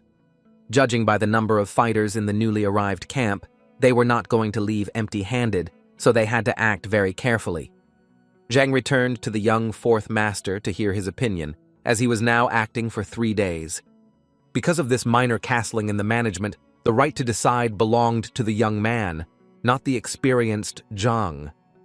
To the guy, it just looked like another attempt to hurt or annoy him, which was completely unsuccessful in such a situation. Soso approached the man, doubting that he had absolutely no idea that a scaly dragon would appear here, but he blurted out as if it was a huge surprise to him too. The girl condemned him for being so bad at obtaining information and for not being prepared for such a turn of events, given his enormous responsibility to the agency. Zhang justified himself as not being omnipotent, arguing that there were a huge number of gangs and groups scattered around the world, and it was impossible to predict their every action, but Soso remained relentless. Both of them were reaching the extreme point of irritation, and the mediator between them was Zhang Ren, who was already mentioned in the conversation in a bad light. To stop the idle chatter, the young man remarked that he had several ideas for resolving the situation, recalling how last year 50 bandits from the Green Forest had found a way for carts over Mount Huang'an. After that, traders and agencies, who previously had to cross the river to leave the valley, began to use this route, which allowed them to avoid loading wagons onto boats and reduced the travel time by a whole day. Zhang confirmed this story and noted that even one camp on the Changsha River had disintegrated because of this, and the River Alliance was surely waiting for the moment to retaliate. If the scaly dragon took over the valley, there would be a huge chance that the big turtle bandits would be left without a profit, which was a nightmare for them. Despite this, all their conversations remained just guesses that had nothing to do with objective reality and what they needed to do to avoid disaster. Li Zhongren, on the other hand, beamed with a smile, as if everything was going according to his plan, and he was absolutely certain of every word he said. In front of them were bags with a toll for both ways, inside which were 50 yang each. The head escort did not think the idea of giving each gang a bag was very effective, because in his opinion, it would not help at all. But the young man noted that the extra bag of tolls wasn't too much, considering they could have crossed to the other side of the river today and not wasted time getting into trouble. The man stood his ground, saying that it would hardly help the situation, but he could not argue, since the fourth master now played the main role. He had to agree, but he gave an additional condition that the second bag must be carried by the escort warrior, as such were the agency's rules. Li Zhongren agreed to this, because the demand made no difference to resolving the conflict in this way, so there was nothing to lose. Ga Bulam immediately approached to volunteer to take on the role, but the young man only thanked him, declining because he had someone else in mind. His choice fell on Peng Jinyang in the face of Soso, who looked at him in complete surprise because she didn't really want to get involved. He grabbed her hands with a smile, asking a rhetorical question if she could help him, as he predicted that there could be no refusal. Obviously, the girl had no chance to refuse, so in a moment they were standing before the leaders of each camp to make this deal. The representative of the scaly dragon looked at them all with disbelief that was visible in his eyes. The leader of the large turtle camp had the same reaction, who was not only irritated by the words of his opponent, but also had to resort to adventurous ideas. They both didn't want to deal with this situation without official representation from the agency, because in their eyes, it was Zhang, but by no means a stranger. Li Zhongren showed who had which roles, calling himself not a simple warrior who came to say hello, but a representative of the heavenly dragon, respected and elected by the workers themselves. One of them was amused by the young man's reaction, which seemed too abrupt, but he was interested in the reason why this heterogeneous company had gathered together. Instead of answering, he asked Peng Jinyang to give him both bags of money. Surprise appeared on her face, and the young man, in turn, was already showing her with signs what he wanted from her. Each bag contained 50 yang, which totaled 100, which was the maximum the heavenly dragon could afford. The offer was very simple because, firstly, they didn't care who got the valley, but they refused to get involved in the showdown. And secondly, the agency was in a hurry, so they were ready to overpay to cross the river as quickly as possible. The head of the big turtle camp knew that this was double the usual fee, so it could be considered a surcharge for urgency. But this only irritated him, since he had already explained to the head of the escort that it was impossible to cross the river until tomorrow, and all that remained was to wait for the water level to drop. A representative of another camp intervened in the conversation, beaming with a smile and offering to help at least right now, since they had the opportunity to transport everything by ship. The young man decided to ask how this proposal was implemented to make sure he could trust them. The man explained that they just had several wooden gangways that were used for loading wagons onto the ship. People could carry the goods by hand, and the empty strips themselves could be pulled tight with ropes to secure the cargo. After such a well-thought-out loading, it would be possible to quickly swim to the other side, where the agency could safely continue its journey on dry land. Li Zhongren chuckled thoughtfully, simultaneously remembering the events of his past life, where everything didn't turn out as he would have liked. But this option was still better than nothing, so he agreed, giving the entire fare to the scaly dragon, which annoyed the representative of the other camp. The young man felt as if he were caught between two fires that were ready to pounce on him after any wrong word. Hades' blade, barely holding back his anger, asked if this was the celestial dragon's final decision, as it would have great consequences for their relationship. Li Zhongren said he understood his disappointment, but hoped he realized they had no other choice and didn't want to ruin their relationship over such trifles, but the bandit was unstoppable. He was furious and shouted that no chariot of the celestial dragon would ever cross the valley again, as this was a betrayal to him. But the young man, instead of getting scared and apologizing, said that in that case he would turn to the scaly dragon for help. The guy explained that the fare goes to the person who helps the person through, so his accusations were pointless, and more like a displacement of anger due to powerlessness in the face of the scaly dragon. The head of the big turtle camp gritted his teeth at how irritating Li Zhongren's words sounded to him. He lost control of himself and kicked the cauldron in which the food for dinner was being cooked, which now spilled onto the ground. It was terribly unnerving that everyone was greatly underestimating them, just because the camp was supposedly smaller than the others. But it was worth remembering that in the end, they would have to deal with the green forest. Such statements sounded like a proposal to declare war on the agency on behalf of an entire alliance, which would be irreparable. This made the man cool down a bit and quickly retract his words as he understood the consequences such a decision could have. The guy quickly calmed him down, suggesting that it was just a joke, so that he wouldn't build scary theories on his hot head. But in this situation there was still a but, which should have left the initiative in the hands of the agency and not given it to the bandits. Considering that the fourth master of the heavenly dragon stood before them, he had every right to do something like that. Looking back, the young man noticed that he had already defeated the deputy camp leader, so he had enough rights to resolve the situation. Now he also held the position of temporary head of the escort, which gave him almost decisive power in the mission. It was hard to believe that it was just a coincidence, so the newcomer should not be underestimated. So he asked again if this was a declaration of war, because if the answer was yes, his people would go to the agency to notify his father about it. The bandit in front of him remarked that he was risking almost nothing, but his whole life was at stake. As soon as he realized how delicately he had been outwitted, he turned around in annoyance and tried to return to his people. Without even trying to hide the irritation in his voice, he shouted that they were leaving this territory, even though the other bandits looked disappointed by this. Doc Hakmong was pleasantly surprised by the determination of the young man, whom he had seen for the first time, but already considered him a good friend of his camp.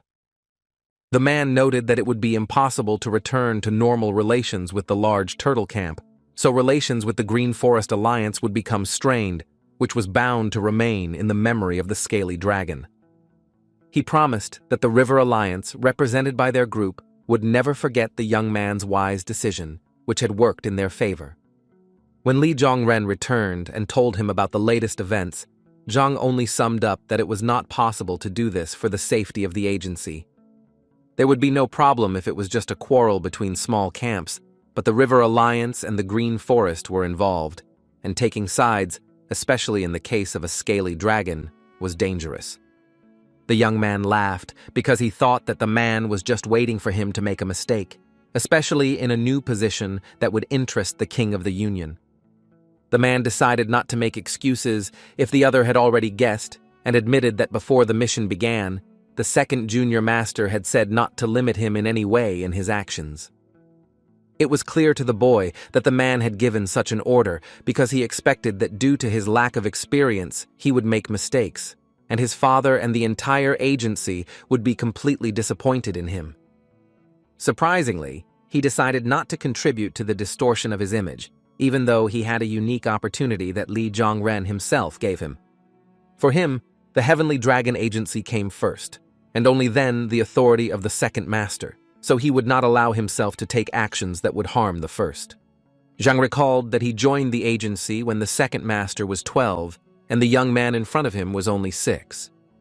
Starting from the very bottom, he worked his way up to the level of head of escort for a long time and stubbornly, so the agency had a special meaning for him. First of all, it was a place to which he devoted his entire youth and most of his adult life. Li Zhongren was already unconsciously looking for some kind of deception and manipulation against the backdrop of nostalgia, even in such sincere words. But the man continued, noting that he didn't care at all that the family of masters had not divided among themselves, since he was an ordinary escort warrior who resembled a blade of grass swaying in the wind. Despite the precariousness of his own position, he could not afford to cause any harm to the agency, which was his only desire as an escort warrior. The young man, in turn, noted that if the agency was doing so badly, he could have acted normally from the very beginning, and not just pretended to be laughing behind his back.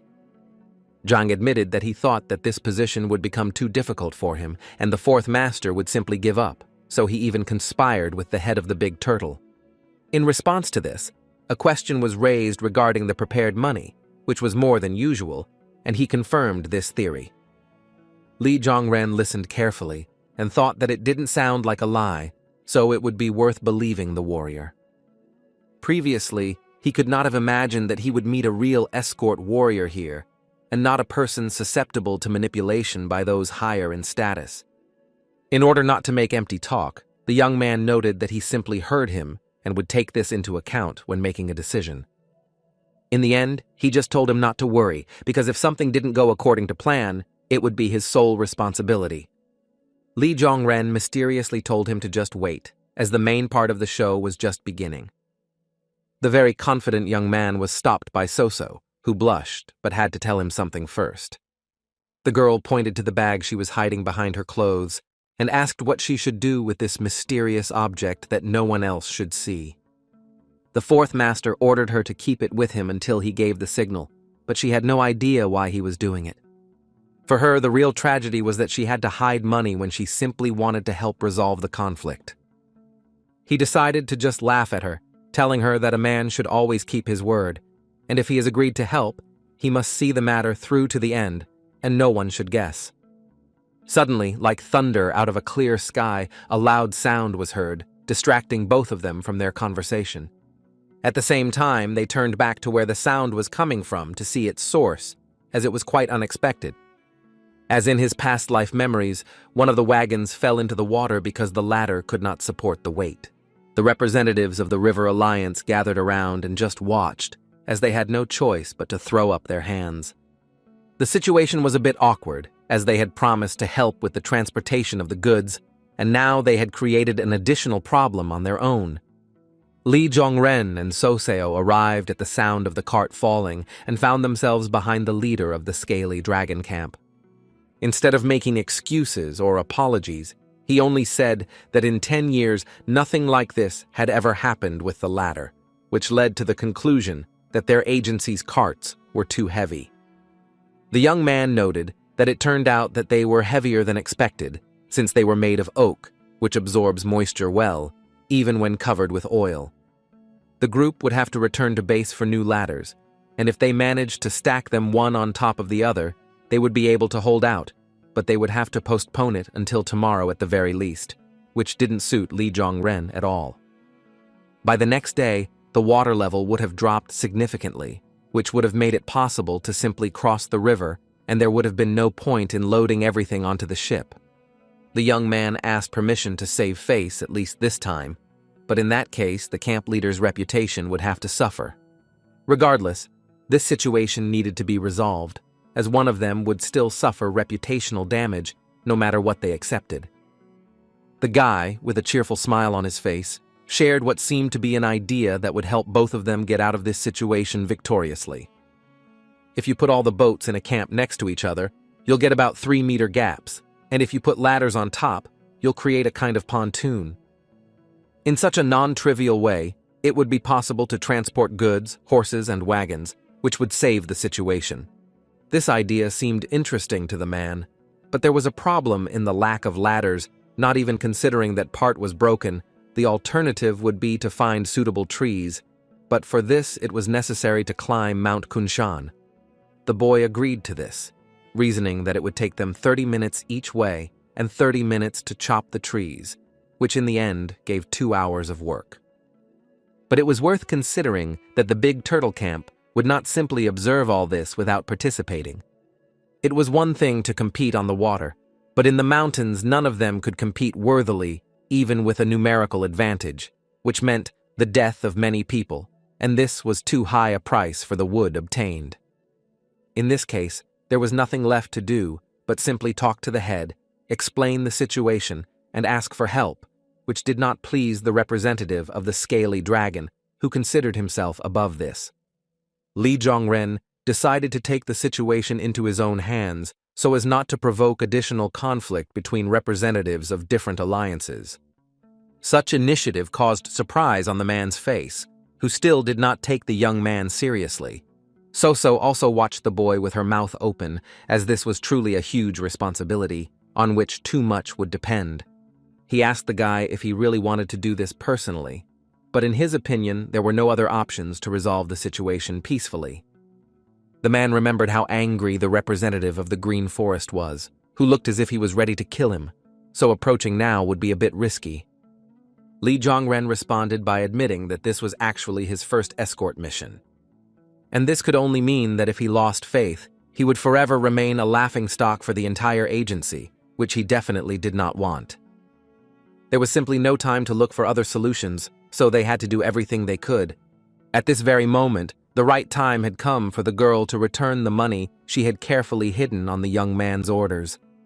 Although the bandit did not understand why they needed the money, it was obvious to the boy that coming to the head of the large turtle empty-handed would be tantamount to suicide. Moreover, he had promised so much and failed to fulfill his task that he had no right to dictate terms now. Unexpectedly, the man held out the bag of money he had received earlier in front of Li Zhongren.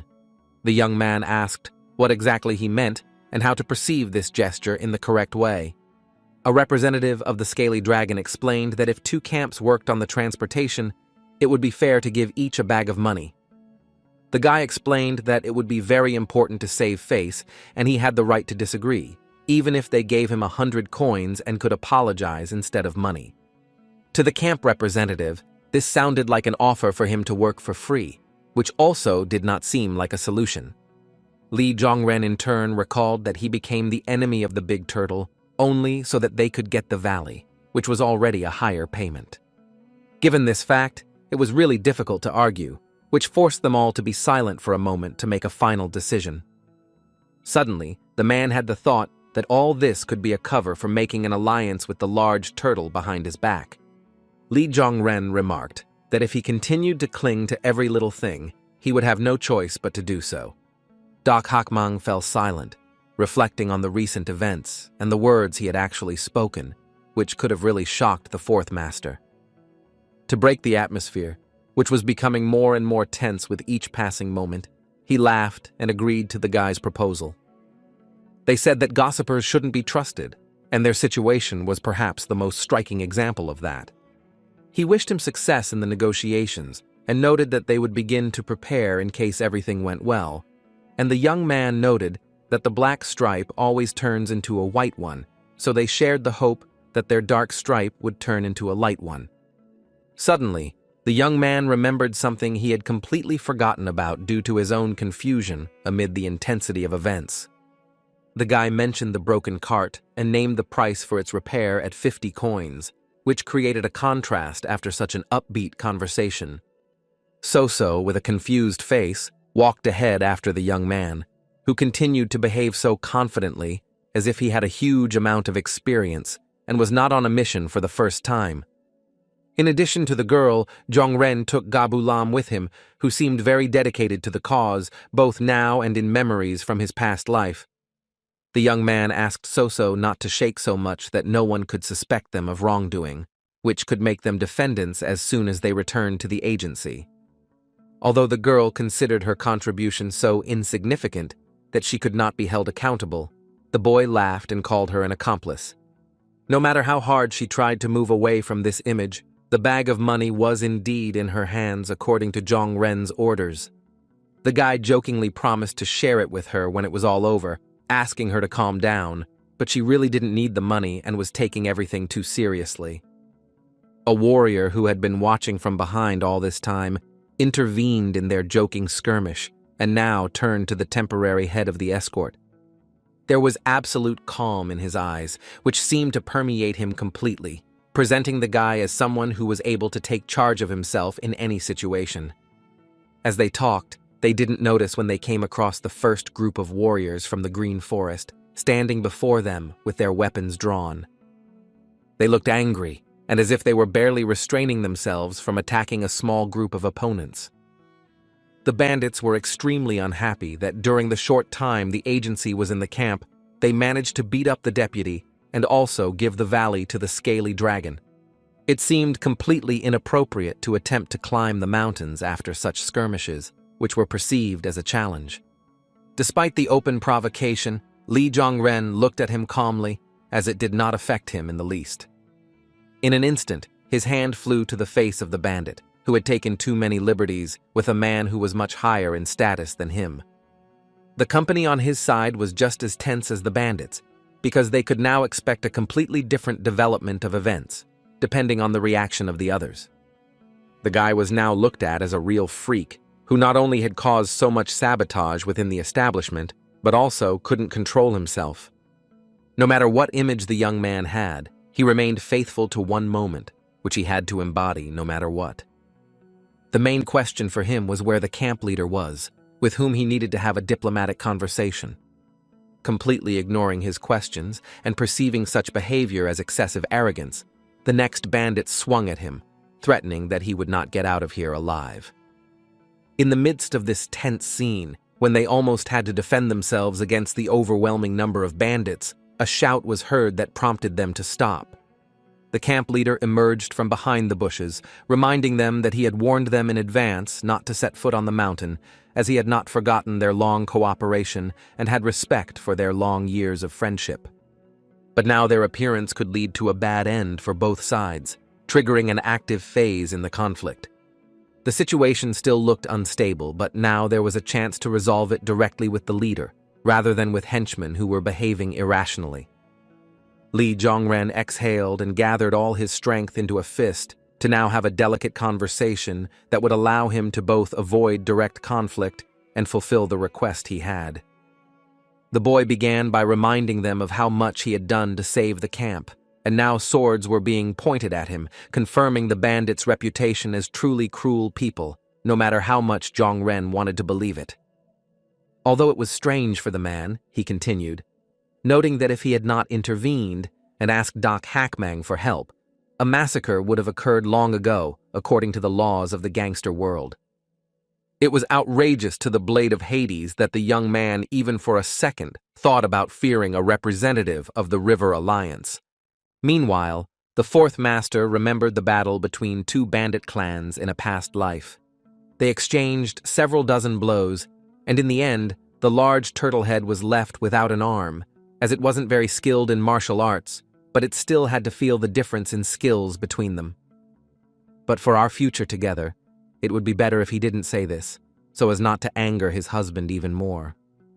Therefore, Jongren expressed in oral terms that there was no doubt that in a one-on-one fight, the head of a large turtle would be stronger. The man's alarmed face now looked less angry, which played into the cunning young man's hands.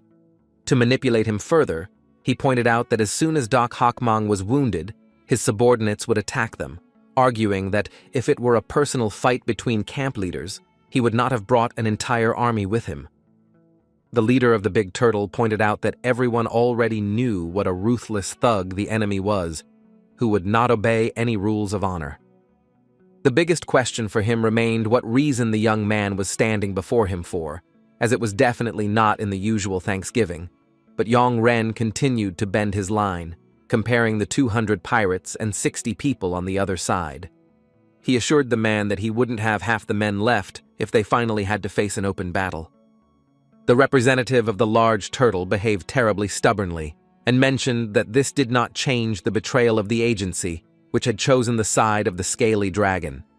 Jong-ren appealed as if they never intended to betray those with whom they had such a long history of trusting relationships. To the bandit, such speeches from the young man seemed meaningless, as they lacked clear explanations and left too many mysteries. He argued that the river would dry up the very next day and the scaly dragon would have no choice but to retreat, as their battlefield would be meaningless. The young man advised him to take the boys and pound the ground with stones when the ships left the valley. The next step would be to plant large trees and other plants to strengthen the soil against the threat of water, so that by the next storm they would have a path that wouldn't be lost due to flooding. The man directed his stern gaze at the young man, who really had a wonderful idea, the implementation of which would bring a lot of benefits. If an obstacle appeared in the valley, the scaly dragon would not be able to swim across it calmly and fully control this point.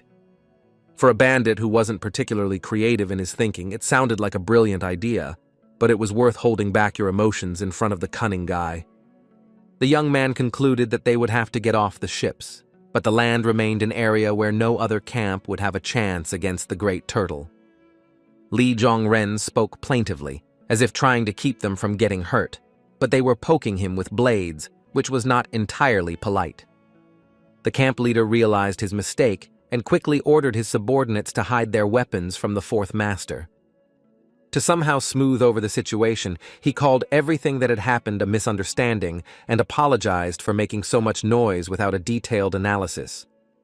According to the guy, it was too early to relax, as the scaly dragon's ladder broke and they were unable to ferry the agency to the other side. Despite the difficulties that arose in the process, the agency was in a big hurry, and for everything to go according to plan, they needed the scaly dragon to disappear and not suspect anything. As a demand for resolving the situation, he asked for 100 trees the thickness of a large human arm, from which a pontoon could be made, encouraging them to throw the trees to the foot of the mountain to avoid contact. The camp leader immediately took this as a request to bow their heads to the enemy, and despite their debt to Jong-ren, they could not do so. The guy briefly exchanged glances with So-So, who was trying to be as quiet as possible so as not to interfere with the negotiations.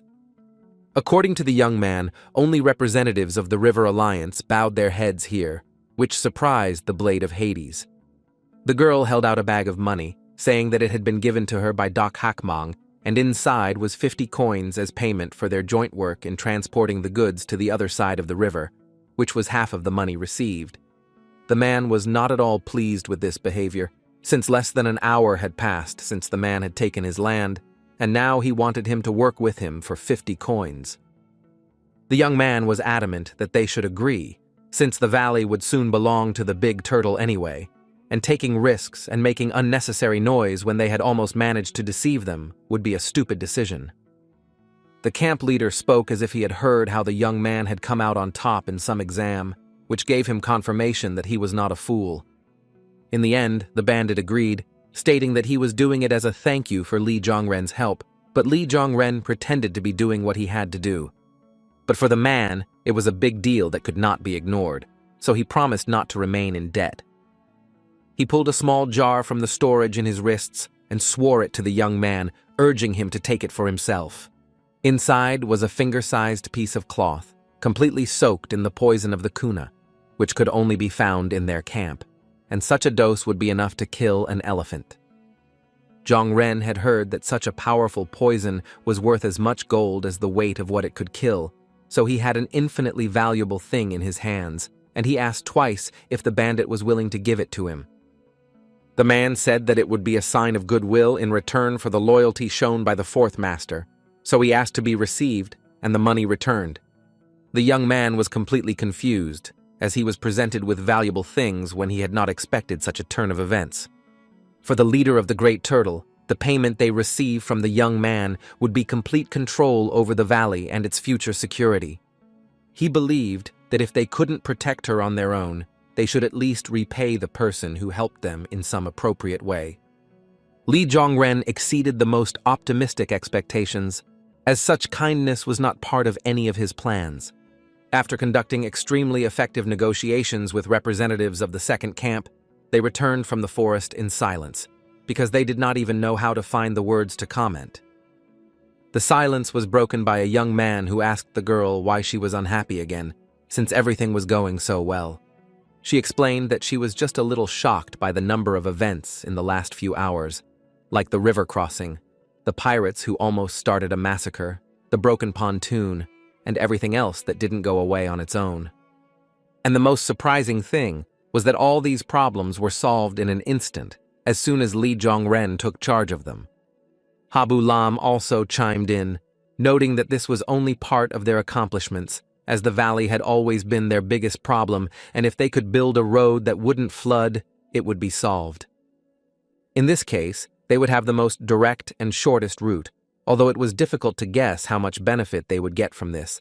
But it was free, which created the best conditions for the situation. The young man, meanwhile, was glad that everything had gone almost according to plan, although no matter how stupid the camp leaders were, he had succeeded not because of his cunning, but because he knew the future. He reflected on the fact that he had to constantly train to become stronger, and not relax because of a small success that happened due to a coincidence. Habalam noted that the agency had allocated 3 bags of 50 coins each, so half of that amount was 75. But the big turtle camp leader had accepted 50, as if that was how it should be. The girl immediately panicked because their machinations had been exposed, but the young man tried to quickly find an excuse and turn it into a joke. The man didn't comment on this in any way, and only shared that he had one request, saying it on an exhale, as if with no desire to hide the truth. Li Zhongren felt uncomfortable because he could not explain the reason for the money fraud and was ready to listen to any request, just so as not to let down his loyal warrior. He recalled the order for the escort soldiers to go on foot and asked to make an exception for him so that the mission would have a better chance of being successful, since one experienced warrior on horseback would make a big difference to safety. The guy had already started to argue with this, but Gabulam briefly said that such a small thing could not be a problem, hinting at their financial problems. Both participants in the money scheme stood silently, not knowing what to add, and watched as Gabulam moved further and further away.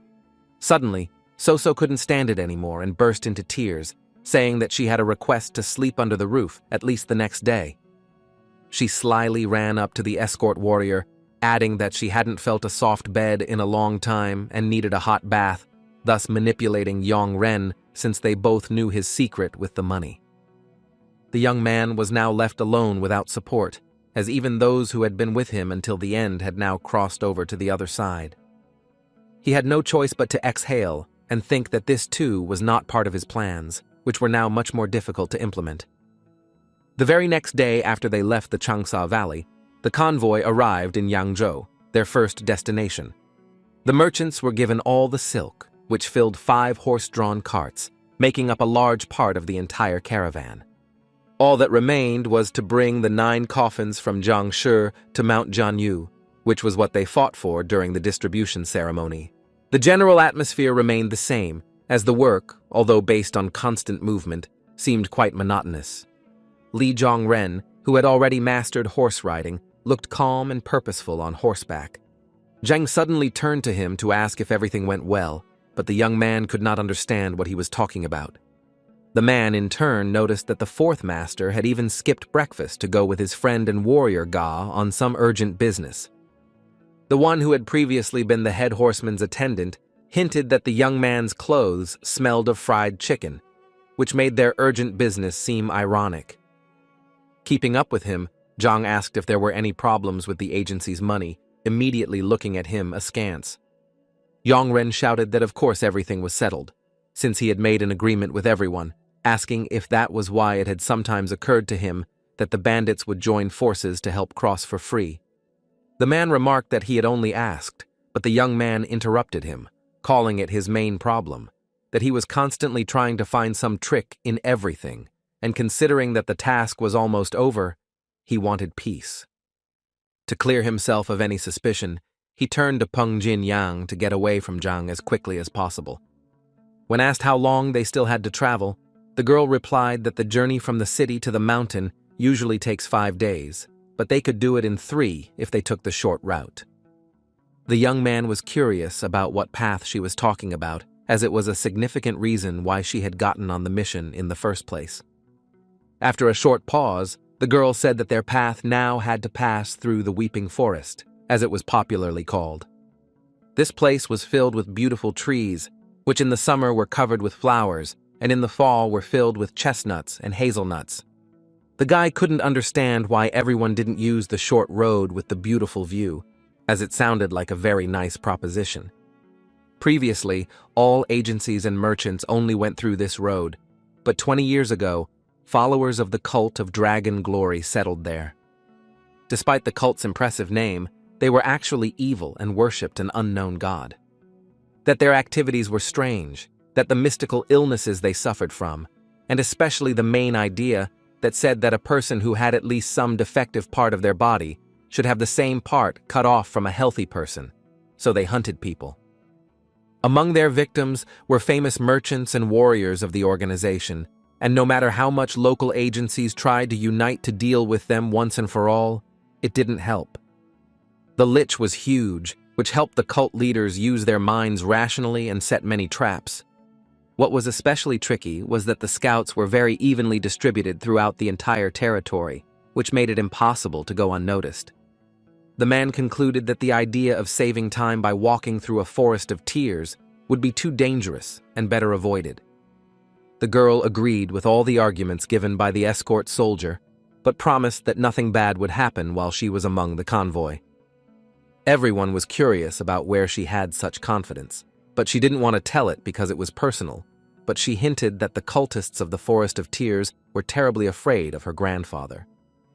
Everyone except Zhang Ren looked surprised and disbelieving, but the young man was sure that she was not just throwing words to the wind. Despite the fact that the idea seemed risky, they decided to take a new path, following Soso's recommendation. The young man concentrated on his feelings in order to sense the danger in advance and be able to do at least something to save the team. Considering that they saved 1 day in the valley and 1 day walking the path through the forest, it was fair to assume that they paid for this difference with the cost of taking a different route.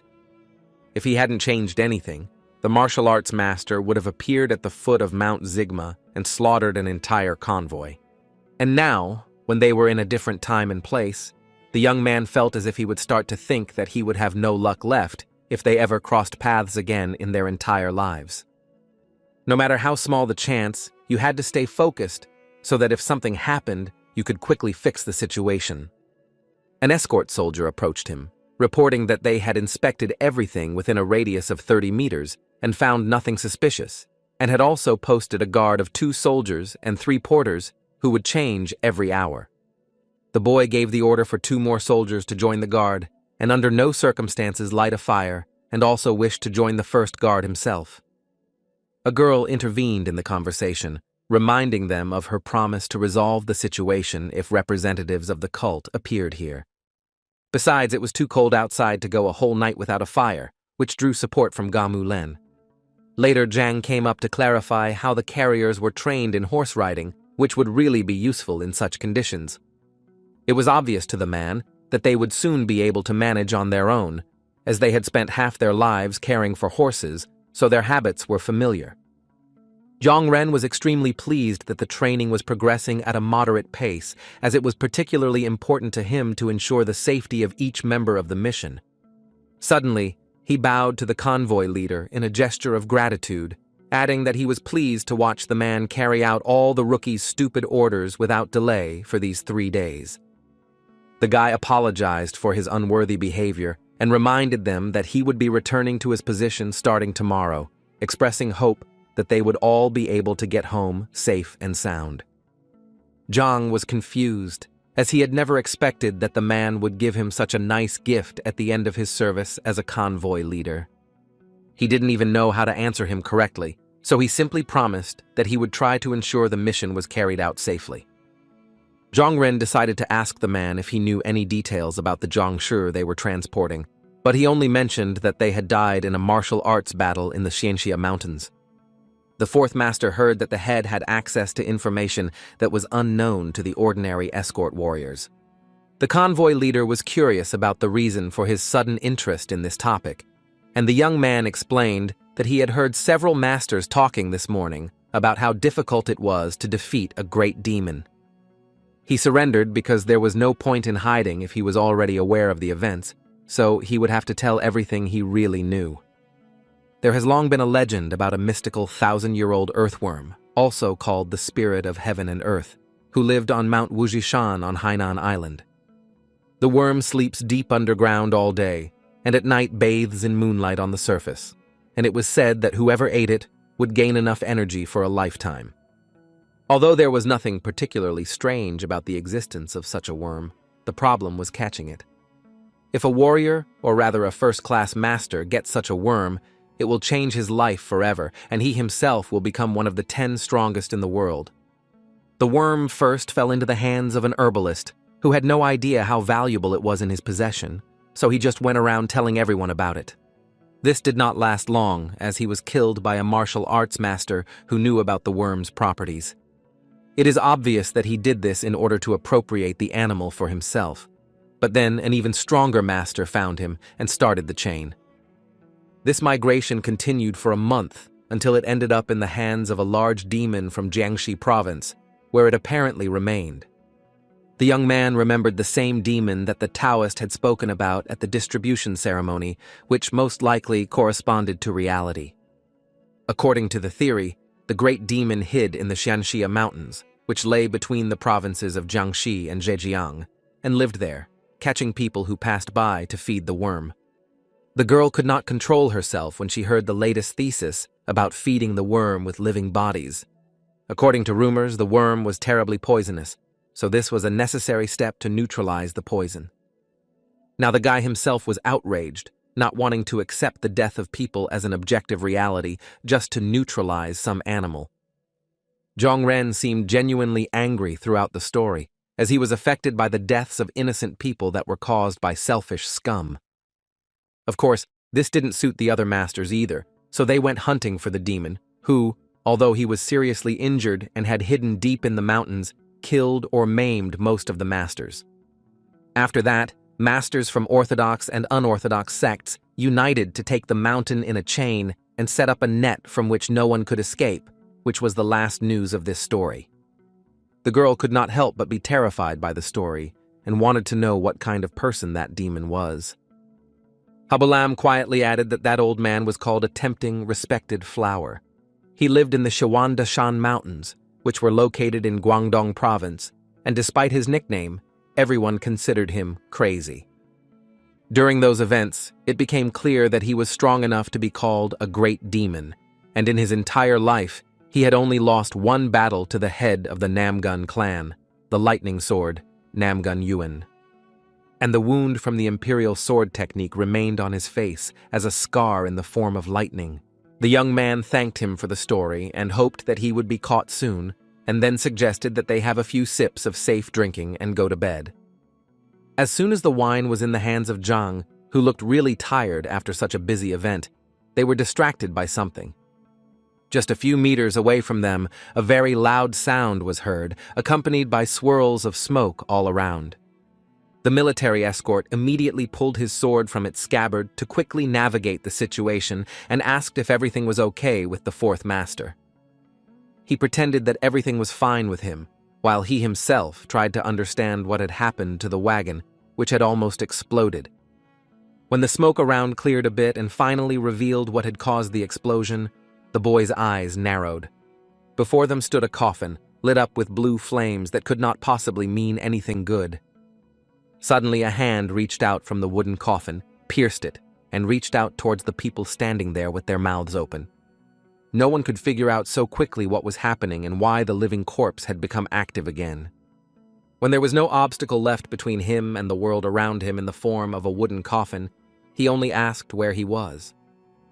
The living corpse began to emerge from its coffin, stepping cautiously onto the ground, frightening everyone around it. The appearance was actually eerie, as the movements were too precise for a human, but the overall picture was like a wax figure. Even the escorting warriors, who were armed and confident in their strength, could not say anything when such a threatening figure stood before them. The skin, which was almost blue in color, also caused dissonance in the mind of an ordinary person, who was not ready to perceive the figure as either a corpse or a living person. He behaved extremely aggressively, as his first words were that everyone around him should die. The company responsible for organizing the mission now looked even more concerned, as dozens of souls lay under their responsibility. Zhang gave the order to draw swords and attack, specifying that the 6-sword formation should suppress the Jiangshi. As he said, each of the escorting soldiers rushed at the living corpse, which stood motionless, as if it had absolutely no interest in him. Something flashed in his eyes for a moment, and it could not go unnoticed by the experienced warriors.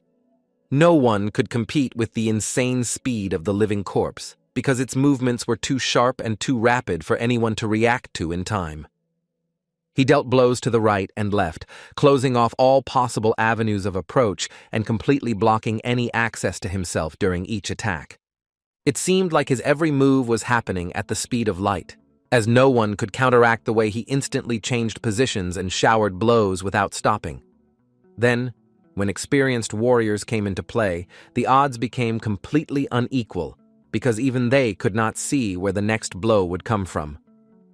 Zhang tried to attack the unexpected enemy himself, but the enemy jumped up, dodging his sword so quickly that the blow missed completely. He didn't expect this, because his victims were previously more susceptible to swords in their hands and couldn't move fast enough to avoid the simplest attacks. The living corpse extended its long fingers towards the man who had just tried to wound it, and the movement was so sudden that everyone shuddered. Jiangshi grabbed the convoy leader by the neck and began to choke him so hard that he could not break free from the grip, no matter how hard he struggled. The fourth master desperately wanted to help him, but this sight caused him to scream in anger because he could not calmly watch this scene. But he was stopped by Gabu Lam, noting that the situation was extremely bad and it was better to stay away from the enemy who could destroy them in an instant. The head of the convoy was still in the hands of a living corpse, while everyone around watched in horror and had no chance to intervene or save him. One of the warriors took a run to deliver an unexpected blow and at least for a moment distract the monster, which was not letting anyone even get close. Gabu Lam drew his sword and wanted to use a technique that would work even on such a terrible enemy, even though the chance was incredibly small. It was called the 18th movement capture technique, which was renowned among their ranks as the most effective of the attacks, and could save at least someone. With his first blow, he knocked the hat off the head of the living corpse, which was supposed to serve as a warning and show that he was not afraid to engage in open battle. As soon as this happened, the boy looked at the enemy who had turned away from the head of the escort, and this brief moment seemed like a chance for at least someone. Jiangshi looked at him with hatred and without a drop of respect, and his gaze was so cold that even the warriors behind felt fear.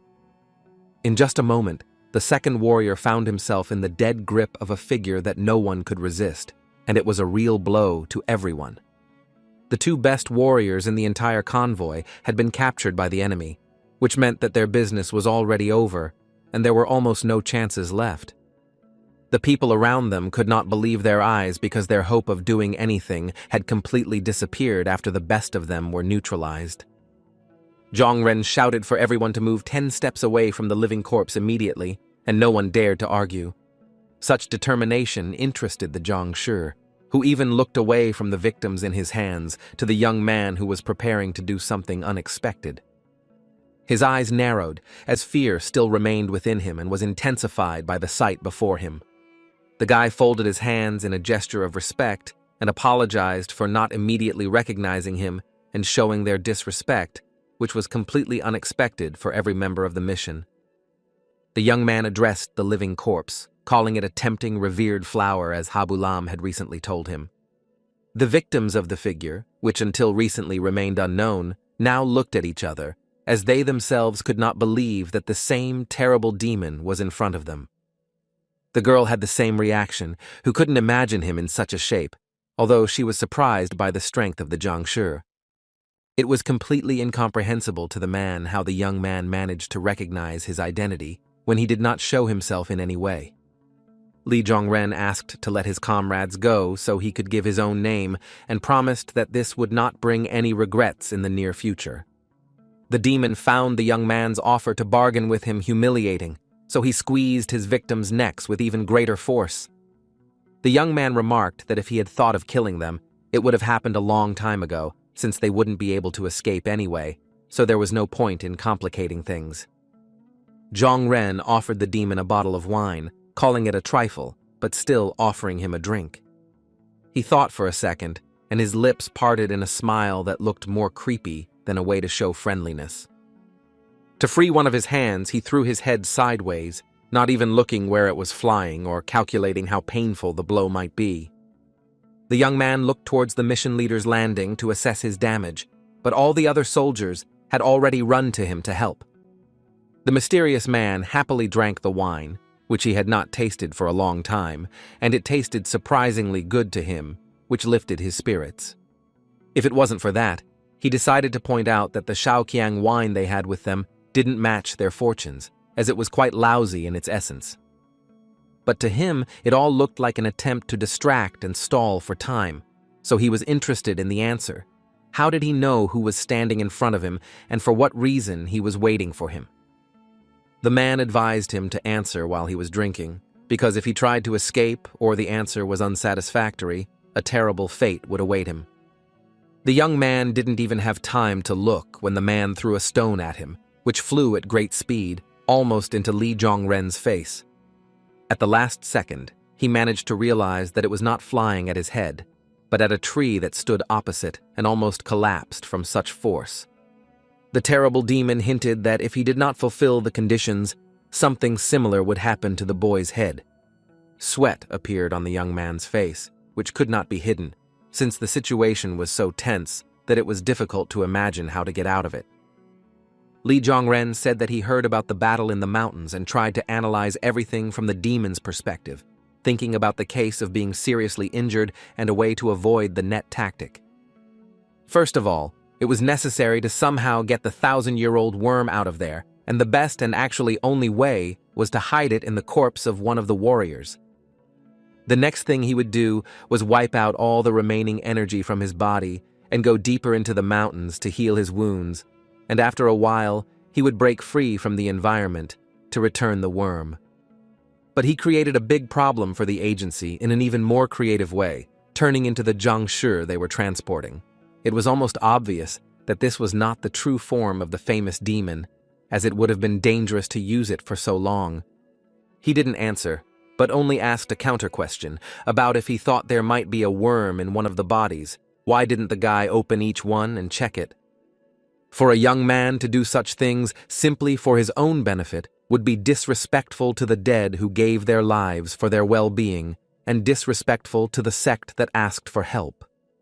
This answer brought a smile to the face of the ancient demon, who became increasingly interested in the personality of the young man before him. Suddenly, he approached the boy, who looked confused, as these movements could not be caught by the normal human eye. The man called him an interesting guy because he managed to fool thousands of people who came to follow him into the mountains, and some escort warrior simply took him and bit him.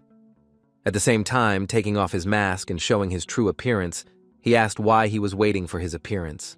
Li Zhongren realized that this was the most opportune moment to take the adventure he had been unable to dare to take all this time. With a quick movement, he pulled a firework from his kimono and launched it into the air, leaving a visible trail behind it. The man looked up to see what the young man had done instead of answering his question. But more perplexed were the escorting warriors and bearers, who looked upon this as the last moments of their own lives. The fireworks had already flown high into the sky and were visible from a great distance from the scene. As soon as he reached a specific point, the lights began to grow more and more with each passing second, indicating that the signal had been received. Zhang Ren himself couldn't believe what he had done, as it was very risky and adventurous, but he was just the kind of person who got caught up in such stories. The demon immediately attacked the young man, asking him what he had done, because he could not understand the purpose of setting off the fireworks. A victorious smile appeared on the young man's face, despite the hand tightly gripping his neck. He exclaimed with satisfaction that such nets could not be avoided, no matter how hard the demon hid and tried. It was a secret signal that he had been found, and that within 30 minutes, 30 sects would gather and bring thousands of warriors with them for his head. The man was extremely disappointed and irritated when he found out about this, because his delicate plan, which he had managed to attract for such a long time, had broken down. In order to dispel negative emotions, he placed his hand on the neck of the young man who had forced him to take such desperate measures with a clear desire to kill him. The young man exclaimed that he could help him, as if he needed it, but he only wanted to tease him. Around the two of them was a whole circle of escort soldiers, who finally pulled themselves together and tried to do something. Zhang Ren shouted as if he would help pull the man out of the chase and escape without a trace to buy himself valuable moments. He tried to manipulate feelings, noting that otherwise his remains would be fed to dogs who were just waiting for food. The young man wanted him to feel what trouble losing a battle with 1,000 warriors could bring him, and how much he needed help from someone outside. Everyone around watched this, unable to help due to the overwhelming difference in strength, and tried to listen to Zhang Ren's shouts. The demon also watched the boy's emotions to understand whether he was just bluffing to buy time or really offering help. A moment later, he angrily slammed his fist on the ground, stepping back a few centimeters from the face of the boy who wanted to help him. It was ironic for the martial artist that first he had led him into a trap, and now he was offering help. He himself understood the absurdity of his position, so he decided to justify it by saying that he had his own condition that balanced the offer. In return, the young man asked to be given half of the spirit's energy, which was of the highest value to the demon. The man froze at the moment when he realized that the guy was offering an exchange for something he was ready to defend at the cost of his life. A stingy, trembling smile appeared on his face, which should have given at least a crumb of comfort, but instead only added to anxiety and broke any positivity. The demon laughed loudly, sharply, without hiding any emotions, and the young man's words only ignited in him even more wild pleasure and cruel curiosity. His hand on Zhang Ren's neck tightened even more, like an iron hoop that slowly reduced the breathing space and pierced his heart with cold. Finally, he remembered when he saw the boy, recalling the events of the distribution ceremony, when the Taoist brought the other Zhang Shi to the agency, and the fourth master gave a speech. The demon remembered his speech almost verbatim and tried to quote it, recalling the theses of the importance of warriors for the country, agency, and honor. He was particularly interested in the part about the agency not being allowed to profit from the deaths of soldiers who had given their lives for good causes. But now things didn't look so noble, as he was using the dead warriors as bait, and he was also doing it for his own benefit. Leaning towards what he was called the fourth young master, he concluded that the guy in front of him was the son of the agency king. It was unexpected for the man that such a great warrior had such a foolish son who contradicted his own values. Although he immediately concluded that it was even more ironic and he liked it better that way, he agreed to give half if he could get him out of the trap. Looking around and noticing how many swords were pointed in his direction, he said that there would be no mercy for the others. Instead of the submission the demon had hoped for, the young man grabbed his hand and squeezed it with no less force than that of a strong warrior. The guy swore that if even one person around him got the slightest injury, he wouldn't even think about helping. To the creepy man, it all seemed like empty talk that wouldn't work on a powerful man like him. The demon got angry again and said that he would first kill everyone, and then rip out the boy's tongue, eyes, and ears, so that he would understand what things he shouldn't say. Soso, who was watching the situation from the sidelines and could do nothing to help, decided to take an adventurous step that might at least help somehow.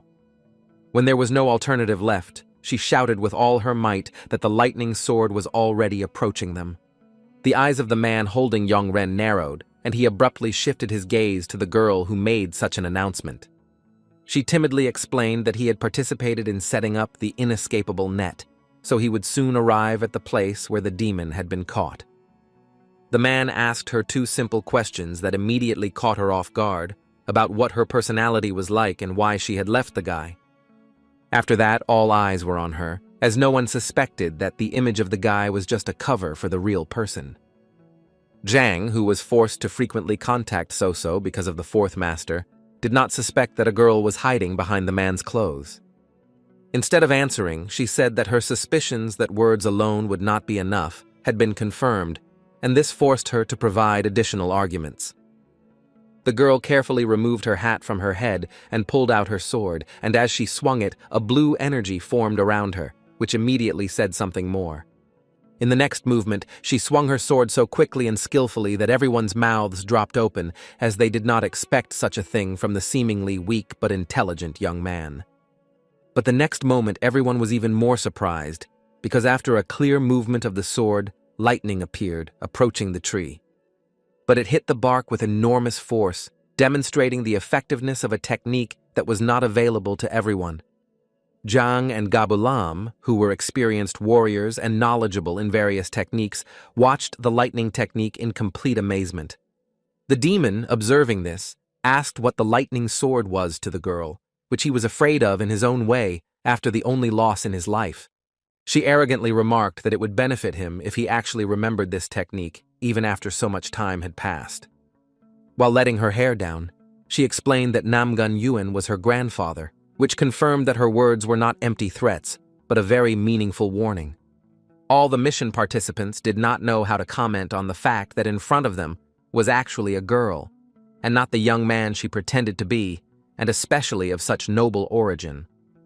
Soso threatened that if the man killed the young master, she and the other warriors would lay down their lives, but they would give a worthy fight.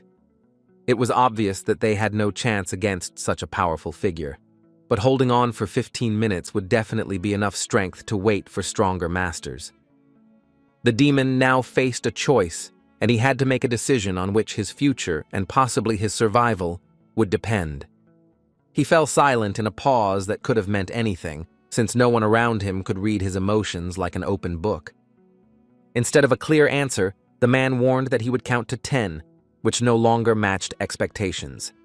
Later, the master added an explanation that anyone who stands here until the end of the countdown will be left without their head. The escort warriors looked at each other as they were in a hopeless situation due to the significant difference in strength levels. Zhang and Gabu Lam, without consulting, ran up to the young master, who had been released by the demon for a second to help him. Li Zhongren shouted for the convoy leader to immediately take the people away from here as far as possible to ensure their safety. It was clear to the young man that there was no time for delay, and he had to take advantage of the moment that had fallen by the will of the demon. Zhang's eyes narrowed as he realized how pitiful their situation was and how unsuccessful everything was going. But he had to accept it and obey the fourth master's order, because there was indeed a meaning in these words that could not be avoided. The man ordered the convoy to leave all the goods here, those porters who could not run fast to move onto horses, and the warriors to form into 6 swords and leave the forest. The guy thought that even without this demon, there were enemies in the forest, and the cult's followers also specialized in suppressing martial arts masters. He was genuinely pleased that Chairman Zhang did not argue with his decision, as that would have added even more unnecessary problems. In a normal situation, it would be a great disgrace for an escort warrior to leave the goods unattended, and it would destroy the reputation of his entire group forever. However, given the exceptional nature of their situation, it was a much better option than simply dying. He understood that all the responsibility associated with this situation would fall on the shoulders of Zhang, who was deeply affected by the recent events. Soso ran up to the boy, promising to explain later why she was dressing up as a man, because now was not the time. But the young man was only interested in why she didn't run away with the entire convoy, since it was not the time for nonsense, and it was necessary to leave the dangerous place immediately. Li Zhongren ignored her cries that she should stay here and asked her to get out of the forest as soon as possible. The girl said she appreciated Yongren's desire to protect her, but if she didn't go with them, there could be many more casualties, since she was the only one who knew her way around the area. The young man, in turn, remembered that somewhere nearby, followers of the cult were walking around who were no less dangerous for the convoy. They were both distracted by a demon, who asked them to be quiet and not to disturb his thinking. In his opinion, the girl could join them since she would also benefit, and at the same time he carried a zhangshi on his shoulders. The man was not going to delay a second longer, as his situation was getting worse the more time passed and the closer the warriors came. Time passed unexpectedly quickly after they left the forest, where they had separated from the main convoy group. They had to spend all their time together, traveling unknown paths after the demon. 4 days have passed since they united with the demon, and the tempting flower still hasn't killed them. They had to cross the mountains without the opportunity to wash or eat, as if they were completely poor. In addition, he told the girl to conserve her strength, as she would need it for something else, mysteriously putting her in an awkward position. Therefore, Zhongren had to carry the zhangshi by himself, despite the difficulty and So-So's offers to help.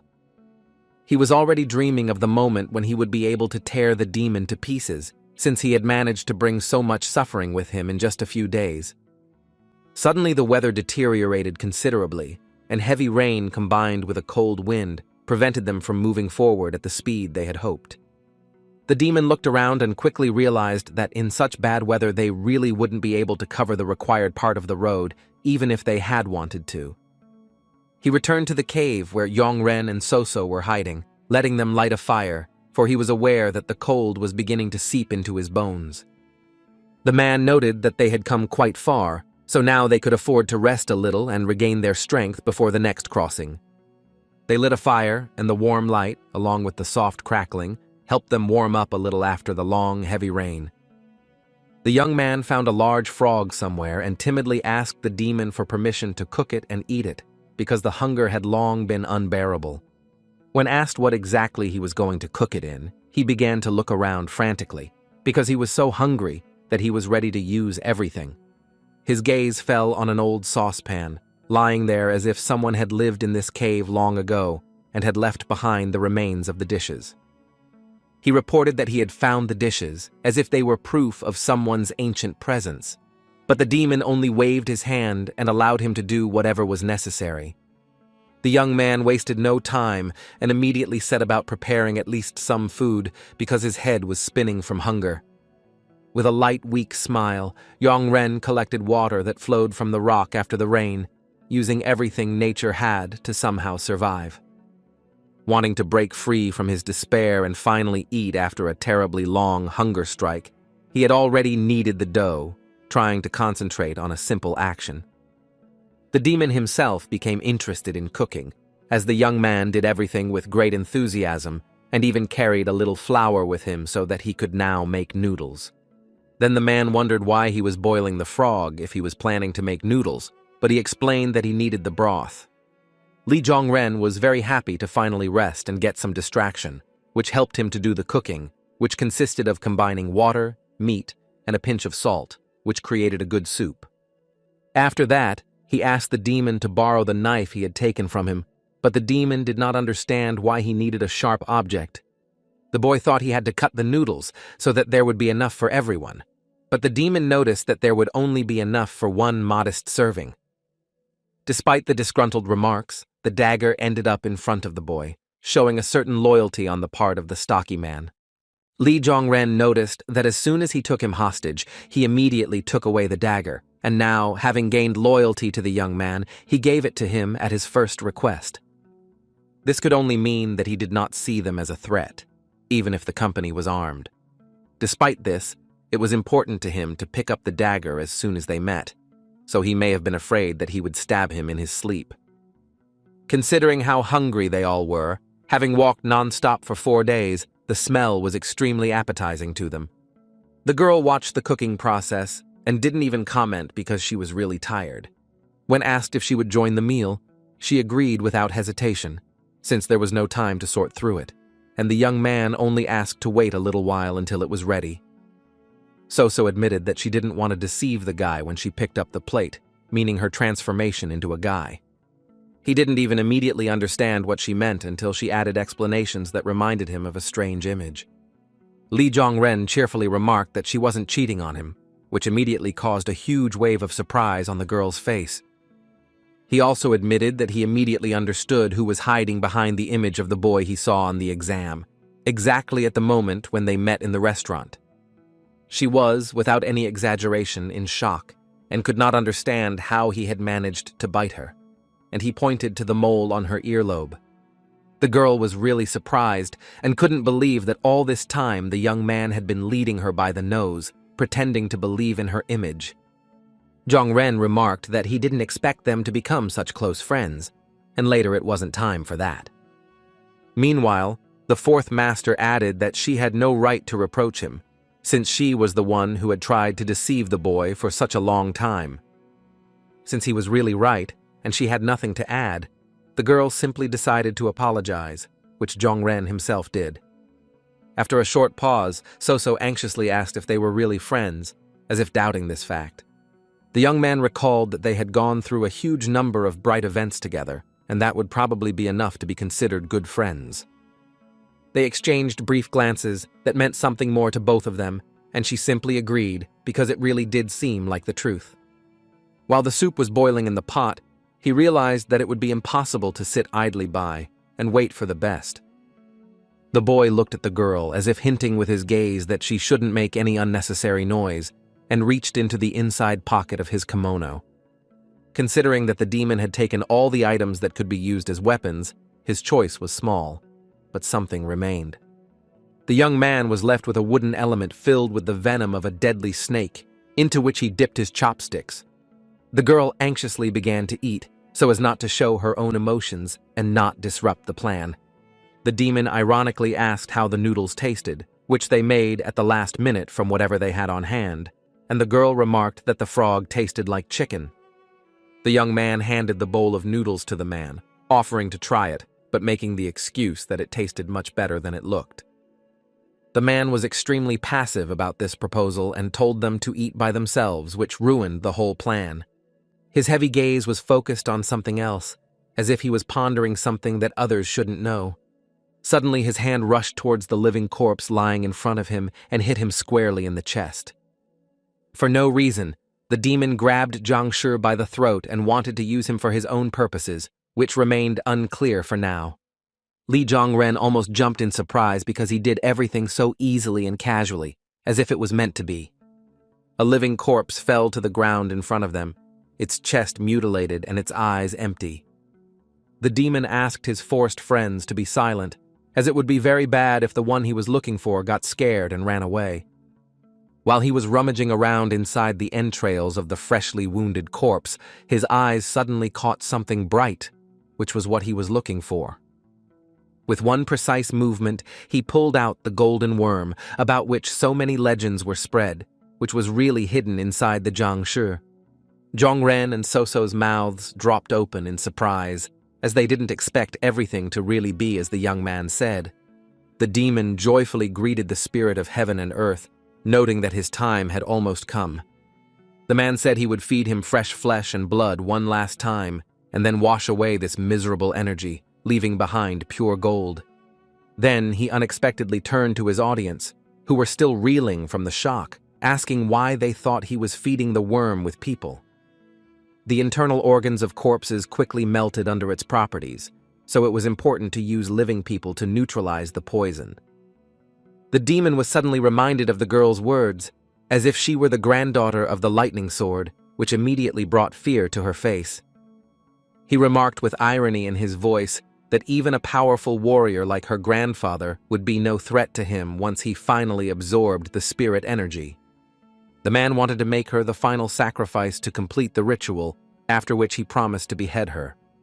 And to end it all in the most cruel and in its own funny way, it occurred to him to bring the head of his precious granddaughter to the lightning sword. The rain outside never let up, adding a mournful atmosphere to the already tense situation. The girl screamed in pain, unable to identify what exactly the demon had done, as it was too technical.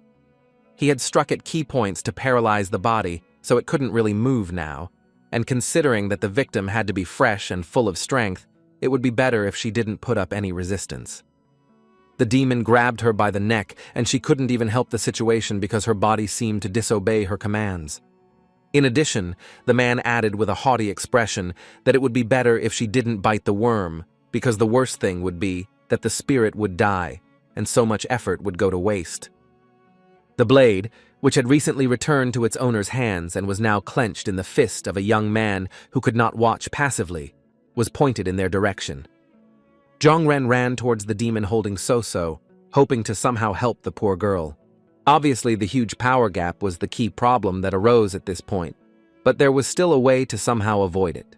The guy wanted to use the time-slowing skill, which could be useful during such a critical situation. The demon was still a much stronger and more threatening enemy than he might have seemed, and it weighed on him because every move his opponent made seemed simple but too swift. The boy's eyes could not catch a single precise movement that the man made so deftly and easily, and so he tried in vain to follow him, even though he strained his eyesight. In a moment, he didn't realize it himself and flew sharply in the other direction from the clear blows that fell on him so quickly that he didn't even have time to raise his hands. He concluded that even with the ability to slow down time, he couldn't catch any of the demon's movements because he was acting too skillfully and too quickly. Therefore, it was scary to imagine how fast and strong he was in his normal state when he did not restrain himself and did not reduce his own strength. The man looked at him with an ironic smile because he knew that this attack was completely meaningless and could not change the course of the battle. The martial arts master was curious about how the young man had accelerated in an instant, which did not match his skill level. To him, this looked suspicious, since he didn't see any potential in the boy to grow up so quickly. Jongren himself became interested because he understood that the man did not have great knowledge in martial arts, but instead had tremendous strength. After a short pause, the demon said he had changed his mind, and after these words, anything could be expected, since he was not an unpredictable person. It occurred to him to feed the boy to the worm. Since he had managed to retain so much energy after the long journey, it would definitely be enough to remove the remaining poison from the worm. After that, he promised to rip open the boy's stomach and consume all the energy the worm had stored up. Jongren asked him to stop and not take any hasty actions as it could not work to his advantage. The man didn't listen to him, and with a quick movement knocked the dagger out of his hand, which remained his last hope of defending himself against him. It fell to the ground with a desperate ringing and symbolized the loss of hope in the young man's heart. The demon spared no effort and grabbed the boy by the face and held him down so that he could not turn away and ruin his plan. The famous worm appeared right in front of his face, and the demon, smiling, held it closer to the young man's mouth. Li Jongren no longer had a chance to turn away, as the situation had developed such that he was simply a puppet in the hands of others. In just an instant, the spirit of heaven and earth found itself inside the boy, who fell to the ground to the accompaniment of the demon's laughter. So-So still couldn't move because of the techniques the man had used on her, but she didn't have the strength to watch it silently. The boy's body was enveloped by a terribly cold energy that he could not push out or ignore as it pierced to the bones. The worm had been drinking the energy of the moon for 1,000 years, and unexpectedly, it was like yin energy brought to the extreme. It was still funny to the demon because until recently, the young man had asked for half of the worm, and now he had received a whole one, and he was writhing in pain. The man had been waiting for this moment for a very long time and really wanted to see the lightning sword to whom he owed revenge, even if he did not end up in the trap that was being prepared for him. Being in a completely elated state, he grabbed a bottle of wine and drank it, then promised that he would come for him himself if he did not find him among the warriors who would come to defeat the demon. While he was celebrating his victory, before he actually reached them, the young man's gaze was directed at the demon. The man didn't like being stared at so openly, so he wanted to clarify why the man was allowing himself to do this. Suddenly, a hot pain hit inside his body, and he couldn't control himself anymore. The body seemed to soften from the weakness that had suddenly surged from a few sips of wine and made me wonder what had happened. The demon suddenly felt sick, and blood began to ooze from all the holes in his body, as if everything was already over. He himself could not believe the pitiful state of his situation, and how delicately he had been led astray by two traitors. Zhongren shared that he was a little disappointed when he refused the noodles, but the demon left the flask of wine unattended, which allowed him to add poison to it. The young man expressed his sincere hope that the man would pay for every sin he had committed in the next world, but he wanted to kill him with a dagger in his hand. Rejoicing that the situation had turned for the better at the last moment, he swung with all his strength and was about to plunge the knife into his back. Suddenly, the demon began to resist and, with his last strength, generated a stream of energy from his own hand. This helped throw the young man along with the dangerous dagger so far that it hit the wall. The demon called it all a theatrical reenactment and added that killing him would not be as easy as Zhongren had imagined. The man tried to redirect energy to suppress the poison inside his body, and to do this he needed good concentration and silence. It was obvious to the young man that this could not be allowed to happen, and that there was a need to kill him at any cost.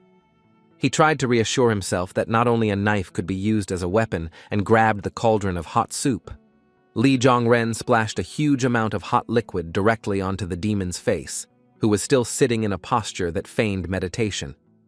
He wanted him to at least respond somehow, to interact with him if he was going to die anyway, but the man was completely emotionless. The fourth master recalled that the demon lost to the lightning sword in just 10 steps, and the poison of the Kun snake from Kunshan Mountain was the culprit, which was the determining factor. It was rumored that a person couldn't walk even 7 steps behind him, so the girl asked him what he thought was faster, 10 steps of a lightning sword, or poison that would help her not even live to meet him. She herself didn't understand why they were putting so much pressure on a man who completely ignored their words and seemed not to hear them. Li Zhongren said that he was trying to kill him with words in this way, but all of that was secondary because he was more interested in the girl's condition. So, in turn, changed the topic to the young man who had eaten the spirit of heaven and earth and was probably feeling no better than she was. He had already forgotten that he had actually swallowed the famous worm, as the effects of the poison wore off very quickly, and he was busy with something more important. Zhongren felt as if he had entered some deep cave and stumbled upon an animal waiting for him. As soon as he thought about it and noticed it, a fire seemed to start inside, reminding him of the events of a few weeks ago. The young man felt as if he was really on fire, and his body did not obey the laws of physics at all. The same energy he had felt in the restaurant was haunting him now, but it was even more unfortunate because of the complexity of the moment. Although compared to how the same thing felt a few weeks ago, it was much worse now, as the temperature of the fire felt higher, and it felt like it was going to fry to a crust. It seemed that the yang energy from the bamboo scroll he had burned with him in his past life was struggling inside him. And there was also the yin energy accumulated in the spirit of heaven and earth, which he had absorbed just a few minutes ago. His eyes widened at how much the body was suffering from these metamorphoses, which could not be ignored. It seemed to tear Zhongren apart from the inside and actually burn his skin, as a way of fighting between conflicting energies. Meanwhile, the rain finally stopped outside, and the sun peeked out, warming the mountains. Inside the cave, such strange things were happening that it was difficult to list everything that happened in a few hours. Zhongren finally breathed his last, as the energy that had been causing his body to burn from within without any explanation left him. It was still unclear which energy had won, whether it was the energy of the scroll or the worm, or whether they simply touched each other and did not reach a conclusion. As soon as he opened his eyes and finally came to, he was even more surprised, because he saw a picture he had not expected. The girl lay in front of him, as if she had been completely paralyzed and could not move a bit. Later, his gaze shifted to the demon, who was also nearby and was broadcasting what he had missed due to the struggle of energies within. The man's body was full of blood and he looked completely exhausted, as if he was no longer alive. Li Zhongren didn't really know whether he had managed to stop the demon from gathering energy or not, but the situation looked completely unclear. Finally, So-So showed signs of life when she cleared her throat a little, at least showing that she was conscious. The girl was still breathing, but her body was cold as ice, which further confused the young man, who could not imagine what had happened here before he woke up. She must have frozen because she was paralyzed by the old man and couldn't move to keep warm. Li Zhongren tried to help in some way, so he gathered the remaining sticks and leaves to start a quick fire. In just a moment, everything was ready, and the first sparks lit up the cave, with the hope that it would soon become warmer. The guy wanted to move the injured girl closer to the fire so she could feel at least a little warmth. He watched her without taking his eyes off her, and it seemed to him that So-So had really gotten better, at least to a small extent. Zhongren thought it would make sense to heat some water in a kettle so that the girl could wash herself with warm water when she finally woke up. The cauldron stood next to the demon's body, which still showed no signs of life or death, so it was a little scary to approach it. But there was no choice, and the guy really wanted to get a vessel to heat water, so he had to come closer. Suddenly he noticed how the demon's hand moved, demonstrating its vitality even now. He angrily grabbed the cauldron and was about to throw it over the head of the man who could not leave them alone. Li Zhongren was determined because he was truly tired of being a prisoner of a demon who behaved so recklessly. The man grabbed the cauldron with his hand and stopped the attack, even though he looked as weak as possible after the effects of the poison. The young man was still amazed at how he was able to maintain such speed, despite the exhaustion that was written on his face. The demon still didn't understand how he managed to survive after eating a worm that was full of poison. The fourth master mockingly remarked that it was very tasty, and did not admit what helped him survive. The man angrily shattered a stone lying nearby into small pieces because he heard an answer that did not satisfy him at all. He looked as if he wanted to take the life of the boy in front of him with renewed vigor, as his entire plan had been thwarted. The martial arts master's hand was already habitually on the neck of the boy, who could not find the strength to resist. It seemed as if the spirit of heaven and earth had dissolved into Zhongren's body, which was even better, as no poison remained, only pure energy. In that case, it would be enough for him to simply drink all the blood that could be found in the young man's body. The man looked as if he was on the verge of madness, and hinted to the boy not to make unnecessary movements, as he would like to do without the dirty work. Here, something unexpected happened that completely shocked the demon, who had not expected anything like this, based on his knowledge of Zhongren's abilities.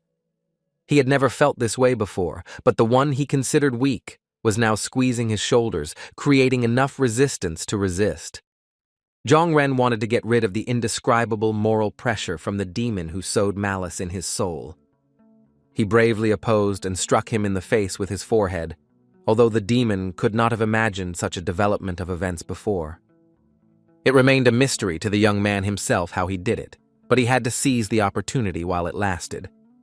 Li Zhongren realized that he hadn't even trained much, but he had gained a level of strength that he could only dream of before.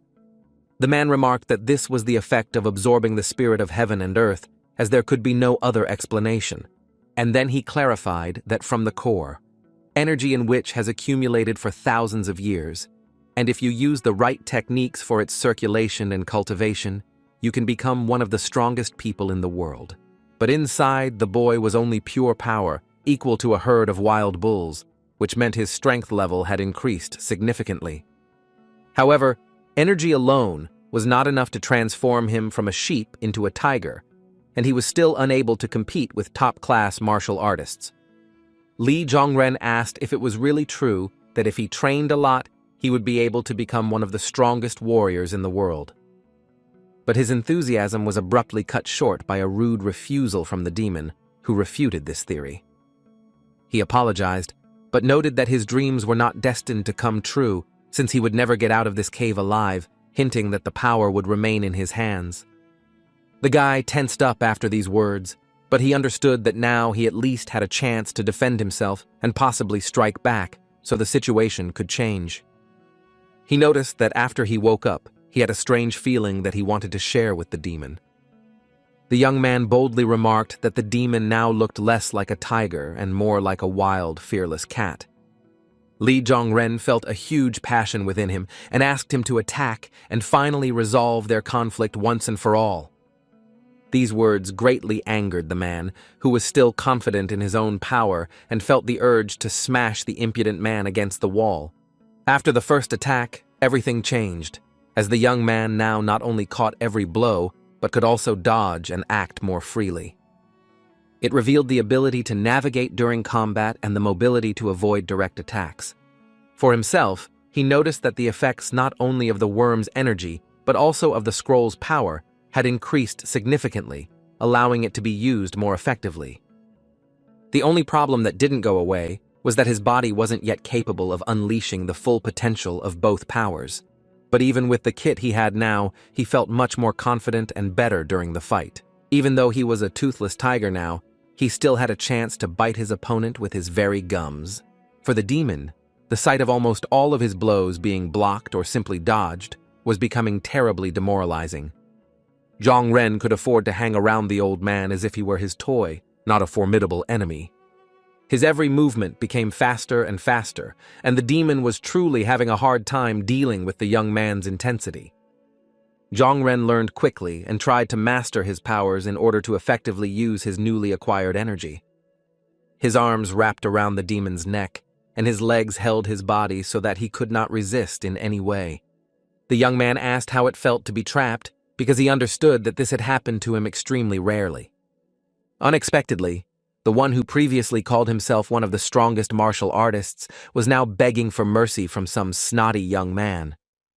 But the guy completely ignored him because he wanted him to feel the same emotions and fear that all his victims who fell at his hands felt. This was to be the end for the demon, as his strength was draining more and more with every passing moment, and his grip was growing stronger. Li Zhongren expressed the hope that in hell he would receive what he deserved for all his sins committed during his life. The man's body flew several meters to the side, completely covered in blood and lifeless. The girl, who had only just come to her senses, looked around and could not imagine what had happened while she had been asleep. The young man decided to play the fool and said that the man was in this state when he woke up, and suggested that the man was in so much pain that he decided to end his life. So almost cried when she thought about how lucky they were that the bandits had given her the poison that she thought could kill the demon. The question remained open as to why the boy remained completely healthy and unharmed if he ate a worm full of poison. There was something suspicious about this story for the girl, who wanted to catch him in a lie, but couldn't find where the story didn't agree. Li Zhongren lied that he had recovered from all effects of the poison because he was so nauseated that he saw the frog they were eating. Obviously, he knew that questions would arise and that he would have to hide the fact that he had absorbed the spirit core of heaven and earth. From what the demon said before he died, it seemed that his blood had become an elixir filled with energy until he learned to control it, so he was truly a mystical creature now. If this fact becomes public knowledge, a real hunt will begin for him, which will be impossible to contain by any means. The girl looked at him, who was sitting without a kimono, and suggested that he wear any clothes so as not to freeze. No matter how much the boy wanted to do it, the only clothes that remained were on the demon's dead body. Objectively, the outfit would be superfluous for the corpse, so it could be borrowed without any complaints. Suddenly he saw something he didn't expect when he removed the top layer of clothing from the body of the newly deceased. Under the layer of kimono was hidden an incomprehensible element of clothing that looked a bit like armor. An even more violent reaction arose from the girl, who seemed to understand the origin of this thing, but could not believe her own eyes. So shouted for him to bring her a dagger, at least for a second, to test a theory that had arisen in her head. She raised her hand with the dagger over the incomprehensible element and struck it, but it did not produce any effective result. This something was so strong that even the meteorite iron from which the dagger was made left nothing more than a scratch, while a regular sword would simply break. Li Zhongren still didn't understand what that meant and wanted to get a little more explanation from her. Finally, the girl explained that it was sacred dragon-scale armor, a treasure passed down from father to son in a demonic cult that lived in the Siwan Dashan Mountains. It was said that to produce such a thing, their craftsmen spent years processing snow iron, which could only be found on a great snowy mountain. From the very beginning, it was incomprehensible to her how the old man managed to not only survive, but also kill a huge number of warriors who had attacked him earlier, but now everything was falling into place. She didn't add anything other than congratulating him on the new thing as the boy looked at her with eyes wide with surprise. Soso noted that the thing goes to the one who defeated the previous owner, and with a smile added that if he didn't want it, he could give it to her and she wouldn't mind. Li Zhongren was not ready to refuse such a pleasant offer, so he decided not to waste a second and quickly put on his clothes.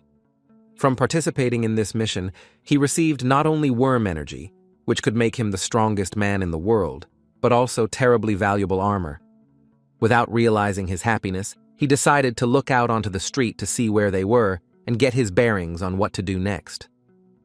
When the girl asked where he was going, he explained that he wanted to catch something edible, since recent events had left both of them terribly exhausted.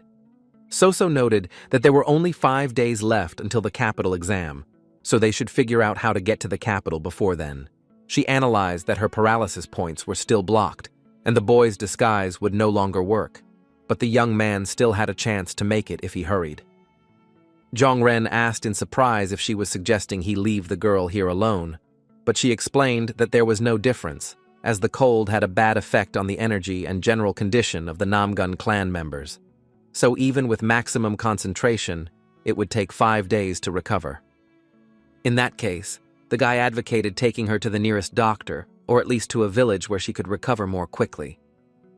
The girl reminded them that they were deep in a mountain range, so there was nothing to be found here except other mountains, and that was precisely why the demon had led them here. She continued to think about the fact that there was about 4 pieces of food left on the bottom, and if an animal came to them, she would be able to fend for herself. In order to demonstrate her own determination and not appear unfounded, she threw a stone with intensity that would have been enough to neutralize the wild animal. Li Zhongren completely disagreed with her and argued until the last minute, as he did not want the girl to be left alone in a dangerous situation. She explained that the guy in front of her was definitely different from the rumors that were circulating about him, but a good reputation was still a long way off, and the metropolitan exam could help with that.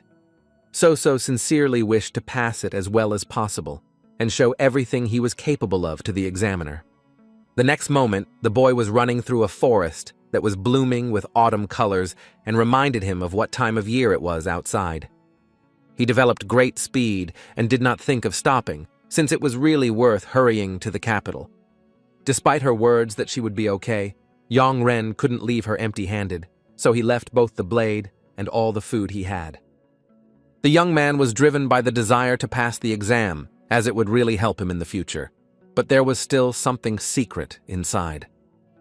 He remembered a conversation in which he had set a condition that he pass the metropolitan exam well, and in that case he would like to receive the position of elder in the external section that Soso was going to create. For him, it was a unique chance that he didn't want to miss, so the motivation to run with all his might continued. Meanwhile, a kind of chaos reigned in the main residence of the King of the Union after an ambiguous mission. The man concentrated on reading all the records he could find, but most of them noted that it had rained twice, washing away all traces. The report stated that the fourth master and his friend had left the forest, but it was still unknown whether they were alive or not, as the search in the mountains continued. The Union King unconsciously squeezed the paper in his hands so hard that he bent over as emotions overcame his cool head. Before him stood all the participants in this mysterious mission, which in the end did not bring any significant results, and also left his son's status unknown.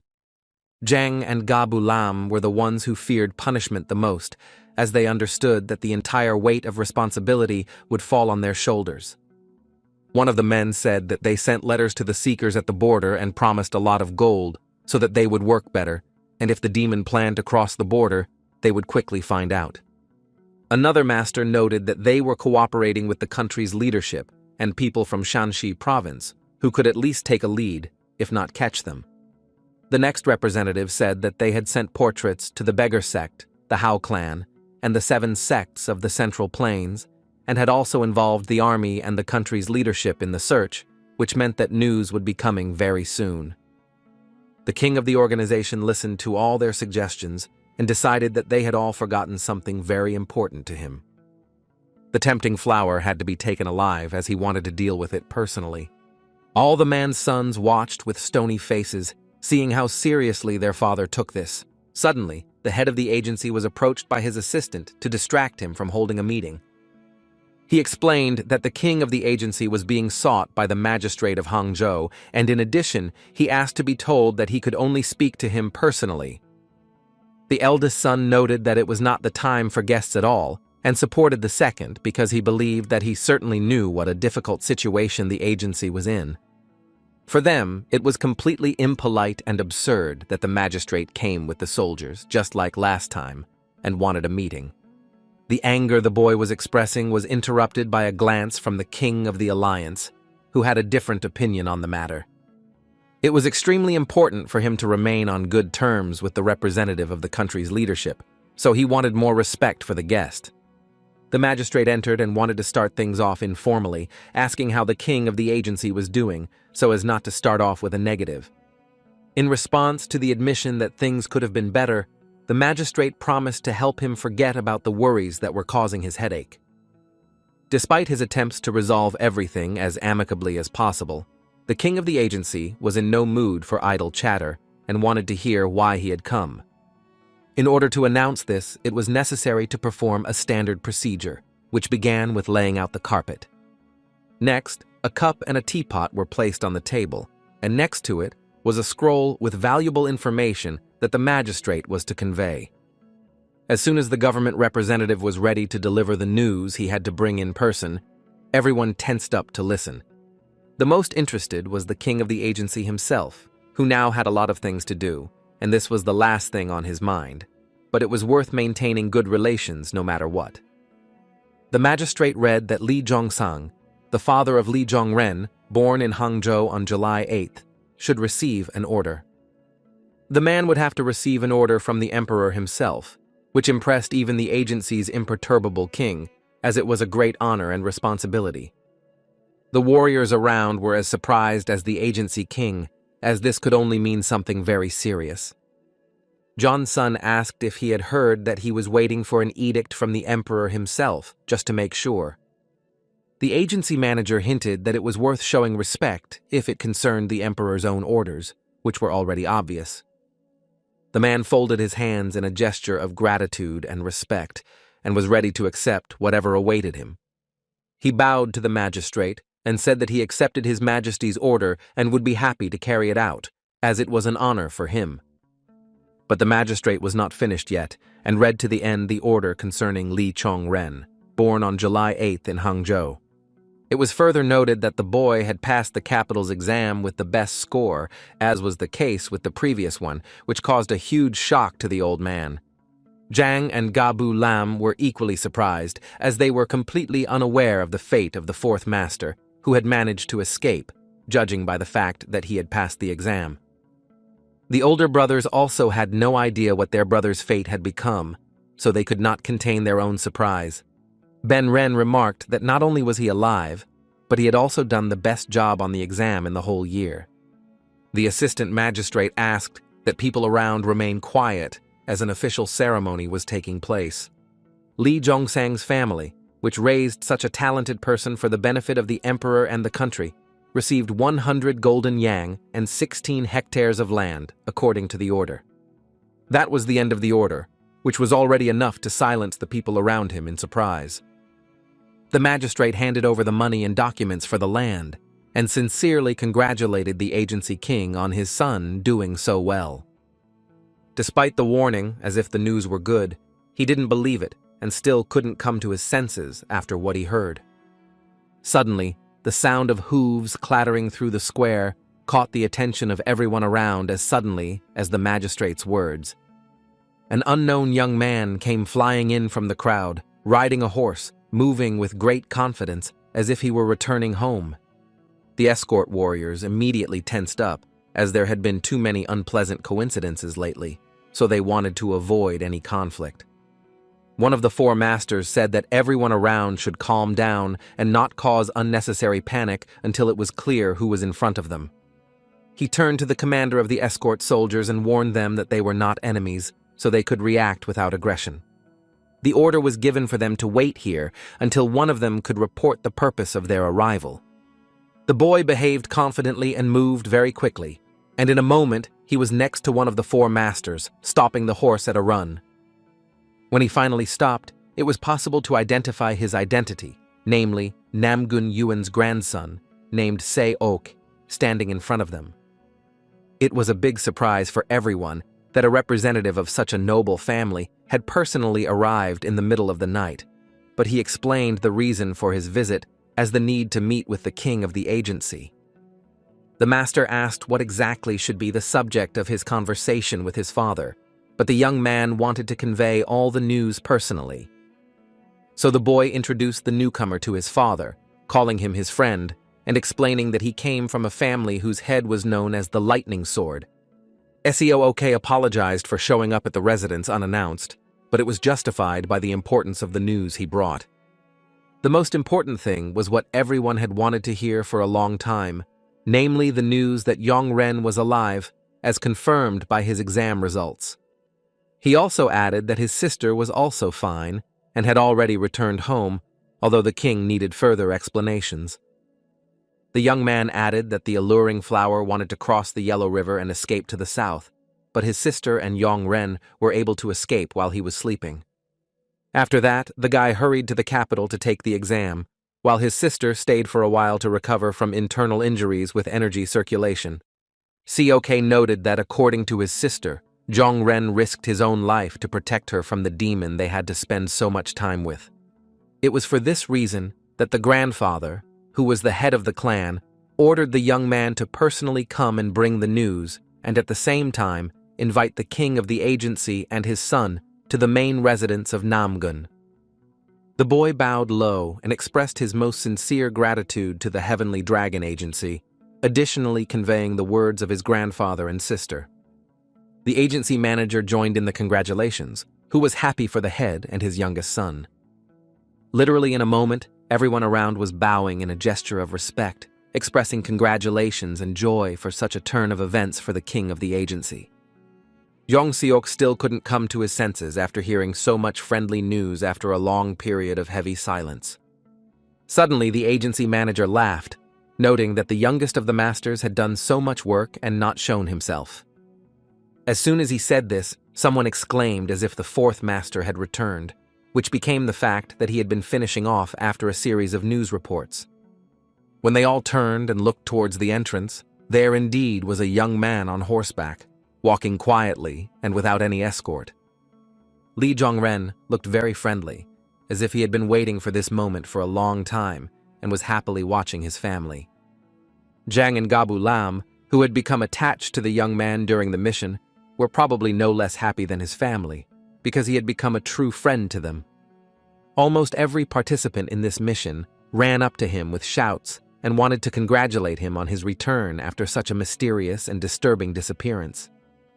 The morning after he finally returned to the residence, he had a unique chance to rest and eat well, something he hadn't had in a long time due to various circumstances. Jungren, lying in a hot tub, exclaimed that there was no better place in the world than home. As funny as it may sound, the metropolitan exam seemed much easier to him than the provincial one. Considering the fact that the answers of the best exam participant were known to him from a past life, everything went much easier. The examiners had 2 identical answer sheets in their hands, but because the young man managed to finish 2 hours earlier, everyone thought the other one had cheated on him. Despite the fact that this action was not very moral, he did not feel any remorse because he did what fate gave him the chance to do.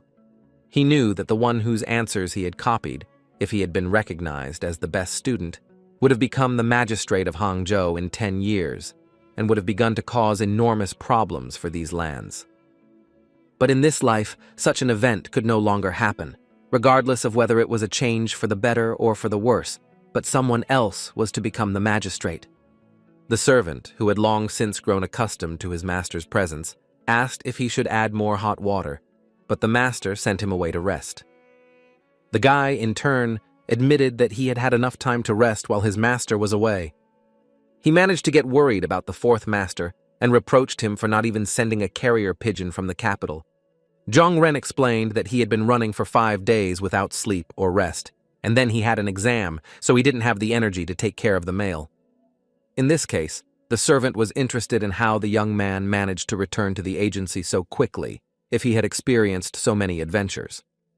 He knew that the normal journey from the capital took 20 days, so by some miracle he managed to get there in 5. Instead of a direct answer, the young man showed the man a badge that depicted 3 horses in a row on a medal. The footman carefully examined what he was holding in his hands without being able to understand what it meant, but the boy only noted that others had given him one. Thanks to it, he was able to move along the Grand Canal and show this badge at every crossing point, where a new horse was necessarily issued. The problem was that such badges were only issued to representatives of the country's leadership, and he certainly wasn't one of them, but Zhang Ren only said that there was a long story behind it. He remembered how in the capital he found himself in a luxurious place where he could get certain bonuses for himself. There he met Mr. Kim Bulwa, the Deputy Minister of Personnel, to whom he expressed his great respect in order to gain something. The man immediately drew attention to the name of the young man standing in front of him and asked if he was Li Zhongsang's son. Meanwhile, he remembered how delicately the magistrate had behaved with his father, and now before him stood a man who so calmly called out the name of a famous man. The deputy minister noted that he and his father were on good terms, even though they hadn't seen each other for a long time, and that was the only reason that made their meeting possible. Kim Bulva had already heard that the young man had passed the exam with the best scores and was glad to see such a smart guy. The man believed that he inherited such a sharp mind from his father, and no one could have thought that the king of the agency would be able to raise such a reliable young dragon. But even less did he expect that the man would use his own son to gain influence in the country's leadership, which was a huge accusation. Li Zhongren was immediately surprised when he heard this, as he had not meant this at all when he wanted to meet with a high-ranking man. When he thought for another moment, he saw how much meaning could be made of these words, but they really didn't correspond to reality. It was immediately clear that this was not an unusual remark that had fallen out of place in the conversation, but rather dangerous words that could decide his fate. The deputy minister stopped abruptly, which showed how serious he was about this statement. He did not want to embellish or hide the reality, and promised to be honest with the young man, no matter what. The man coldly said that the boy should not even think about getting a place in the country's leadership in the near future. A silence fell between them, caused by the danger of the situation, as any wrong move could lead to a fatal end. Li Zhongren was still in a slight shock and didn't know how to start this conversation properly so as not to make a fool of himself and not show wrong aspirations. The man noted that despite the fact that the young man managed to pass the exam on his own, she recruited new people only as needed. In the past 10 years, there have been a lot of those who have passed the imperial examination from good families in Jiangnan province and have been given positions, which has made the number of official scholars too large.